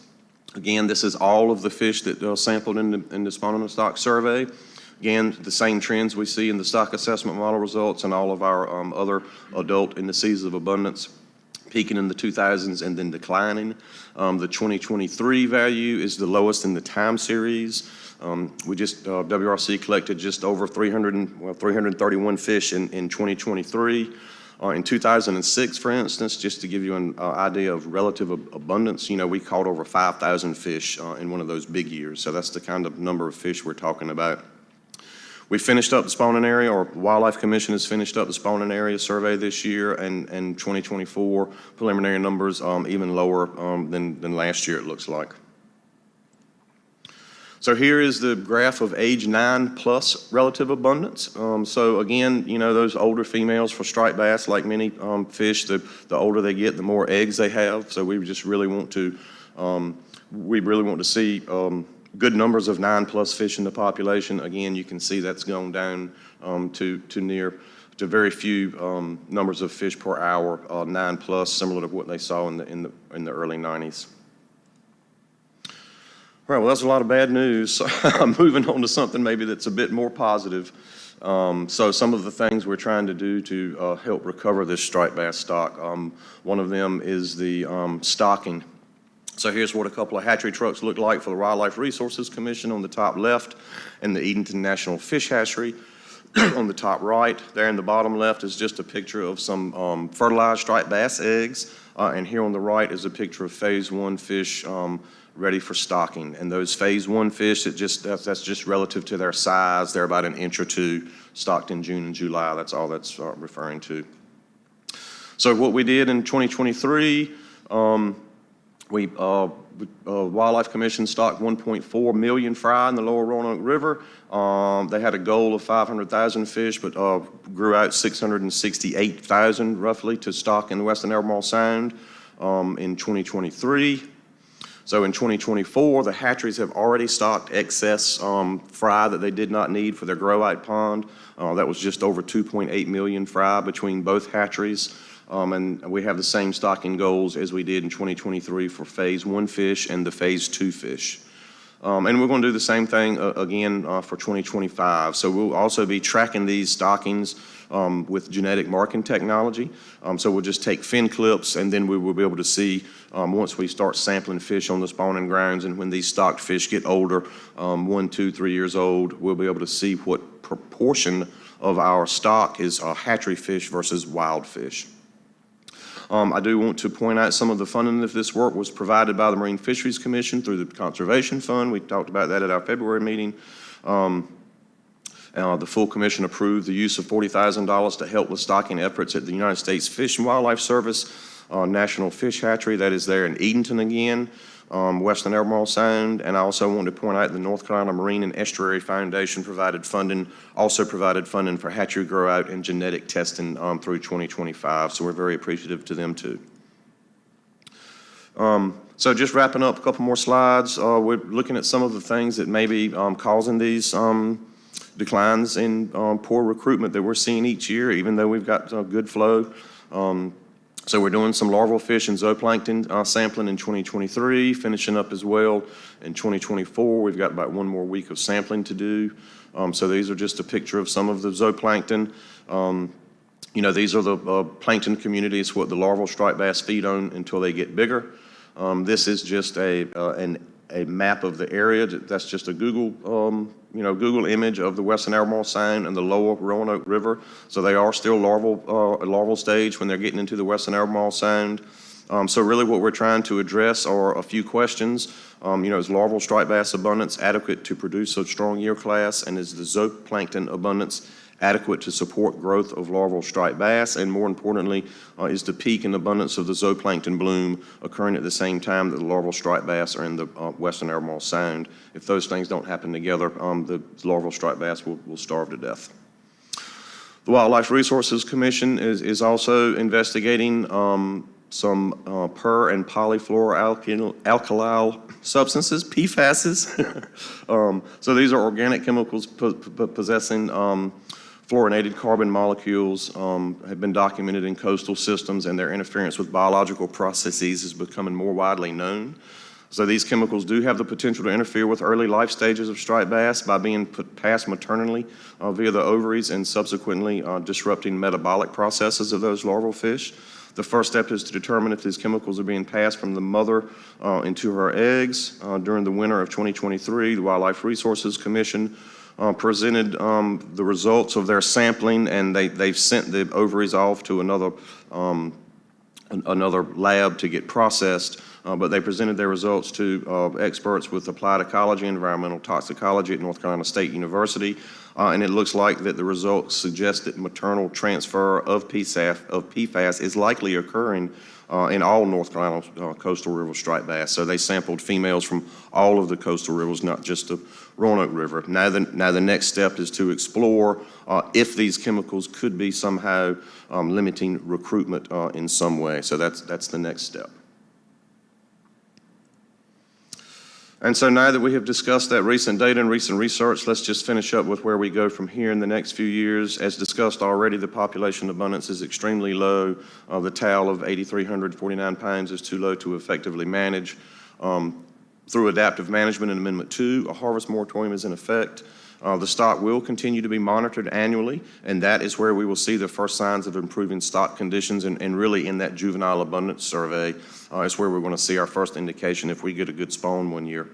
Again, those surveys are reviewed annually through the FMP update, and future stock assessments will determine when stock recovery is adequate to allow harvest again. And with that, I'll be glad to take any questions. Questions or comments? Okay. Great presentation. Thank you very much.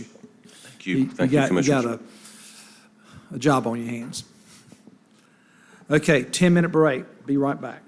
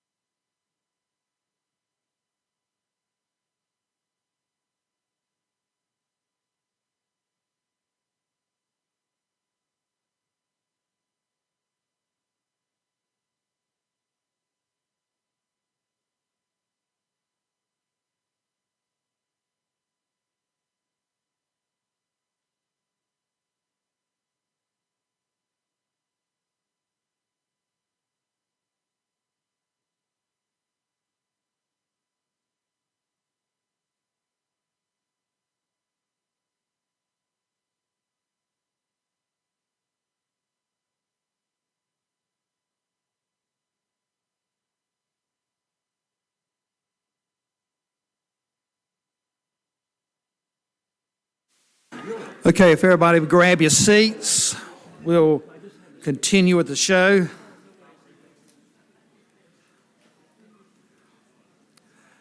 Next up is our Oyster Clam Fishery Management Plan update. Joe, Bennett, Jeff, and Lorena, please step up. I had an aunt named Lorena. That's an unusual name.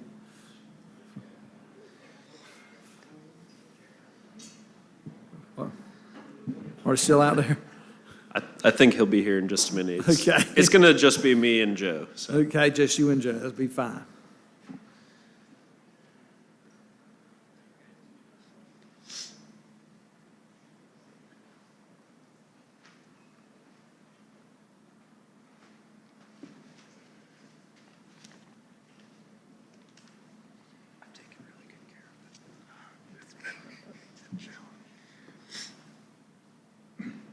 All right, I'm Joe, and I'm a co-lead of the Oyster Plan, and Jeff is a co-lead in the Clam Plan.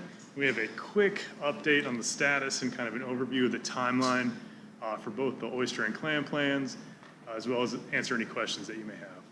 So, between both plans, we're developing 3 issue papers that we're going to look for management strategy recommendations from you on.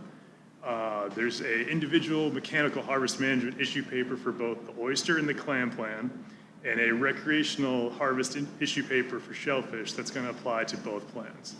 Additionally, we have 2 information papers that we'll be developing, an intertidal oyster management information paper and a habitat enhancement information paper.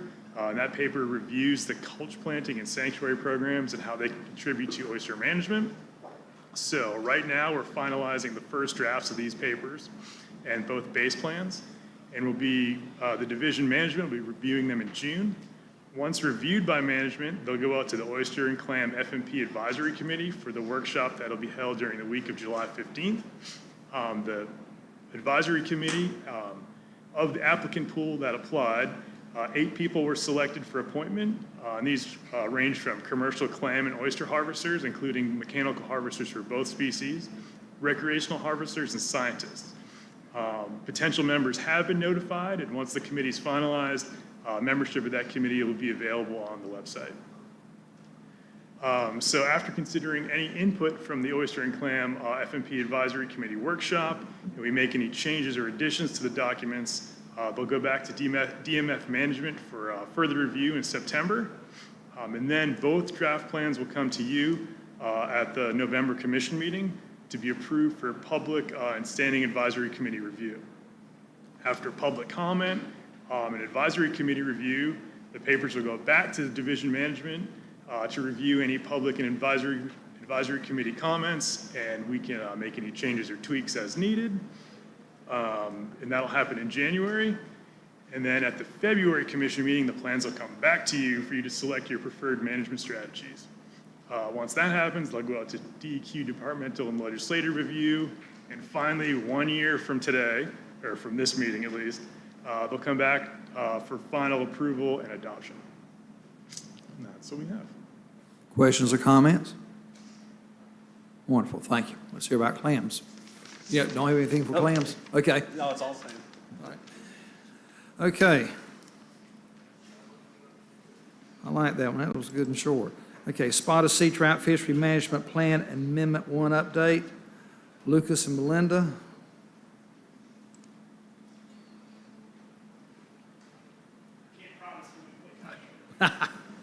Try.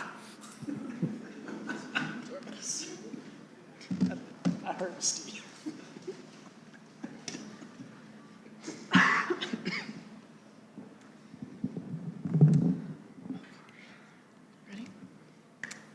All right, hello Commissioners, my name is Melinda Lambert. I am the Spotted Seatrout FMP co-lead, and up here with me today is Lucas Pensinger, the Spotted Seatrout lead.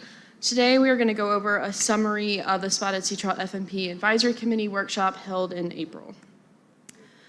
I'd like to first take a moment to thank our advisory committee members. The AC workshops are 3-day long events, and we recognize this is a lot of time to volunteer, but we really appreciate those who applied and who are willing to spend the time to help us develop the Spotted Seatrout FMP. These workshops give stakeholders an opportunity to provide insight and comments directly to division staff and assist us in the development of fishery management plans. There was certainly a lot to discuss with this plan, and we received a lot of good input and ideas from the workshop participants. So again, thank you to our Spotted Sea Trout AC members. In our presentation today, we will first remind you of the stock status, and then we will get into the input that we received at the AC workshop. Each piece of the amendment was presented in a PowerPoint, and these presentations summarized what was in each respective section of that base plan. Following the presentations, we asked the AC for their inputs, their thoughts on each section, and discussed what was clear, what made sense, what would they like more detail on, etc. So first, we'll go over the input we received for the base plan, the cold stun issue paper, small mesh gillnet information paper, sustainable harvest issue paper, and then the supplemental management issue paper. Following the review of the advisory committee's input, we'll then talk about our next steps in the FMP amendment process. So we'll quickly start with a reminder of the stock status of spotted sea trout. I'll talk about the good news first. Spotted sea trout are not overfished. When a species is overfished, this means the population is too small to sustain itself and to support itself. Spotted sea trout are not overfished. Here we're looking at the spawning stock biomass model estimates. The black line you see here is the ratio of spawning stock biomass that would equal a 20% threshold reference point. This reference point, this black line, represents that minimum biomass that is still sustainable. The individual points you see here are the ratio of spawning stock biomass to that 20% reference point. So points above that line represent years in which the stock was large enough to sustain itself and is not overfished. Points below that line represent years where the stock is overfished and where the population is too small to sustain itself. So just to reiterate, in 2019, the terminal year of the stock assessment, the spotted sea trout population was not overfished. Looking into the overfishing status, overfishing in the spotted sea trout fishery is occurring. When overfishing is occurring, this means the amount and the rate at which we're catching fish is too high. Even though there's a high biomass and the stock is not overfished, we're fishing them at a rate that will not sustain that biomass. This graph looks similar, but now we're looking at the estimates of fishing mortality.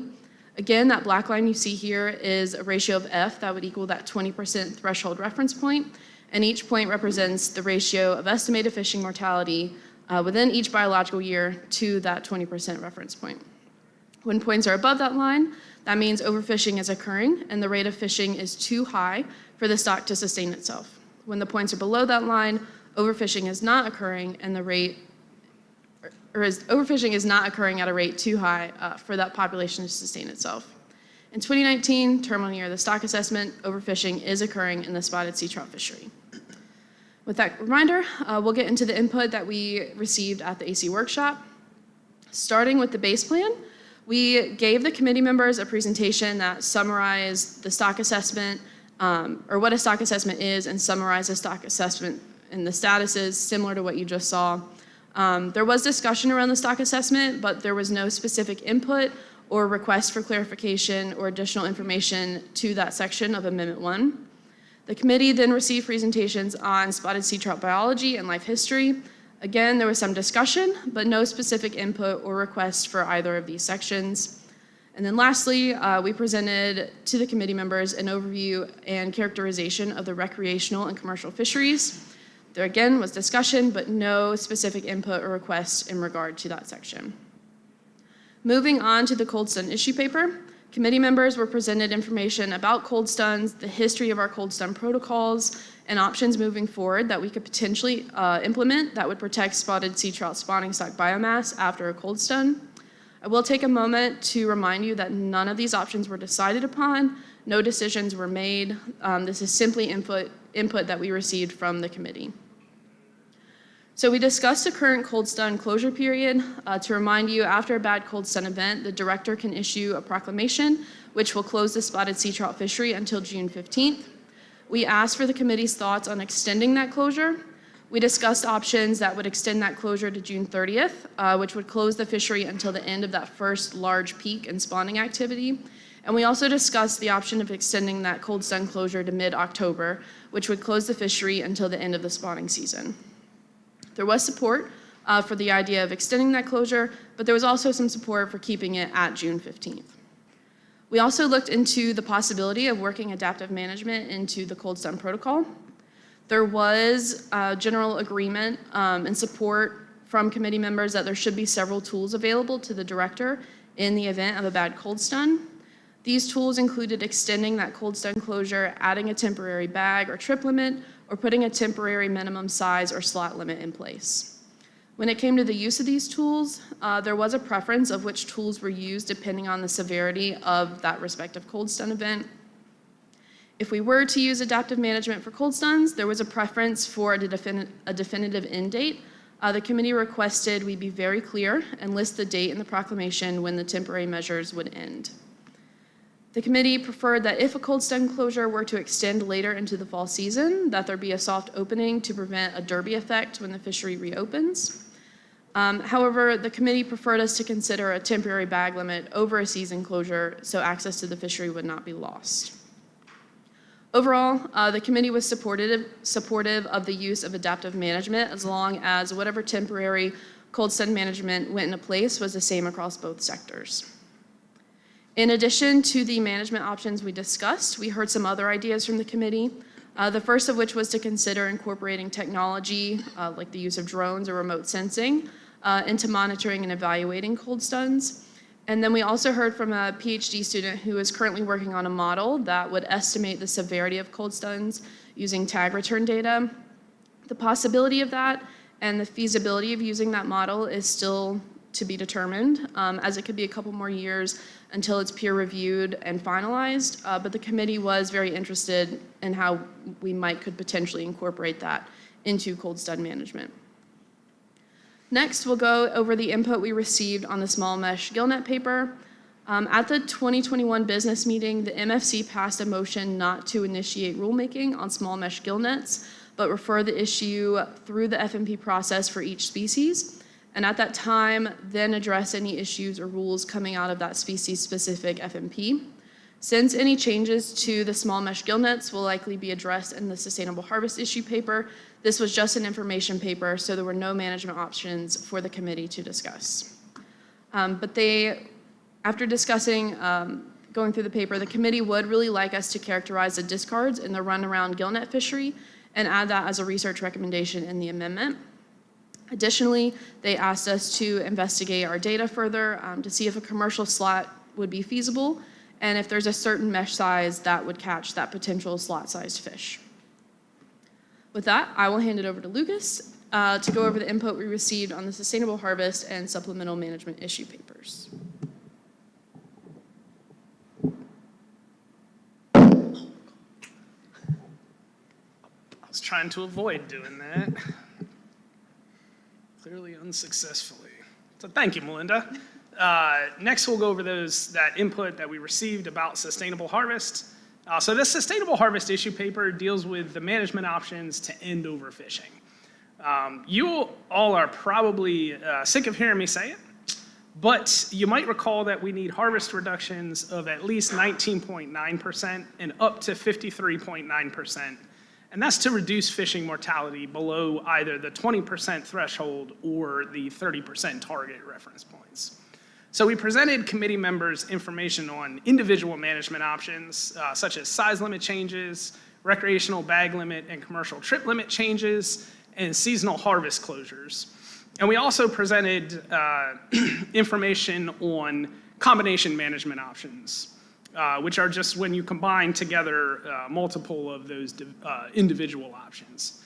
Sustainable harvest is really where the bulk of discussion during the AC workshop occurred. And I know Melinda mentioned this a couple times during her portion of the presentation, but I do want to remind everyone that this workshop was really about getting input from experienced stakeholders in the spotted sea trout fishery, both on the management options in Amendment 1 and also input to hear other ideas and options that committee members might have. So in other words, we really weren't trying to build a consensus and vote on management options.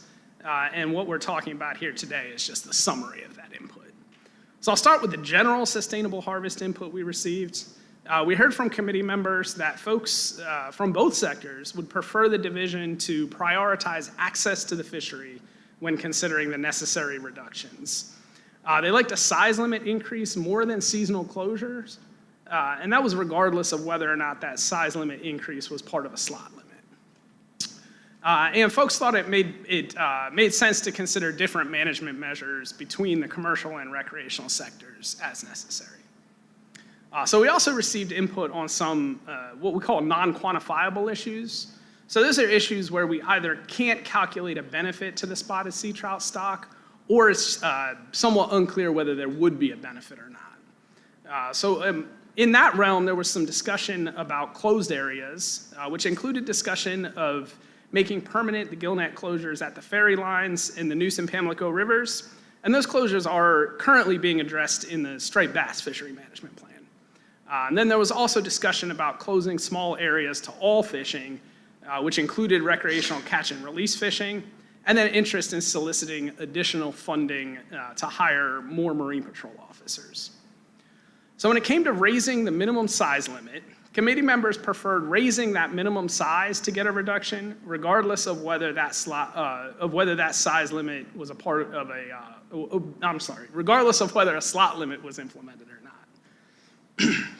And they asked staff to explore some specific slot limit ideas to calculate reductions from tighter slot limits than those that were already present in the sustainable harvest issue paper.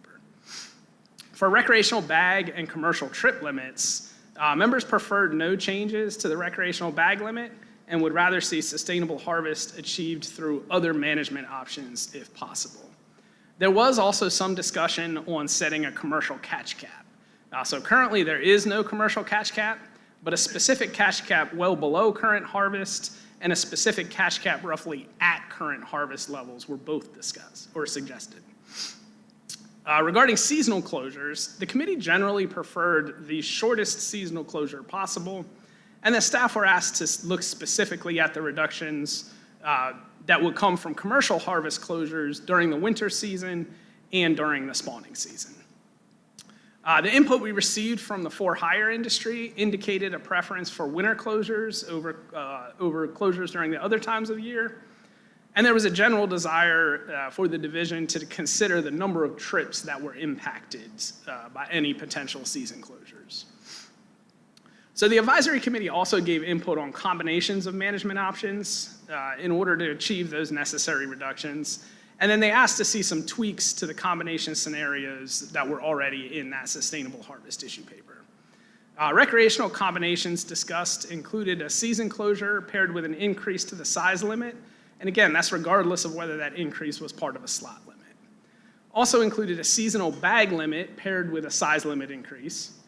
Again, regardless of whether that increase was part of a slot. You might sense a trend here.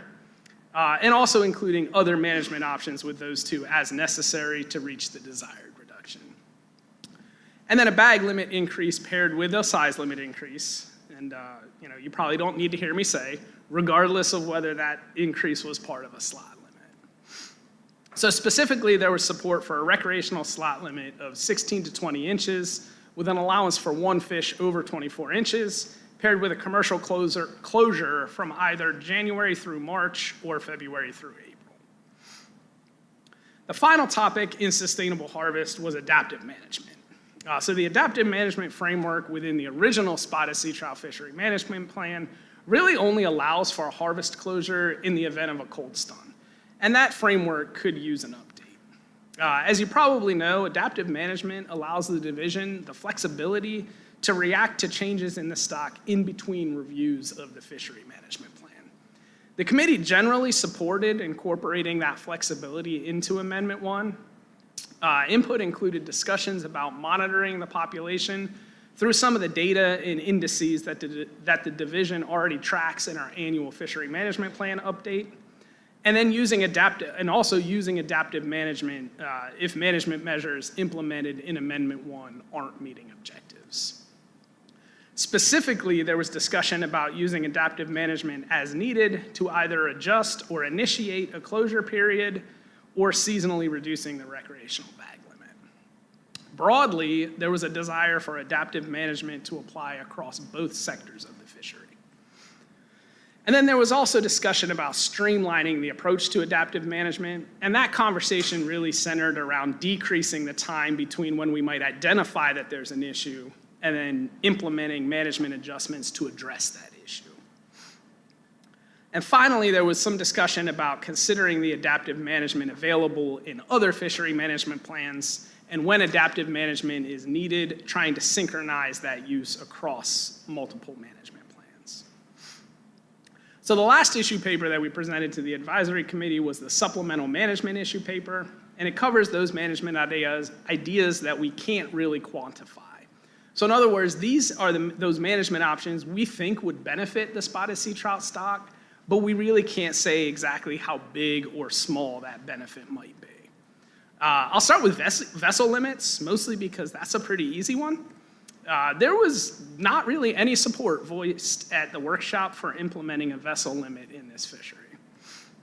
On a somewhat related topic, though, the committee was also presented with information about eliminating the for-hire captain and crew allowance. This allowance allows captains and mates to keep a recreational bag limit of spotted sea trout for their clients while they're on a for-hire trip. And other states like Florida and Louisiana have relatively recently implemented spotted sea trout management that eliminates that allowance. So there was some support for eliminating the captain crew allowance, including some support voiced from the for-hire industry. Much of that support was specific to the spotted sea trout fishery and not necessarily other fisheries. So the advisory committee also received information about the possibility of increasing the commercial hook and line trip limit. Currently, that commercial trip limit for spotted sea trout harvested by hook and line is the same as the recreational bag limit. In other words, 4 fish. There was a desire for further feedback and outreach prior to any implementation of an increase in the commercial spotted sea trout hook and line trip limit. But generally, there was a lot of support for this idea.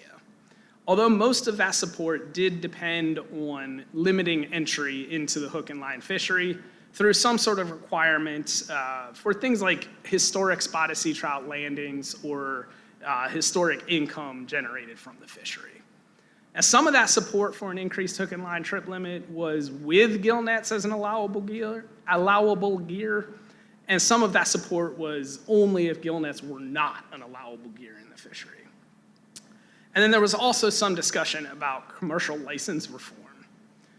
But broadly, with an increased trip limit, hook and line was viewed as a viable gear for commercial harvest of spotted sea trout, and it was thought that it would allow access to areas that are currently inaccessible to setting a net, either because of environmental conditions or regulations. The advisory committee also discussed the possibility of specific gear requirements in the fishery, and that included things like requiring circle hooks when fishing with live or natural baits, eliminating the use of treble hooks with live or natural baits, eliminating the use of treble hooks entirely, and requiring rubber landing nets when fishing for spotted sea trout. So committee input included a desire for increased ethical angling outreach before mandating any gear requirements. And it was suggested that the division's ethical angling outreach be short and make sure that it's in visible locations, and that our social media posts include more video. So then there was also some discussion about eliminating gigs as an allowable gear, as folks felt that gigs tend to target larger fish. So the final topic discussed by the advisory committee was actually brought up by one of the committee members, and that was fishing tournaments that are targeting spotted sea trout, and that discussion focused primarily on live release tournaments. So division staff shared some recent research which shows that live release tournaments can actually increase spotted sea trout discard mortality anywhere from almost 2 to 3 times that of traditional hook and line mortality. And then noted that the commission does not currently regulate tournaments, although such regulation would certainly fall under the commission's authority. And then many committee members mentioned that implementing a slot limit in Amendment 1 would likely change the behavior of those participating in these live release tournaments. So at this point, I'd just like to take a couple minutes or maybe less than a couple minutes even, just to remind everyone of where we are in this process of drafting the Amendment 1. So as you'll see over the next few slides, we are almost out of that development stage, which means I cannot emphasize enough that if there are additional management options or ideas that are not already included in the draft of Amendment 1 that you all would like us to consider, it really is vital that we hear those ideas either now or at least in the very near future, just so that we have enough time to fully consider them. To that point, the draft sections of Amendment 1 that were shared with the Spotted Sea Trout Advisory Committee prior to the workshop are on the DMF website, and that's under the Hot Topics section, but we've also included those links here. And I will say draft is the key word, because these drafts will potentially change based on the input we receive from the AC workshop, the input that we receive from you all today, and then input we receive from the public when the draft eventually goes out for public comment. And speaking of that public comment, we should be back in front of you at your August commission meeting to present a full draft of Amendment 1. And at that point, you'll have the opportunity to vote to send Amendment 1 out for public comment and review by the standing MFC advisory committees. Then we hope to be back in front of you again at your November commission meeting with a final version of Amendment 1. And at that point, you'll have the opportunity to vote to select your preferred management option, and the division will send Amendment 1 for legislative review. But thankfully today, there are no decisions to make. So if we have the time, we'd be happy to take some time to answer any questions you might have about the AC workshop or hear any management ideas you'd like us to consider. And I probably sound like a broken record at this point, but I really can't overemphasize how important it is to hear those management options as early as possible. The earlier we hear those ideas, the more time that Melinda, Jason, and I have to fully explore them and make sure that we can really give them their due. But we're happy to answer questions if you Questions and comments? Yes. Commissioner Gardner. Thank you. I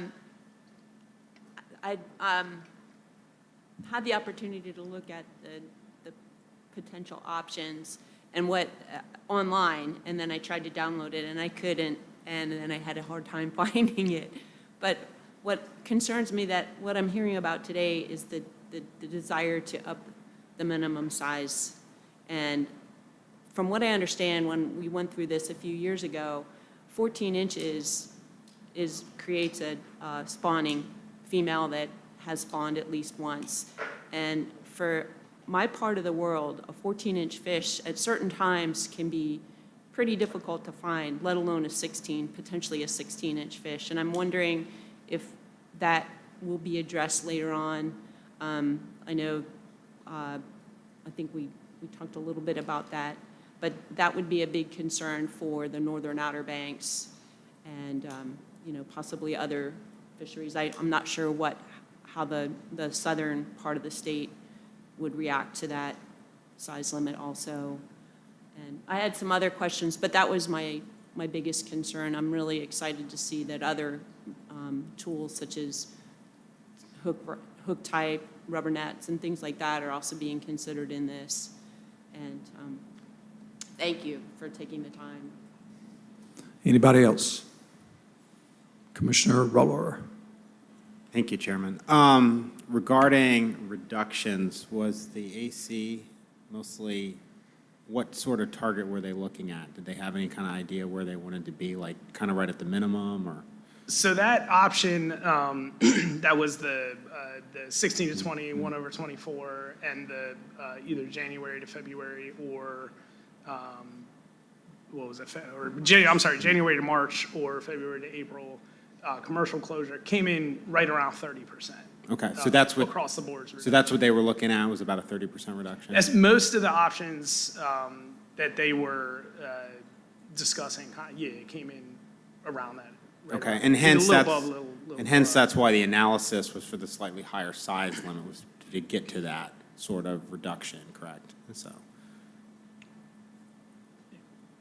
I'm sorry, I'm not sure. So as part, when we're trying to have a reduction, that's part of the reduction in order to do that was to raise the size limit, correct? Yeah. And a lot of that on the recreational side is coming from, most of that reduction is coming from those, with a 16-inch size limit, will be coming from 14 and 15-inch. Yeah, that's what I was getting at. Thank you for that.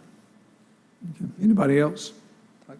Commissioner Gardner? Just getting back to that size, what kind of dead discard would you be looking at with that jump in size from 14 to 16? So it was certainly increased dead discards. Now, I do think you're taking, of those 14 and 15 inch fish that are currently harvested, you're turning about 90% of them are, so like the discard rate, we would assume about 10% of discarded fish on average ultimately die. Now that depends on a lot of things like handling time, hooking location. Those really seem to be the two big ones. But the majority of that reduction would not turn into dead discards. But you're absolutely right, and you're right too when you said that the current size limit is pretty much sitting right at L100. Anybody else? Commissioner Bethea. Thank you, Chairman. Just for my knowledge on the dead discards, do bigger fish and I guess theoretically older fish, are they hardier when you discard them? So I don't think, I don't recall 100% off the top of my head, but I'm pretty sure in our, the project that happened here in North Carolina, I don't think size was a significant factor in whether fish died or not. Okay, anybody else? One thing I have, I'm a big opponent of treble hooks, be it used in a live shrimp or on a mirror lure. If you catch a 12-inch speckled trout on a treble hook, it's dead. So I would like that to be strongly considered not to allow treble hooks in any form or fashion. Okay, thank you for your presentation.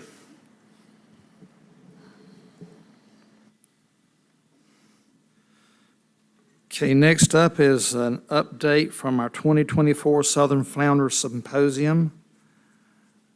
Ann, Holly, who we got here today? Here we go.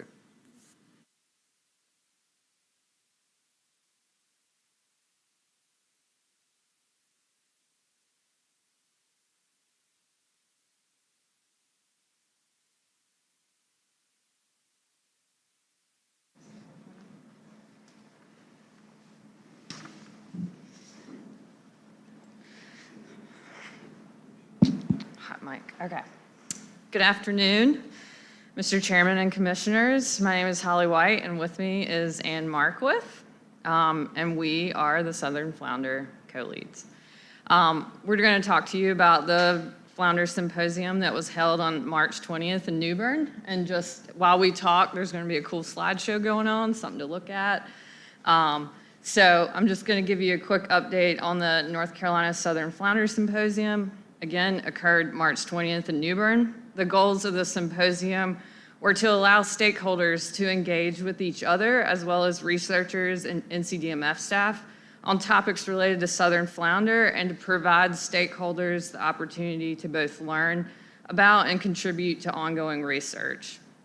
133 people attended the event, and this includes the public, DMF staff, and invited speakers. We had researchers from UNCW, ECU, VEMS, which were Drs. Fred Scharf, Martin Posey, Rebecca Ash, and Shelby White, and they presented on their work concerning southern flounder. And we also had NCDMF staff, Amy Staples and Dr. CJ Schlick, give talks on tagging and stock assessment needs.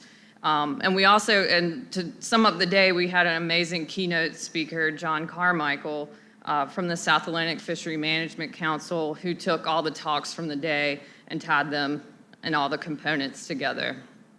All talks are now available on our YouTube page. And the symposium also featured an interactive poster session, which provided an opportunity for attendees to interact with DMF staff and university researchers who created posters to highlight southern flounder data and research specific to North Carolina. There were extended breaks built in throughout the day, and we were thrilled to see all the engaging interaction among the participants, staff, researchers, as you can see in these wonderful photos. An exit survey was shared at the conclusion of the symposium, and that was only open to the members of the public that attended. And 77% of the public who attended completed the survey, and I just wanted to review a bit of those fantastic results with you. So 83% of the survey respondents attended all sessions, so they were there morning to late afternoon. 98% agreed or strongly agreed that they found the symposium informative. 100% agreed or strongly agreed that they would recommend the symposium to others. And 100% agreed or strongly agreed that they would attend another symposium in the future. Additionally, another bonus of the symposium was 7 attendees have reached out to Amy Staples, who's our multi-species tagging program biologist lead, with interest to either become a volunteer tagger or to have her come and speak to their respective fishing clubs. I don't think any of y'all were able to attend the event, but it was well received and incredibly informative, and it's quite honestly one of the most positive experiences we've had with flounder in a while. And so we've attempted today to recreate some of the specialness of that event by bringing the poster session to you. And so I hope you've had the time today to check out the posters and have the opportunity to talk with the biologist or technician standing with the posters about the programs they lead and how the data is collected and used. And finally, we still are going to maintain our symposium page, so that's most easily found through the Hot Topics page. And we're going to keep that up, and it's going to house, well, right now it has everything, the presentations, the PDFs of the presentations. So I really encourage you guys to go there, check it out. And it was really cool. Any questions or comments? We were going to take a break now to go out and take a look at everything, but I did that earlier in the day because it just worked better in the flow of the meeting. But great presentation. Thank y'all very much.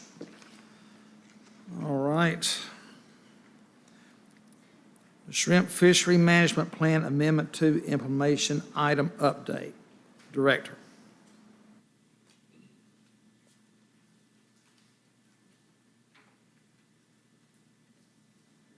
Thank you, Mr. Chairman. Sorry. I did want to say, as Ann and Holly are sitting down, just to thank them for the work that went into putting this symposium together. You just can't imagine how much legwork it takes and how much dedication it takes, and that's outside of their real job. So I really appreciate them and all the work that they did and all the staff that helped man the symposium as well. And I thought it was absolutely a great day, and you learn so much about flounder, and I think that's what keeps us in this business. There's always an opportunity to learn from other people and collaborate. And thank you, Ann and Holly, very much for putting that together. It was a good success. So I'm going to cover the submerged aquatic vegetation protection through shrimp trawl area closures issue a little bit with the commission. I just want to remind the commission that this issue was a selected management strategy from the Shrimp FMP Amendment 2, and it was part of your adaptive management. At your February meeting, you approved our request to take this issue out for additional AC and public comment. And I'm going to give just a very brief overview of what that public comment was. And then we are looking for support from the commission to kind of reapproach this topic. And I will get to that in just a minute, a little bit more detail about that. So staff took this issue to the Habitat and Water Quality, the Southern, Northern, and Shellfish Crustacean Advisory Committees. We also had a small meeting with a group of core sound shrimpers to discuss their thoughts about the issue and concerns about some of the closure recommendations. And I would like to just thank them for that and all of the folks that showed up for the AC meetings and the public. The small group meeting was prompted by the small group reaching out to the division. And I really do appreciate that. And I want to just recognize how important it is for us to meet the stakeholders where they are and sit down and talk to them. And we are more than happy to do that. And I sit up here all the time and complain about the resources that we don't have. And that's still applicable. And it makes it really hard on us. But it is worth every second of it. And you know, with Commissioner Blanton talking about trying to get away from the norm for blue crabs, you know, I think working with the stakeholders like that is the way to do that. And we certainly recognize that, and we're making an effort to try and change the way we work with stakeholders, not just through the advisory committee process, but other small meetings like that where we think are very productive. So anyway, in general, there was a significant lack of support for the shrimp trawl closures in SAV and SAV habitat that the division had drafted. There was a lot of concern expressed about the closures being in areas that are too deep for SAV to grow and also areas too shallow for shrimp trawling. So they were questioning the need, there was a lot of questioning for the need for those areas to be closed. There was concern from all groups regarding the ability to monitor and determine if these closures are having a positive or negative or no impact on SAV. And there was also concern about other bottom disturbing gears on SAV and what are the impacts of that. So we totally recognize those things. One of the key things, though, I think that is unusual in fisheries is that there was a overwhelming recognition of the importance of SAV and the importance to protect SAV. So we know that we have the right issue, you know, in our windshield for sure. So after internal discussions following the AC input, the division would like to get this commission's approval to readdress the issue of SAV and SAV habitat protection in a more comprehensive approach as deemed appropriate and feasible by DMF in accordance with the CHIP. And really, we came out of the gate with a very narrow focus just on shrimp trawls, and we would just, we really want to broaden the discussion about SAV and SAV habitat specifically, and we want to lift this topic out of the shrimp amendment and continue development of an issue paper that will address the impacts to SAV and SAV habitats in a broader view, in accordance with the CHIP, and focusing on the items that this commission has the authority to regulate. So that is kind of what we want to do. We will, I don't think this will delay we will be back to this commission at every meeting with an update until which time there is a recommendation to offer or, an action item for this commission to take. So we have kind of a draft motion that we've kind of worked on a little bit, and it is something that we've worked on, and Catherine, do you want to put the draft motion up, or whoever, if that is okay with the commission? And again, this is totally up to the commission. If this commission wants us to keep going down the path we're going and bring back recommendations for you to consider based on all the information we've gathered to this point, that is certainly within the purview of this commission, and we will do that if that's what this commission would like for us to do. If the commission supports this motion, like I said, we will be back in August with an update of how we're proceeding, and every meeting, we will update you at every meeting to make sure that everybody's on the same page of how we're proceeding and how those discussions might be going. Please, everybody, read this motion and make sure you understand it. And if there's any questions or comments about this, we can go ahead and hear those now.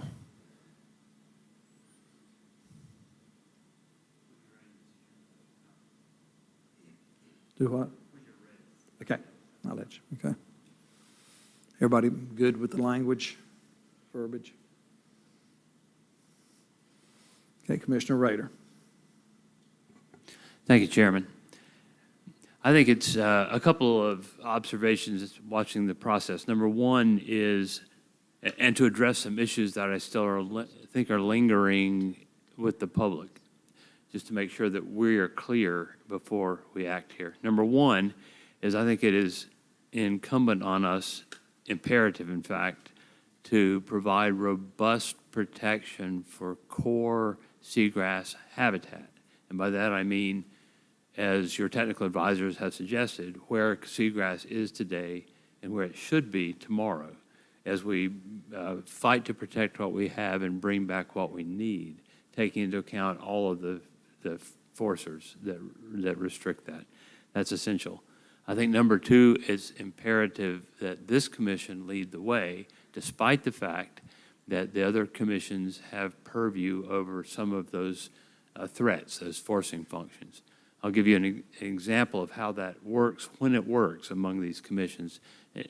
Go back to the days of primary and secondary nursery areas. Before those existed, we knew where they were, but there was no set of mechanisms that would bring that knowledge into a complicated governance perspective among commissions. By identifying primary and secondary nursery areas based on the best available science, having those designated formally, and then brought to the Environmental Management Commission to be able to add on to that the water quality standards that are needed, and then to have the Coastal Resources Commission, the third of the CHIP commissions, to then begin to look at land use management within the watersheds that drain down to those nursery areas. We were able to get the three commissions working as a CHIP was originally designed, and I know because I was there, towards a common goal. And in fact, that interaction was so successful that it then resonated, as Commissioner Roller knows, through the South Atlantic Council and their move forward to designate essential fish habitat under the federal programs and EFH habitat areas of particular concern under federal programs. And that in turn ramifies up to the way that federal decision-making and funding and other things goes forward. So I think in terms of in my view, it's a red herring that there are other threats and that it's incumbent on us to go forward protecting these key sites against the threats that we know exist and that are, in fact, under our purview. And that allows us then to pressure, if we can, influence, if we must, the other commissions to do their job concomitantly. I'll just observe that they, for instance, the EMC is moving forward on putting both nutrient and water clarity, meaning sediment, standards in place for those areas that need protecting, including seagrass habitat. And so I think it's incumbent on us to act appropriately to get that ball rolling. And if we do not, it will not roll. And we will be blamed for failure to move forward now when it is critical. That said, it is not abundantly clear to me, and I'm ultimately going to support the director more or less in her request. It's not clear to me that a director's action is an adequate start to get that ball rolling, because a proclamation could be undone in the same way that it is done. And in that sense, the need for investment by the three commissions together, coordinating on CHIP actions, is not necessarily, it doesn't bring the same impetus, I think, that a more concerted commitment to protect core areas might. And so what I hope that the division staff will do is look at those tools currently in your toolbox, including this odd trade-off between protecting areas under a single FMP that provide key ecological benefits across many FMPs versus another tool that might already be in the toolbox for instance, protection of special secondary nursery areas, only some of which, if I have it right, I'm not sure about this, only some of which are actually currently protected against trawling and other bottom disturbing gears. So if I were actually doing this from scratch, I think I might propose instead, a special area designation where core habitats, including seagrass habitats with or without grass today, and we can talk about what the right depths are and all of those things, are adequately protected against all fishing-related bottom disturbing activities by us because it's in our purview, against all non-fishing related bottom disturbing gears, wherever those reside. And it may be that there's some key problems there. One of them is prop scarring by recreational boats, which I think everyone knows is a major issue here. And then third, the non-water, non-direct, indirect effects from water quality and or land use change and those kinds of things. So what I hope that the staff can bring back to us is a recommendation about what we can and should do now in that context. And it might be that part of that resides in the shrimp plan in itself, in the oyster and hard clam plan by itself, in one of the other plans by themselves, or by, in fact, amending 2 or 3 FMPs together to create these zones, let's just call it seagrass habitat, designated seagrass habitat zones protected against all bottom disturbing fishing gears with that are maybe more carefully delineated than the maps that we saw at the beginning. Now, I'm sorry about the speech. I didn't mean to do that. But I think it's imperative that we act, but it's also important that we act appropriately to get the job done most effectively. I think the staff should have the opportunity to clarify some of those issues for us.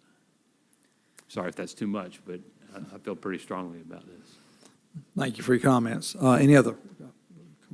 Commissioner Corbett. So I did one of the, I guess it was 2 bottom disturbing gear sea grant projects. And we used all kinds of stuff, anything from bricks tied to a rope all the way up to boat props. The worst bottom disturbing gear we had with everything we did, and we did a lot, was a boat prop. So we need to be careful when we say, you know what, we need to close that area to all bottom disturbing gear, because when they go back and grab those research grants, then you're going to prohibit what area you're doing to all boat traffic. And right now, I can take you to Becky's Creek where 5 years ago there wasn't a blade of grass, and I crabbed through there every other day along with 2 other guys. And it's so thick through there now, sometimes you can't run your stern motor through it, okay? So obviously that prop riding through there hasn't hurt it at all, because it's been growing better every year for the last 5 years. So I'm a little skeptical on the whole bottom disturbing gear killing SAV grass thing. And until somebody goes out there and proves to me that where I'm riding every day and see it growing thicker and thicker instead of dying, then you're going to have a tough time convincing me. If I could, Mr. Chairman, just in response. Yes, please. And to be clear, I wasn't jumping to the end game of prohibiting each and every one of those activities throughout, but rather looking at where the governance lies for best management, given the end game of protecting in the long term the value of those habitats for the resources that we're obliged under the law to protect. And so I think we need a set of broader recommendations to protect those goods and services that we're obligated to. So don't misunderstand what I'm suggesting. Actually, I don't think we have the authority to prohibit, well, I don't know. Do we have the authority to prohibit non-fishing related boats? I doubt it. I don't think we do. I don't think we do. In fact, I don't think we have the authority to limit fishing boats, but we have the authority to limit what's done on a fishing boat. Yes, Director. Mr. Chairman, too, and I just wanted to cover kind of how I envision this moving forward would be a issue paper that is not inside the shrimp F&P with a broader focus, but it would include any items relative to strictly SAV and SAV habitat and protecting that habitat that this commission has the authority to do. And that could likely lead to rulemaking under this commission's authority. And that's kind of how I envision this. Dr. Rader, to your point about how would this work, and I think that we can get it done in that setting. But certainly we've got a lot of discussions to do internally. I do think that we're pretty close as far as the area identifications. A lot of work has been put into this issue by staff, identifying the areas and putting that information together. So I think, we've got a lot of work set for that. So I think that just a little bit of a broader look at this, but strictly focused on what the Marine Fisheries Commission can do and what their authority would address is where we're trying to go with this, but outside of the shrimp FMP. Right. Okay, any other questions? Commissioner Blanton. No real question, but comments based on this issue.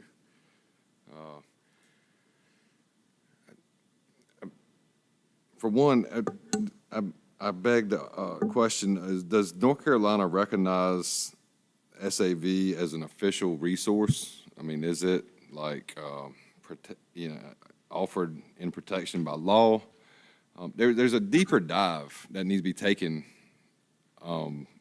just to clarify what is the resource, is the SAV considered a resource to the state of North Carolina first? There was no evidence truly brought to anybody, after, especially after chairing a committee and sitting here listening to, what it was that, was brought to us, that shrimp trawls were a big hindrance to, SAV and whatnot, and that shrimpers were acting out of line to, that were and purposely disturbing SAV. I've heard the complete opposite, that, it's a big deal to stay away from it, to be effective in their ability to trawl efficiently and to catch shrimp. I don't disagree. I think over the time that I've sat in this commission, I've spoke out about SAV plenty of times. I've witnessed SAV leave. I've witnessed it come back. Just the other day, it blew hard in the sound. I mean, pretty hard. And there, if you look, days after, there's grass floating all in the water column everywhere. Mother Nature tears its own self up a lot of times. And I believe that's a process that Mother Nature goes through to distribute seed, to cultivate itself. There are just a lot of questions about SAV that I don't have clarification on. And I'm not sure that, we all have that, clarification of where it's at.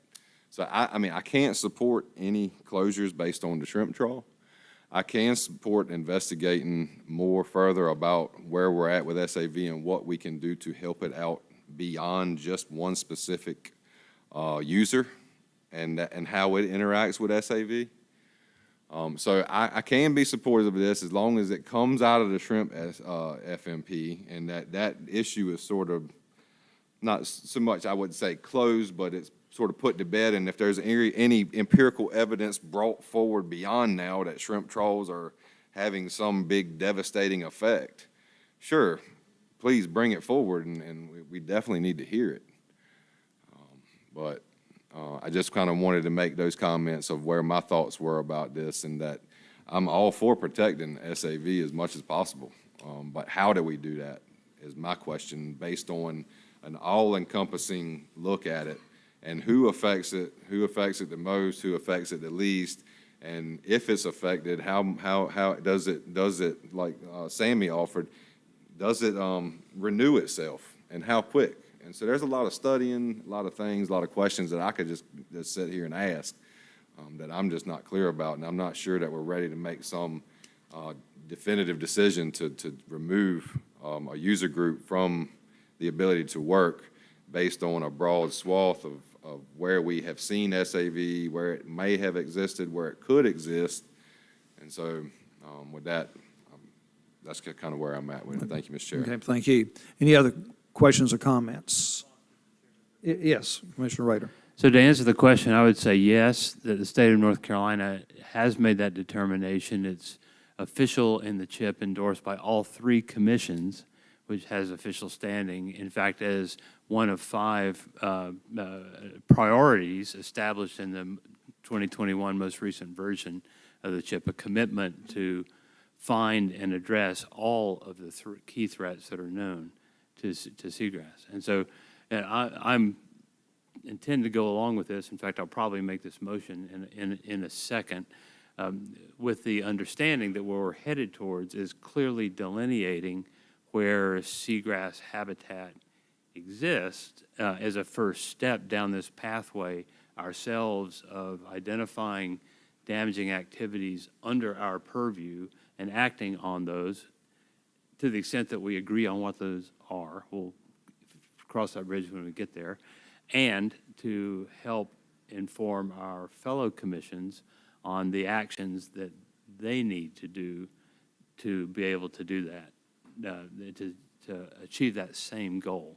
So we can debate and help improve the nature of science to make those determinations and all those kinds of things. But I think the first step is some clear delineation of what it is we're protecting. Seagrass, that's way too broad. Actually, seagrass habitat, even with the great work that's already been done, probably needs some clarification so that we all agree what it is we're protecting under the aegis of the CHIP, and then we can move forward with that protection. So having said that, would you like me to go forward, or do you have some? Okay, Director. Yeah, I appreciate both of those comments from y'all. And I will say that we had kind of Steve and I had a little offline discussion earlier about this. And what you'll likely see from us at the August meeting is one thing we didn't do to preface this issue is to talk about the very things that everybody is talking about. What do we know about SAV? What are the importance? What is the CHIP currently doing? What does the science say? What does the science not say? Because I think that is important to the stakeholders as well, and to have a discussion about how you deal with that piece of it. So I think, based on our discussion, coming back to the commission with a detailed presentation on everything SAV, not to talk about closing anything or making any recommendations in August, but just to have a presentation to go over the issue and the science behind it. And I think that would be a good start to reevaluating this issue a little bit. All right, any other? Commissioner Bethea. Thank you, Chairman. Just one comment and then just a clarification question. I just want to say that that the division, I really appreciate the division meeting with stakeholders and also listening to the stakeholders. And I know a lot of stakeholders have really appreciated that, and I think it's done good for the commission or for the division to build some trust back, especially around shrimping. So I just want to say that. Thank you very much. The second part is I just want to be really clear because it's a long motion. I want to, I guess, get clarification. Does this remove the SAV aspect from the shrimp FMP? The only thing that this removes is that specific motion that asks us to address SAV and SAV habitat. That is all that it would just pluck that out of that amendment, and we would address it elsewhere. And really, this is it's kind of like paperwork, kind of housekeeping for us, so that when we get ready to revisit the shrimp FMP in 2027, and we see that motion there, that we know that we have addressed that motion in this plan, and we don't have to deal with that particular motion in 2027. So it really is kind of a housekeeping item for us that we would like to look at this a broader focus and not so narrow as just to shrimp trawling. But to be clear, it does not amend the plan. The plan exists. What it does is it concludes the move to ask the director to use her prerogative under the adaptive management framework within that plan to address this issue. So it doesn't change the plan at all. What it The answer is yes. It could not. Okay. Yeah, thank you, Chairman. Thank Dr. Rader. And I just want to be clear and on record, this would, the people that are making a living from the shrimping, they're not, with this motion, they're not going to have to worry about being shut down over SAV. Is that clear? So I just want to be really clear that this motion, what this motion does is gives support from the commission for us to examine this issue in a more comprehensive view. Where we end up with this, there may be recommendations at the table to close certain areas to protect SAV. I can't say that that won't be part of the end product of this. I mean, it absolutely, very likely will. Right. I mean, we're doing that right now, right? Or that's kind of why we're even here is that, but without any data. So I don't know. I'm sorry, Mr. Chairman. Go Is this ahead. okay? Yeah. We're removing this from the shrimp FMP, the concern about SAV. Okay. Now, when they start addressing SAV in the broad sense, there may be some parts of shrimp trawling that will be affected by it at that time, but at this time, it will not. Is that a good way of describing it? Yes, that's correct. This motion does not close any areas or it does not address any closures or any other protective measures for SAV or SAV habitat. Right. At this time? That's correct. Right. Okay. Yeah. Mr. Rader, did you have? Yeah, sorry. Yeah, all I was going to say is, I mean, I heard, as I know you all did, from abundant citizens over this matter, and I think there's 80, I use the number 80%, but that's a baloney. No, I don't know what the number is. There's including among many, especially smaller scale shrimpers whose livelihood depends upon the health of SAV and really want to see this done right and to move forward. I think there's an 80% agreement over where those core areas are, and perhaps if we could, among other things, clarify what those are and then agree on what the right mechanism would be. I don't know if it would be an amendment to the shrimp plan or something else. Might be a habitat-based amendment that addresses all the FMPs or other things. It might use the existing special secondary management areas regulation, which already exists, and amend that. Anyway, there's a variety of ways to identify what's needed, management that's needed, and then in place those from a governance perspective. But I hate to throw out the 80% agreement, and it seems to me like it's a pretty profound 80% agreement.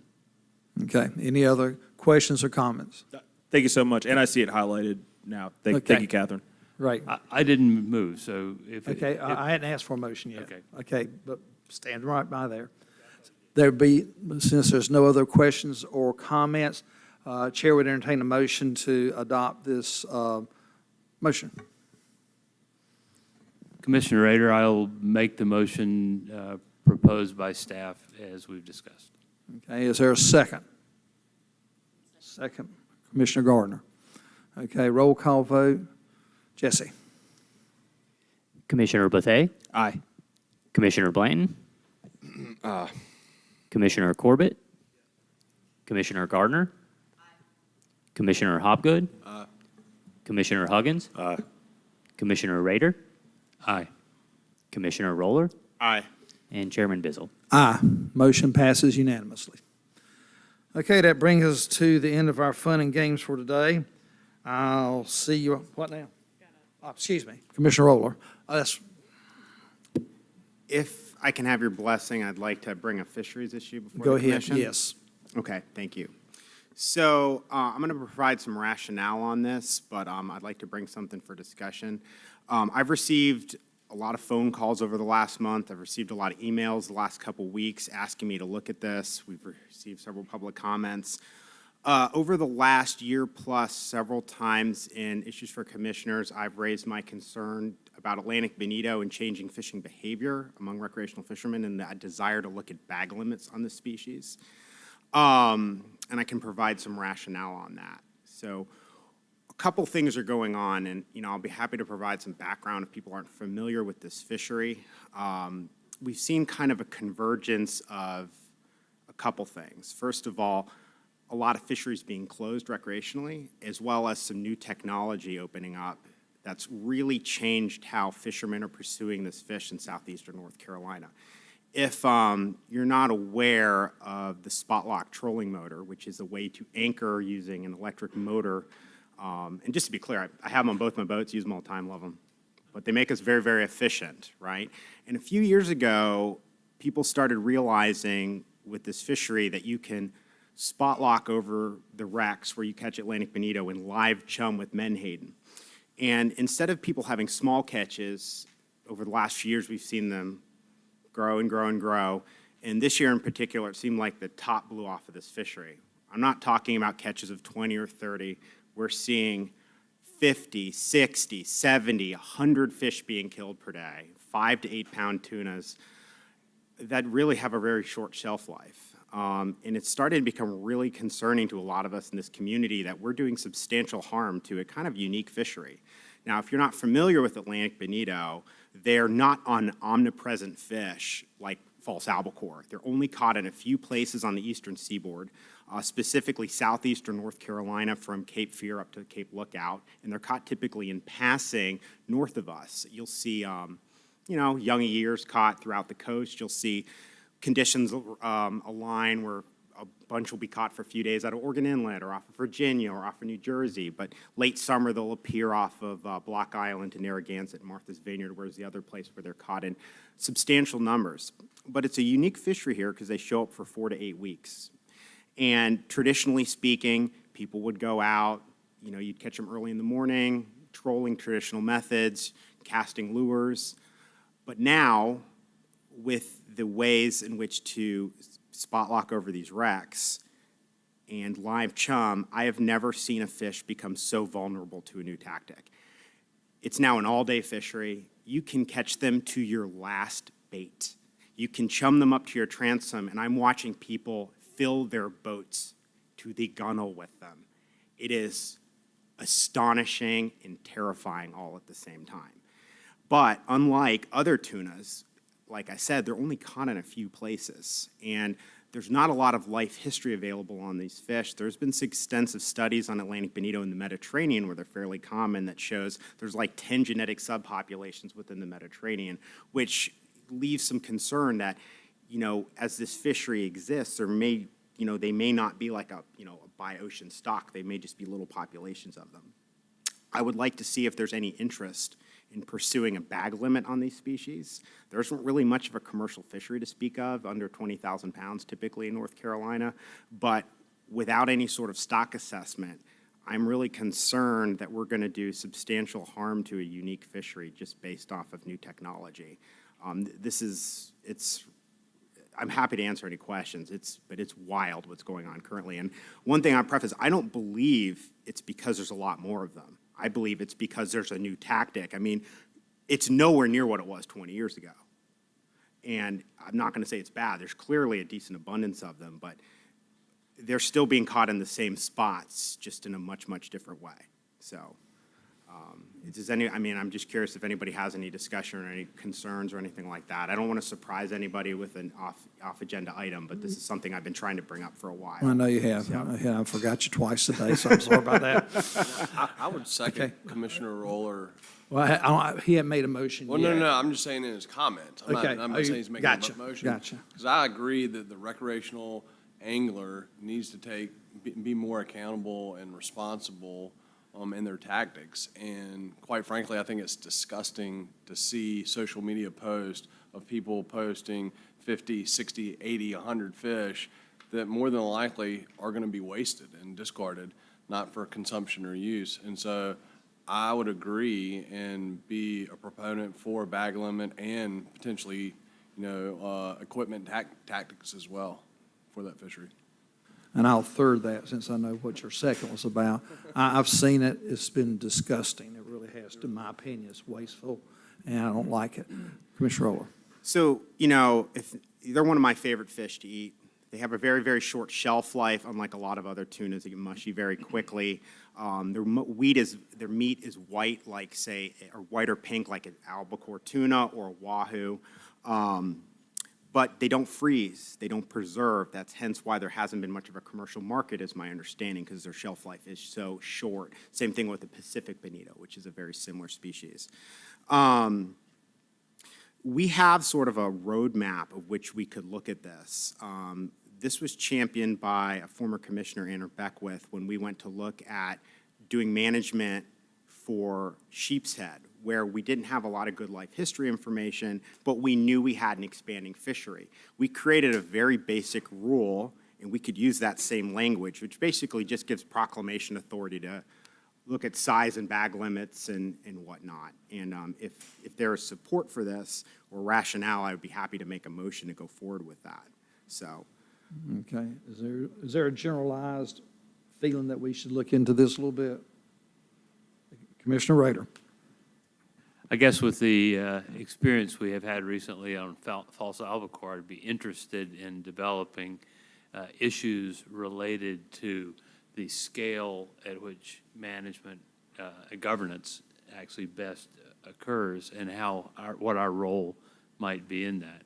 I mean, I think I supported before the development of a small pelagics, FMP or something like that. But even that, because of the onshore-offshore dynamics, we'd have to, and I don't know anything at all about Atlantic bonitas. So. Commissioner Blanton. I could support learning more about this. I'm unfamiliar with the fishery altogether, but I don't like the word waste. It's waste. That bothers me. I think a resource should be as useful as it is allowed to be, and so wasteful practices I cannot get behind. So I could support learning more about this. Okay. Commissioner Roller. So, yeah, and I mean, on the waste, I've seen them discarded at boat ramps uncleaned. I found floating carcasses. We have a lot of reports of that. So I'm trying to think here how we should proceed. We'll learn more. But I will say, Commissioner Rader, that unlike false albacore, they're not caught in many places. And we've had some discussions about, is MREP even capturing this fishery?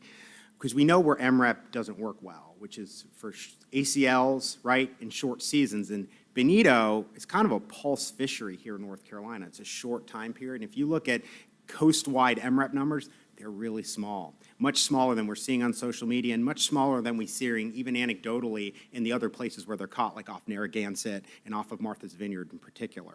So you're right in where we have to see where we are in relation to this. But what I'm trying to do as a commissioner is get ahead of what is clearly a really big problem. And, false albacore, given our recent experience, I think it's important to point out there's millions of pounds of harvests of those. There's a big commercial fishery and a bait fishery. There's a big recreational fishery that's mostly discards because we don't eat them. This is a very, very different animal. And I'd like to try to get ahead of it, knowing that North Carolina is one of the few places that they're caught, right? So what I would propose is as a motion is that we bring some rule language forward and maybe just some general landings information using the sheep's head language, the sheep's head rule. Okay. So you made that into a formal motion. Mm-hmm. Okay. So make it, you want me to make it, or was that clear enough? So. Catherine, was that clear enough? Okay, I'll clear it up. Help her out. Clear it up. I move that we bring. I might need help, Catherine. Okay. Using the sheep's head rule.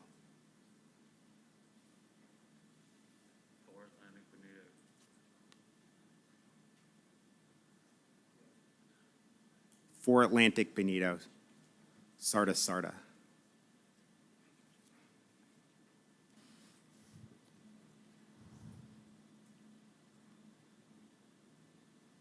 Okay.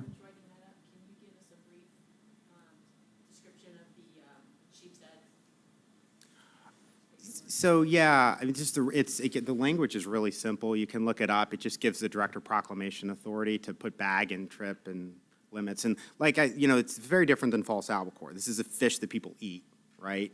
And so, I think when we look at false albacore, we say, wow, we're a smaller part of the pie in a bigger coastal fishery, right? We don't really know we're at this fishery. And I think what's unique about it is it's only caught in a few places, right? So, but it's very simple. I think it's like, what is it? It's bag size season trip. But I mean, just to be clear, I think all we really need to look at here is like all I'm interested in, I'm curious what the commission thinks, is bag, vessel, and trip limit, Equipment. Okay, you got a question? Yeah, what about Equipment or the, tactics? I mean, potential as well? equipment and tactics. what about the commercial side?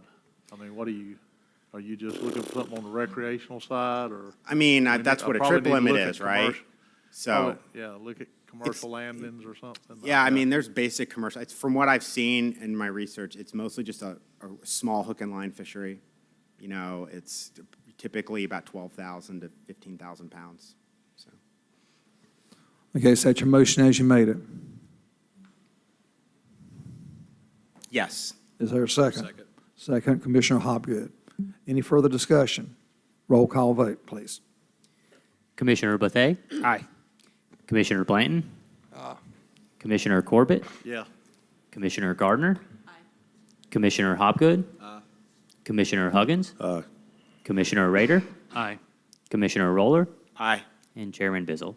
Aye. Motion passes unanimously. Director.